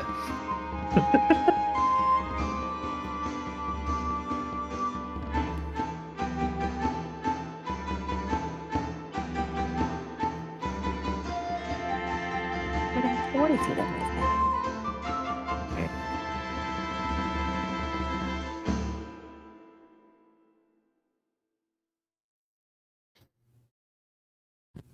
This guy likes to spread the love. He's knocked everybody down. Well, he's knocked almost everybody down once. And it's easier to get to you than it is to get to Merrik. How much movement does he have? Holy shit. 40. Is that 40? 5, 10, 15, 20, 25, 30, 35, 40. Oh, okay. It's because of his large Since base. he's a large. Yeah, I was like, what the? Okay. Yeah, he did something very similar for me when he came over. I was like, whew. And technically Fuck. speaking, he didn't even have to get that close because he has reach as well. But Oh, cool. he likes to get up and have everyone smell his milk sweat on his belly. His stinky milk, rotten milk sweat. Is it milk toast? What? Is He's it got milk toast? toes. No, not in milk his belly toast. button? No, this is different. So this is inspired by, I swear to God, when I worked for Circuit City, I had a customer who was this like 6'2", looked like this guy, like burly, bearded, always had greasy hair, was really sweaty, and he was one of those folks who liked to invade your personal space. Like he would get as close as possible to you so that his belly was practically touching you. And he smelled like soured milk. And it was awful. And yeah, I hated retail. Let's see.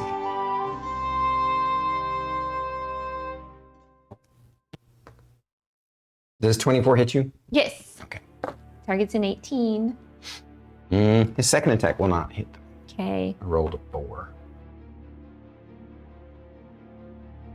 Remember, Stormy, you need to ask, what's your AC? Not, does 24 hit? Oh yeah, I keep doing that. Don't I? Thank you.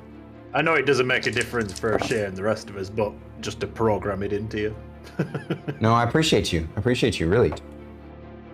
31 points of damage. Shae is down. What? That was only Merrik 30 hit left now, points. and then the entire No. party. No, I'm. There was No, I meant everyone's been down once Merrik goes down. Merrik went down? no. So far, I'm the only one who hasn't gone down yet. Yeah. All right, so that was the Ogre Warlord's turn in Initiative 6. Initiative 7 is the Bugbear Warrior, correct? Yep. Let's see what his move is.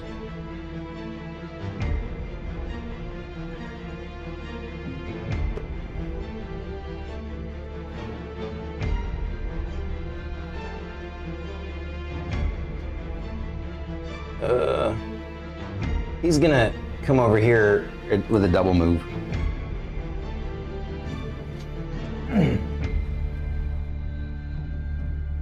And I believe that's the bottom of the round, right?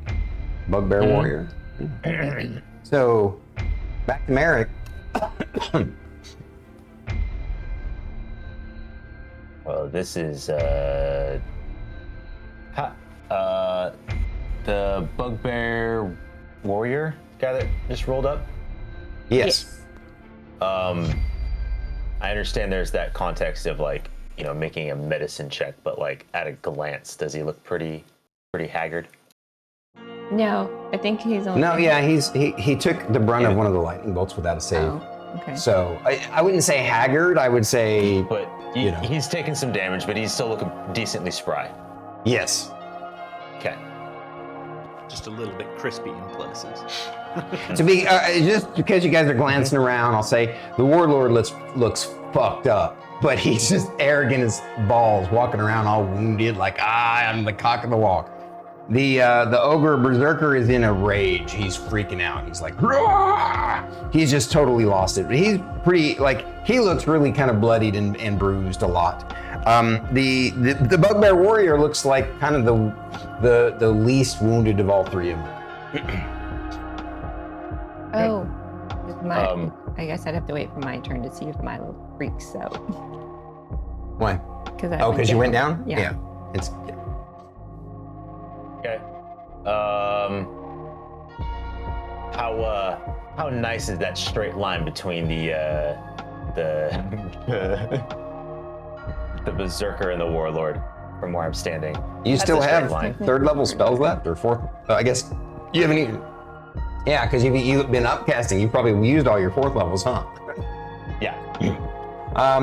It's a perfect straight line. You can avoid hitting Shae. I don't even have to grab the thing unless you want to see it. Will. I mean, You want to see the thing? so this is what comes out of the thunder wing. I mean, Just as, okay, I approve. I mean, I've never seen someone so excited to whip that out. And it's got your colors. Matches your eyes, baby. I've been using that a lot in our Sunday campaign that we play in because my character heavy now. likes lightning bolts a lot too. So, all right, so you're gonna lightning bolt up the two of them. Yep, third level. DC 17, dex save, and now it's only. All right, I'm gonna do the ogre berserker first. You even need my dice? Natural 18 on the One more. die. He doesn't have any minuses, so the ogre berserker is gonna save, and the boss warlord rolls a 1. Oh wow! Wow.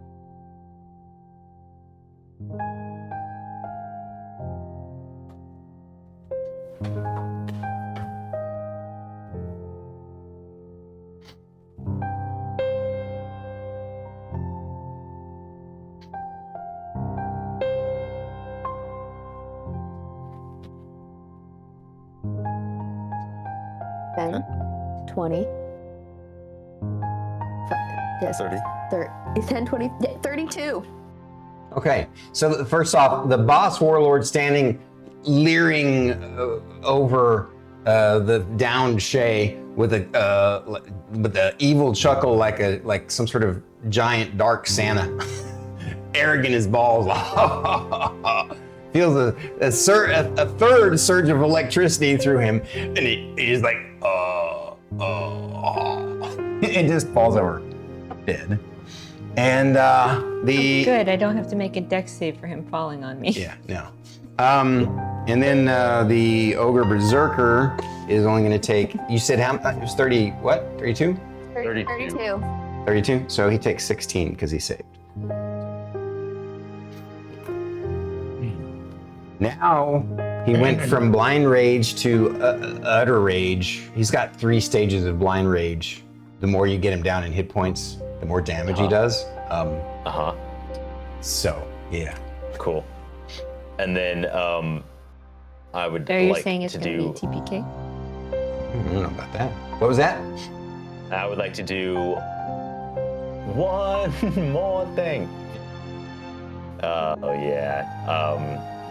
Seeing that this guy is still up, and Merrik is just like, you piece of shit. Merrik is gonna match his hatred and solidify a Blade of Gloom and cast Shadow Blade as my bonus action. So this is a bonus action? Yeah. Okay. What does it do? So basically it's just creating a short sword that does psychic damage. Oh, neat. So it's like a black floating magical. It's kind of like Skyrim where you get to conjure weapons. Conjure. Yep. Interesting. So this will do psychic damage. It has the finesse and light enthroned properties. Right. Because I'm casting it at 3rd level, it does 3d8 damage. Okay. But you don't get to attack with it until next turn. Correct. And it is concentration. It does last for a minute. If the weapon is dropped or thrown, it dissipates at the end of the turn. Thereafter, while the spell persists, I can use a bonus action to have it reappear in my hand. The only weird thing with Shadow Blade is there's a lot of discussion on whether or not you can technically use it with Catapult because it and other spells because it's not as tangible. Right. I would roll that it can't be. It wouldn't. I would.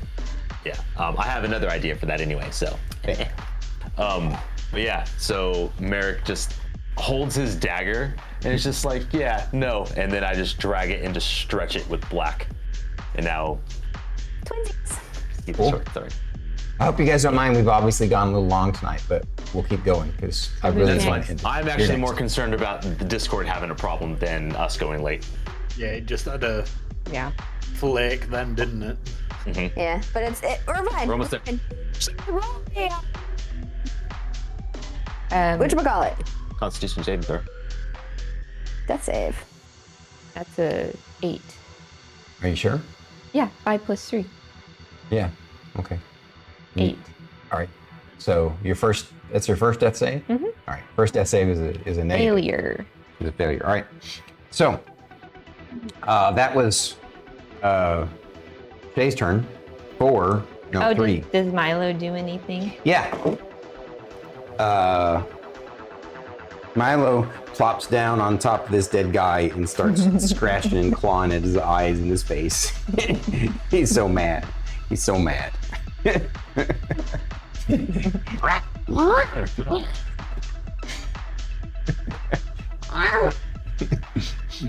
And I'm not gonna lie, if anything ever happens to Milo, I think I would definitely cry. I would be so sad.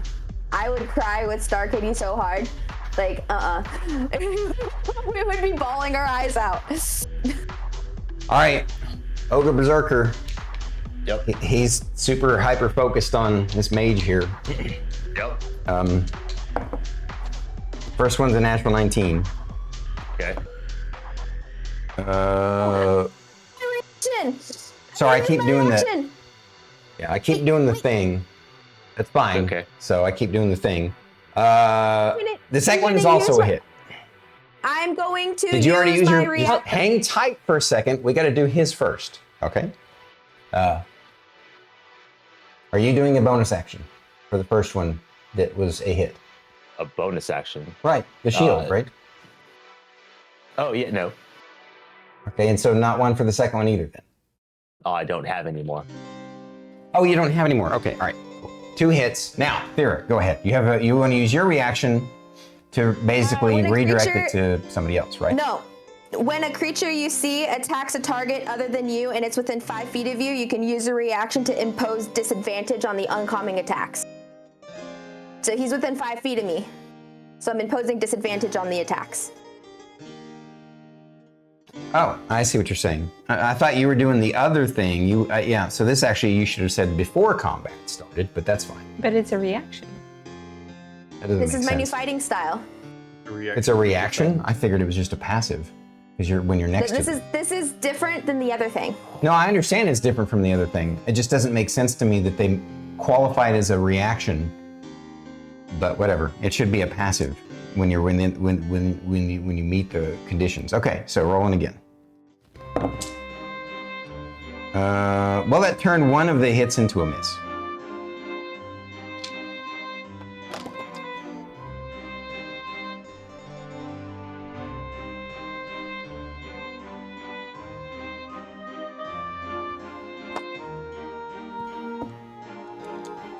Oh, the music ended. Oh yeah, the music ended. I better restart it.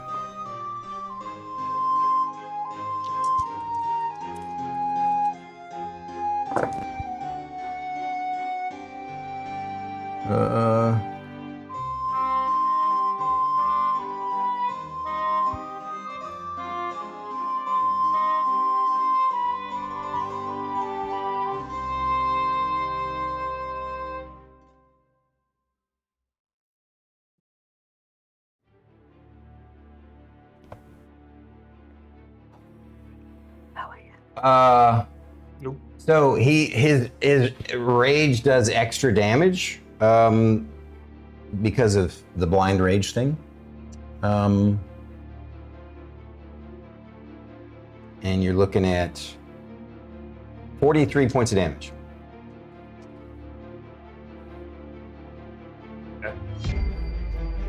Merrik is down. Merrik is down? Okay. It's up to you, I'm a Thyra. wizard. Huh? It's up to you. You're the only one up. Yeah. It is my turn. It is your turn. There's 2 enemies left. You have reach on one and you're within melee, you're within 5 feet of the other. Your character does have reach when you're in this form, right? Or do they not? Oh, you don't. No, Okay. it was when We've we did never. the bigger. It was when it was Okay, when fair I was enough. doubled Did Titan. Yeah. doubled up. Okay. All right. Who are you gonna focus on? What are you gonna do? First of all, I'm going to use my bonus action to do second wind to get some health back. Nice. Okay. So this is a new turn for you? Yes. Okay. So that other thing was a reaction, not a bonus action, right? Yeah. Yes. Okay, gotcha.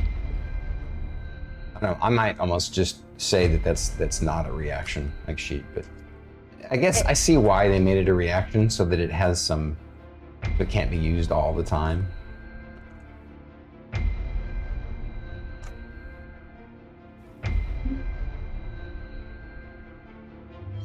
Right. Got 9 points back.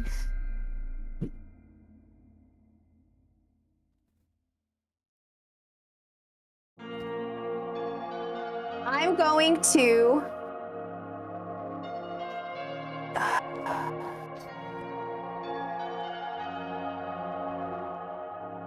everybody's down and I hate this so much. You have no idea how much I hate this.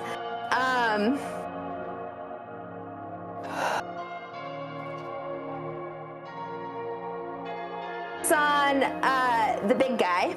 Yes. Okay. 16 plus. What are you doing 8 to first? hit. Just tell me what you're doing. She's attacking. You're just doing I'm an attack. attacking. Okay.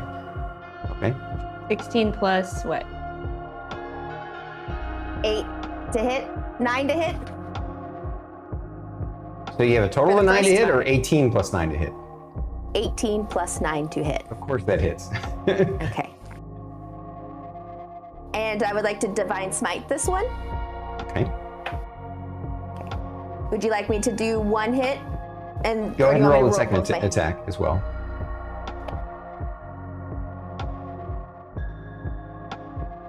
Did you roll a 1? I'm gonna use my inspiration. Okay, to re-roll. Very good. Wise choice. 18 total for the second hit. 18 hits. Okay. So, This Berserker guy is not all about the AC. He's all about the deal a shit ton of damage. The Warlord was about both. But, yeah. That's why he was the boss. Was. past tense. Exactly, well said, was.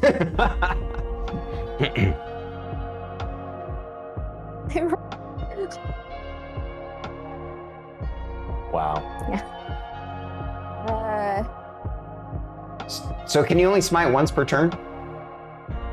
You can smite as many of these smite slots as you have, and there's only 2 of them. There's only 2 left? Okay. Are you going to use both of them? I mean, you know that the other bugbear is not that spectacular. This big guy with the big black hammer is a threat still. I only had 2 spell slots. This is my second smite. Oh, so I see. This is your last smite. Okay, gotcha. Yeah. 8. 14 points total. From the first attack? Correct. Okay.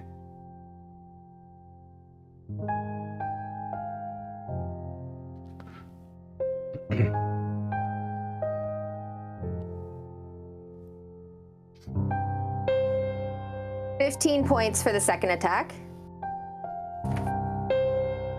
I am going to also action surge. I was about to drop a funny hint and say, damn, I feel this surging to get into action. Yeah, and then I'm gonna swing again. Yep, roll it.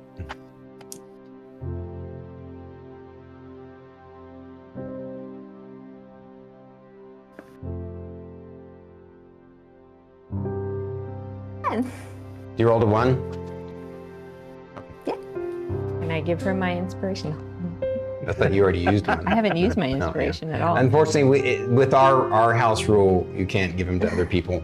I know it would be really cool and everything, but you know, that's. All right, let's see what happens. Oh wow, an odd 5. That's like the lowest level of fumble.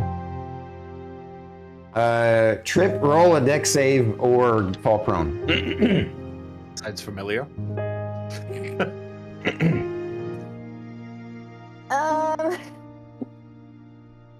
19. You don't fall prone. So who's next? All right. I hate this. Or- I'm shaking way too much. I hate this so much. So that would be Sindri's next. Roll your death save. Roll your Constitution saving throw. Well, I rolled an 18, so I made it. Yes. You have Okay. 1 fail, 1 save, or 1 success. 2 See, saves. he has 2 successes now. Oh. Okay. Number 6 would be the Warlord, who's now dead. Push that out. Number 7 is the Bugbear.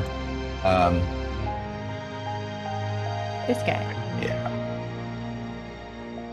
He's up against a rock right now. Yeah, he is. Sindri's inner dragon takeover.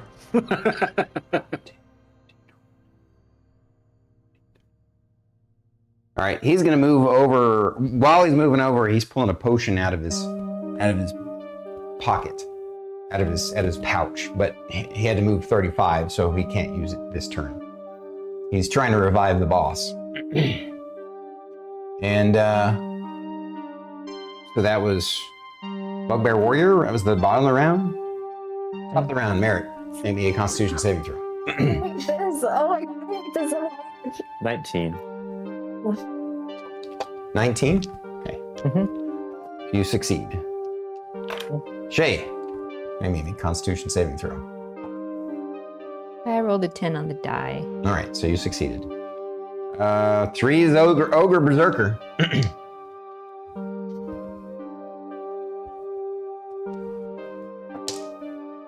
Goodies. That's a natural 1. Let's see what he does. Come on, fall prone, you motherfucker. No, I want him to hit himself. That too.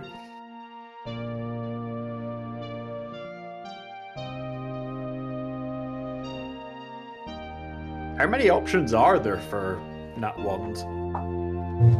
It's a percentile dice from 1 to 100. I'll show you the chart that I use. Fair enough. I can't see it in detail, I can just see the length of it. No, yeah, there's a whole lot of options though. Some of them are kind of not that bad. Some of them are really awful. Like if you get into the like 98 is bad. Roll twice on the fumble table. If this comes up again, re-roll. 99 is very bad. Roll 3 times on the fumble table. If it comes up again, re-roll. And 00 is disastrous. Roll 3 times on the fumble table. If this comes up again, and add 2 more rolls. So, yeah. And then the worst thing, hit friend, critical hit. There's also hit self, critical hit. Or hit friend, double damage. You can stun your friends. You can be stunned. That's what happens. This guy needs to roll a Constitution saving throw or be stunned. He didn't hit himself, but he kind of hit the ground and it stunned him. But he's got a big Constitution, so he didn't actually get stunned. But he didn't hit you. He didn't get to attack again. His turn is done. I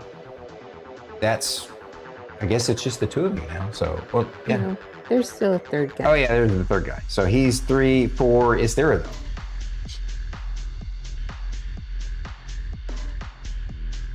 So this guy's stunned right now? No. No, he made his save. Oh. Okay. Okay.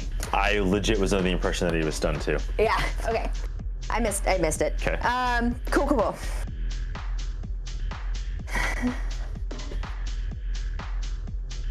I hate that I wasted my action surge. I have too many things. Okay. I'm gonna. I mean, technically speaking, I wasted my inspiration. Yeah. I'm going Well, to. no, you didn't, because at least you may have still missed, but at least you didn't fumble with the first No, attack. I meant because I've used the inspiration on a nat 1, and then on the second attack it was a nat 1. That's true. So it was basically a waste. It was a null. Yeah, it's true. It's like, no, you are getting a fucking nat 1, so fuck off. I feel that way on Arena sometimes.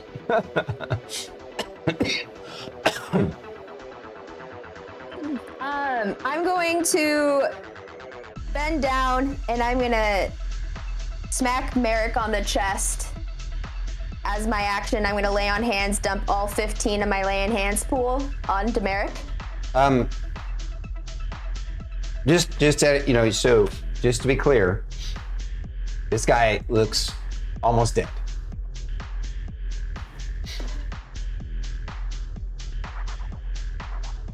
I'm just making it clear. I'm not trying to steer you, but I just want to let you know this guy's super messed up. You guys have been tearing him apart. Follow your heart. I'm going to reach down. I'm going to put 15 points of lay on hands pool on Merrik. All right. And then as a bonus action. Mm-hmm. Oh, wait, no, I can't do that.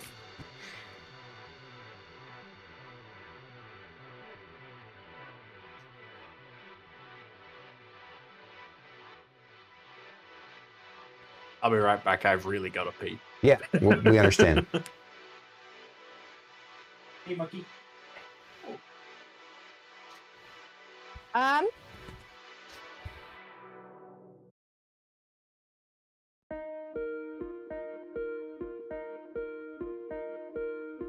then as my bonus action, I'm gonna do my vow of enmity, where I utter a vow to a creature that I can see within 10 feet of me, which is this motherfucker in front of me. Mm-hmm. And I have advantage on attack rolls after this on him, That's what I'm gonna do. That's my turn. Okay. Merrik is now up and conscious. He's not up. He's conscious. All right. Thyra's done. Sindri, when he gets back. Needs to make a death save, but Yeah. Who's next? Bugbear warrior. Yeah, Bugbear Warrior. He's gonna pour a healing potion down his boss's throat. Question. Yeah. Just curious. Yeah. Is he actually able to effectively give him the potion with Milo on that dude's face, clawing and destroying it? Yeah. He's got to contend with Milo. I'm gonna being say there's a 50-50 shot that he succeeds. I appreciate you bringing that up. I mean, if Milo's this pissed attacking the corpsey corpse, I would imagine he wouldn't let him try to feed him.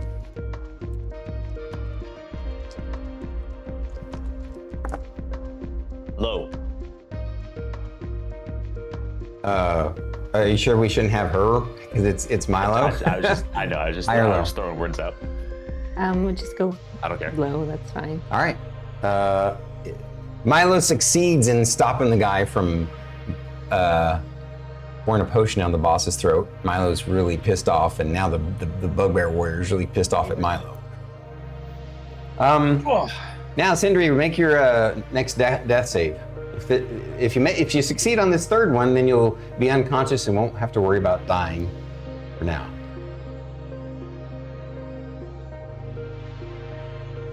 Bingo! I'm not dead. All right, cool.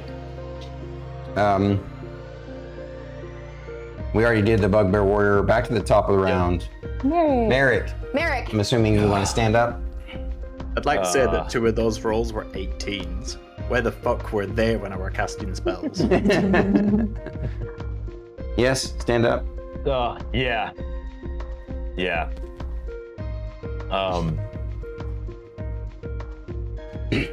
Oh man.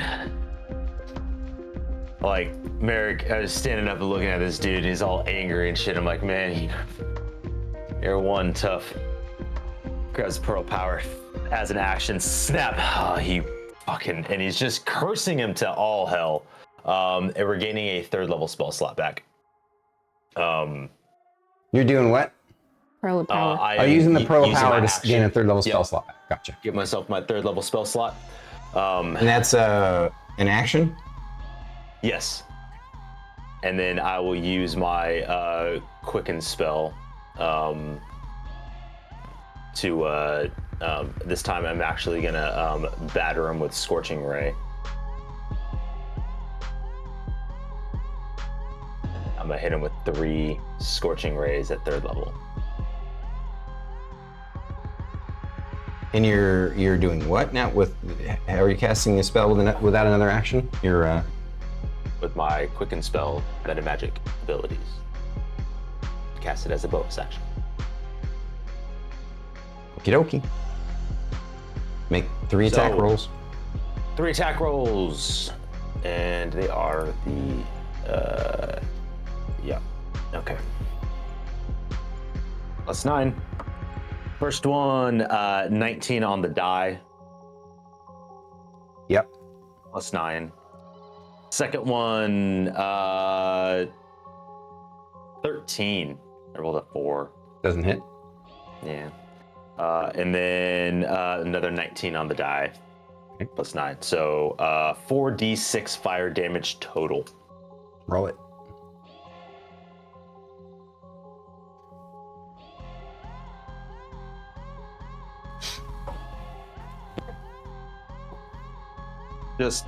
Just opposites. It's that just fucking What did you do? wild. Roll a bunch of 1s?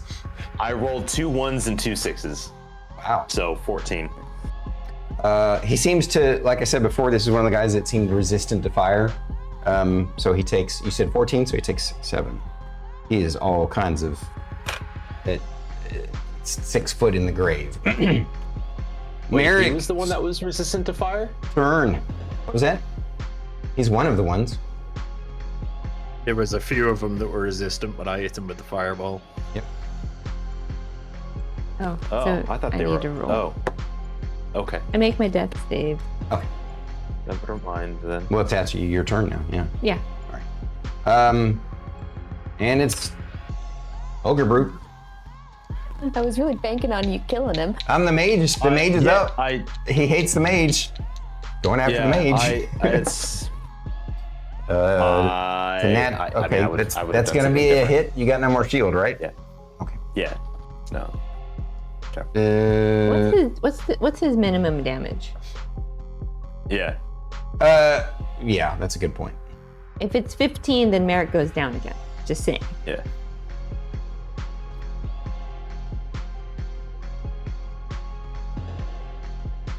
Oop. It's a minimum of 14, but he hit him twice. So he Okay, goes down. Merrik goes down again. Yeah. Well.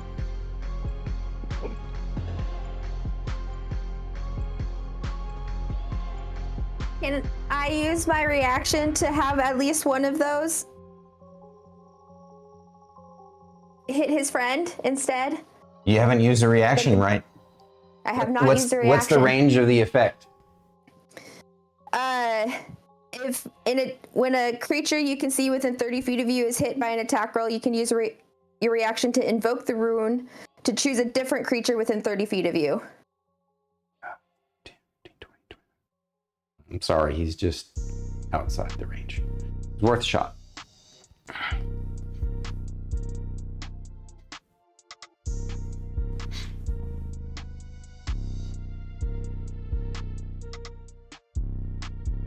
You have 2 attacks, Thyra?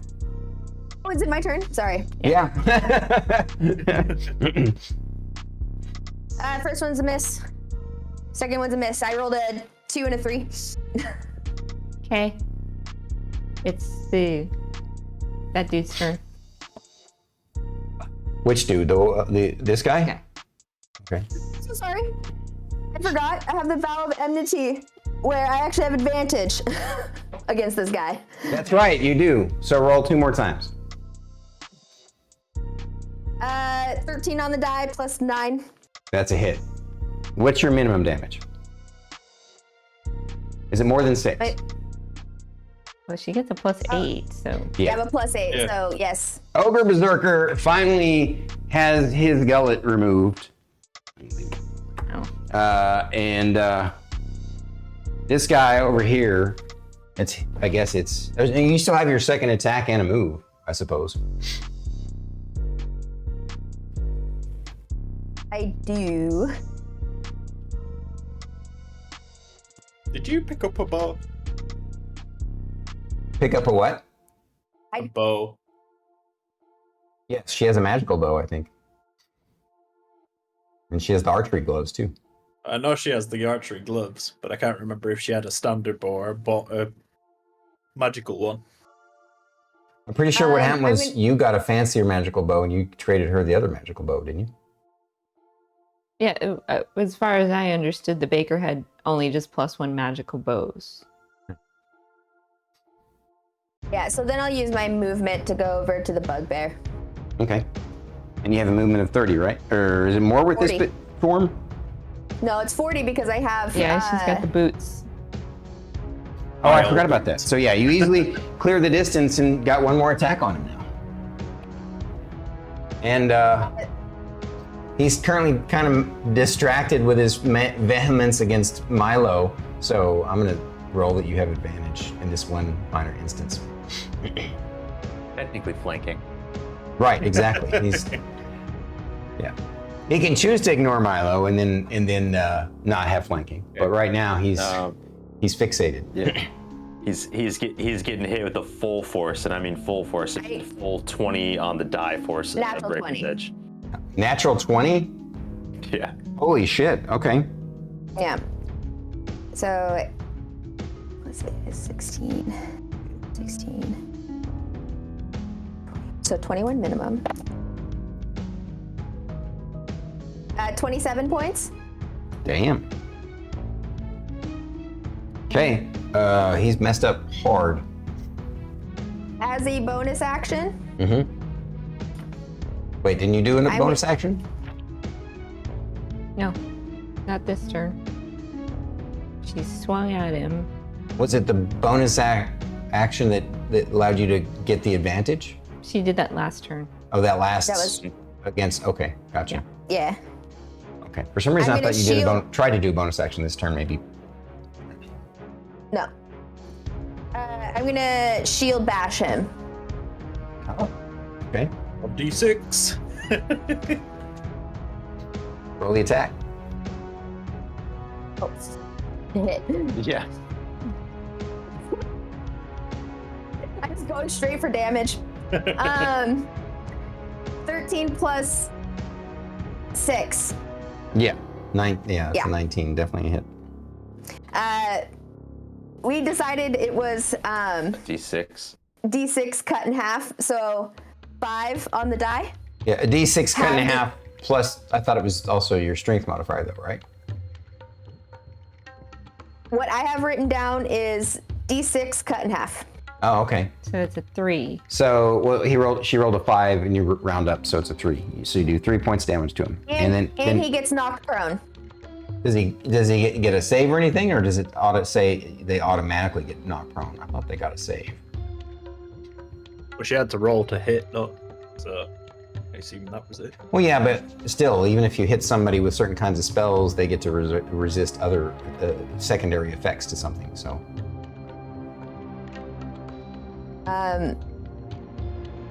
I don't remember having this conversation previously, and Okay. it's not written down.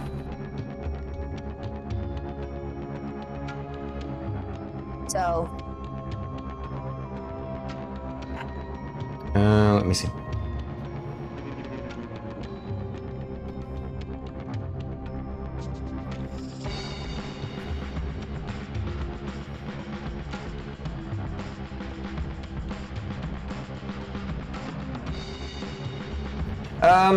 For now, I'll just say that knock prone, and I'll look more at it another time since we're already super late. So you do knock him prone. Now it's his turn. And now it's his turn. He's gonna stand up and wow, of course he's gotta defend himself against this big enemy. Of course he uses up his move.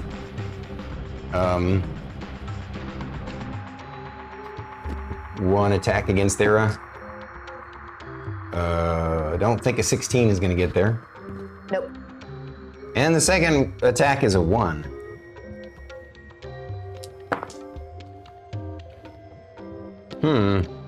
What do you know? Hitting those higher numbers. That's an 89, which is useless moron. Itself, double damage, and stunned for 1 round.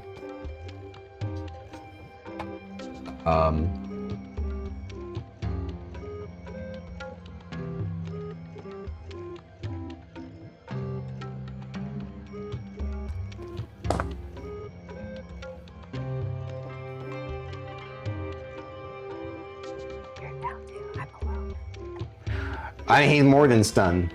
he self-deletes. He swinging his big, meaty morning star thing. He accidentally grazed his own temple. Bye-bye. It's like that. He's like those dummies with the nunchucks. Go. I'm gonna immediately run and pop over to Shae, and I'm going to use my. When you're popping over to Shae, Milo's like, he's got this sad kitty eyes up at you, and he's crawling on her and licking on her and want you to help her. What do you do? Yeah, I'm gonna use my healing hands Yep. as a celestial, Yep. and you get back 6 points of health. Okay. Ooh. Who next? Are you gonna spread that healing out to people? That's all I have left for healing. Why would you give all of it to her? You only need to do 1 point to get people back to. But my healing hands, as an action, you can touch a creature and roll a number equal to my. It's different than my lay on hands pool, which I've already used. Oh, I misunderstood. I thought you were talking about lay on hands. Okay, all right, gotcha. So you healed I'll her. get back up. Okay. Yeah. And then now what? You gonna go? Yeah, I'll pick up Milo and say, I'm okay. Cure wounds on Merrik. Okay. basically, you guys go over, the two of you, I guess you're done with all your healing, Paladin? Yes. Okay. You can use your kit. Yeah. I mean, you guys do have potions, I think, right? Yeah. Yeah. So you guys basically go over to each other, and I mean, do you want to use one of your potions on Sindri there, Thyra? I don't have written down that I have any of the potions, so Oh. I don't. Never mind then. Okay. So Merrik gets back 10 hit points, and Sindri gets back 9. 9. 9. Because I just did level 1s. Well, you guys feel like you you came back from the brink of death. And Yup. Thyra, inside, you have this strange feeling that you may have actually met one of the conditions already of your Paladin quest. And to be clear, I did not intend tonight to be that. It just worked out that way. Yeah. But I know it's late. We've already gone almost an hour long. But I'm gonna do a real quick description of what you all see next. You help each other back to minimal health and limp your way to the edge of the canyon to look down and see how they're doing. You see, they basically are just wrapping up with their fight too. They look pretty beat up, but they tore through those guys. And the last thing to go down was the troll. And you see, none of them have gone down. They're all bruised and bloody, but not as bad off as you guys probably. And they've wrecked their team, and you can tell that she had been using like all these earth spells, and there was some dead earth elementals around and stuff. And you look down, you wave at them, just as they finish off the troll, they wave at you, and with a excited kind of, you guys all yell and scream, and the realization that you did this and you defeated them.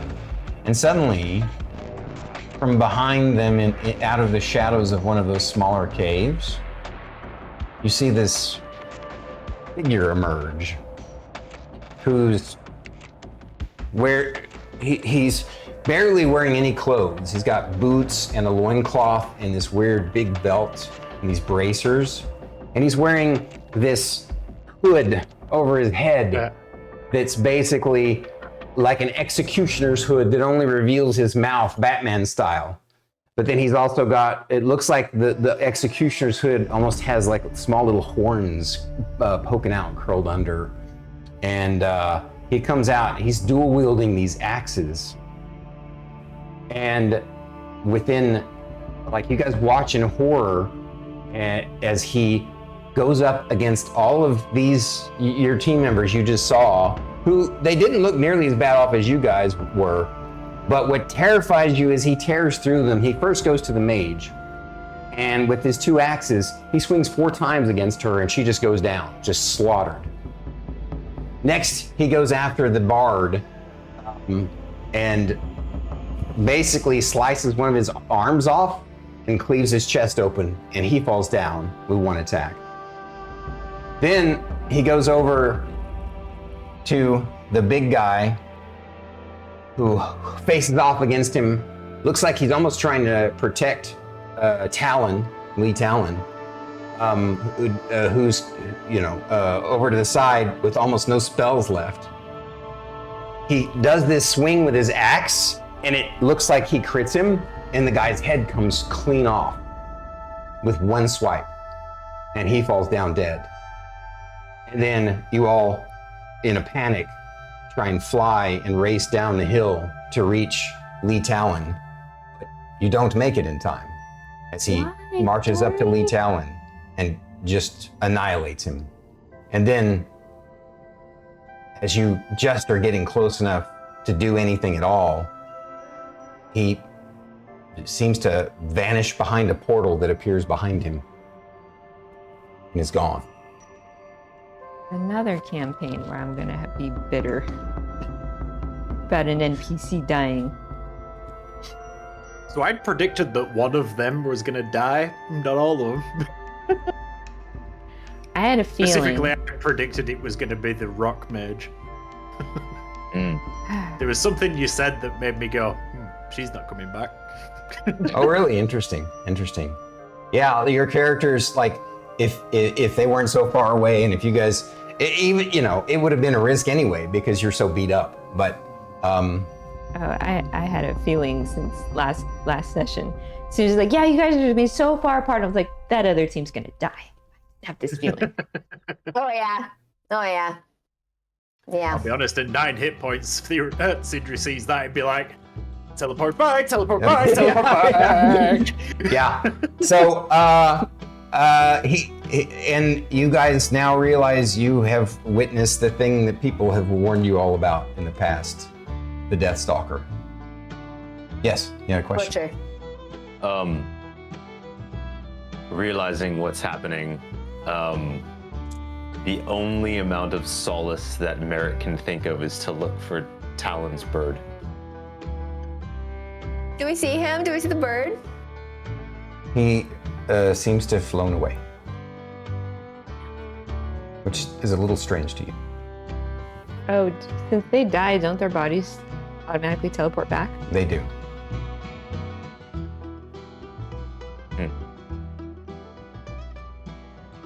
So maybe the bird teleported when he died. Well, next week we'll talk about what you all do. You know, you're gonna go obviously loot the bodies of the enemies and stuff, and then I'm sure Sindri would be tempted to teleport out after seeing that, but maybe the rest of the party kind of talks him out of it. And you all. He'd be fine as soon as he fucked off. What was that? He'd be okay as soon as he fucked off. It'd be while he was there. Oh, I see what you're saying. Yeah. No, I see what you're saying. No. It's like if he started coming after you guys, you would have noped out of there. Is what you're saying? Well, we'd have to wait an hour after hitting the. It's true. Run. Yeah. I'm gonna run for an hour. All right, guys. Yep.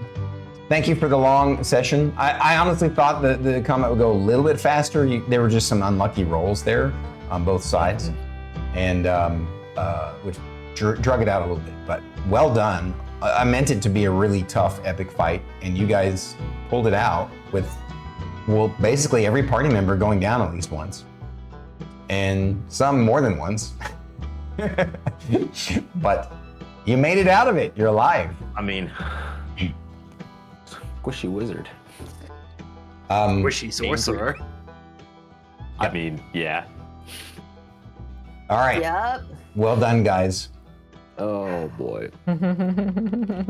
Christ, that was pro. Thank you. I appreciate the compliment. Do you see what our new chatter? Is it Miller? Yeah. Miller seems to like all the bearded guys. I know. I happened to glance over and see that, so then of course I had to pull out my beard. Oh yeah. All right. At least she can join the party. It's okay. You don't have to. You get the epic mustache. You can do epic mustache. Yeah. Does this count? It's glorious. It absolutely counts. All righty. Phaser's live. Sort of a story cliffhanger, but we're gonna raid out now. And we got some good folks here from Jotun to Survivalist Gaming, Iltacine, Laura Plays. Phaser. Phaser streaming? Nice.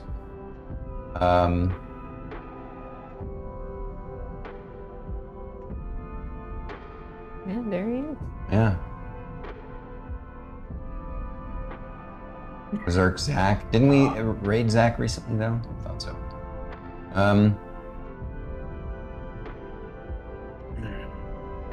Planet Side. I don't know. I've never seen him play that game before. We're gonna raid Phaser, who is one of the DOAS crew and a good friend of ours.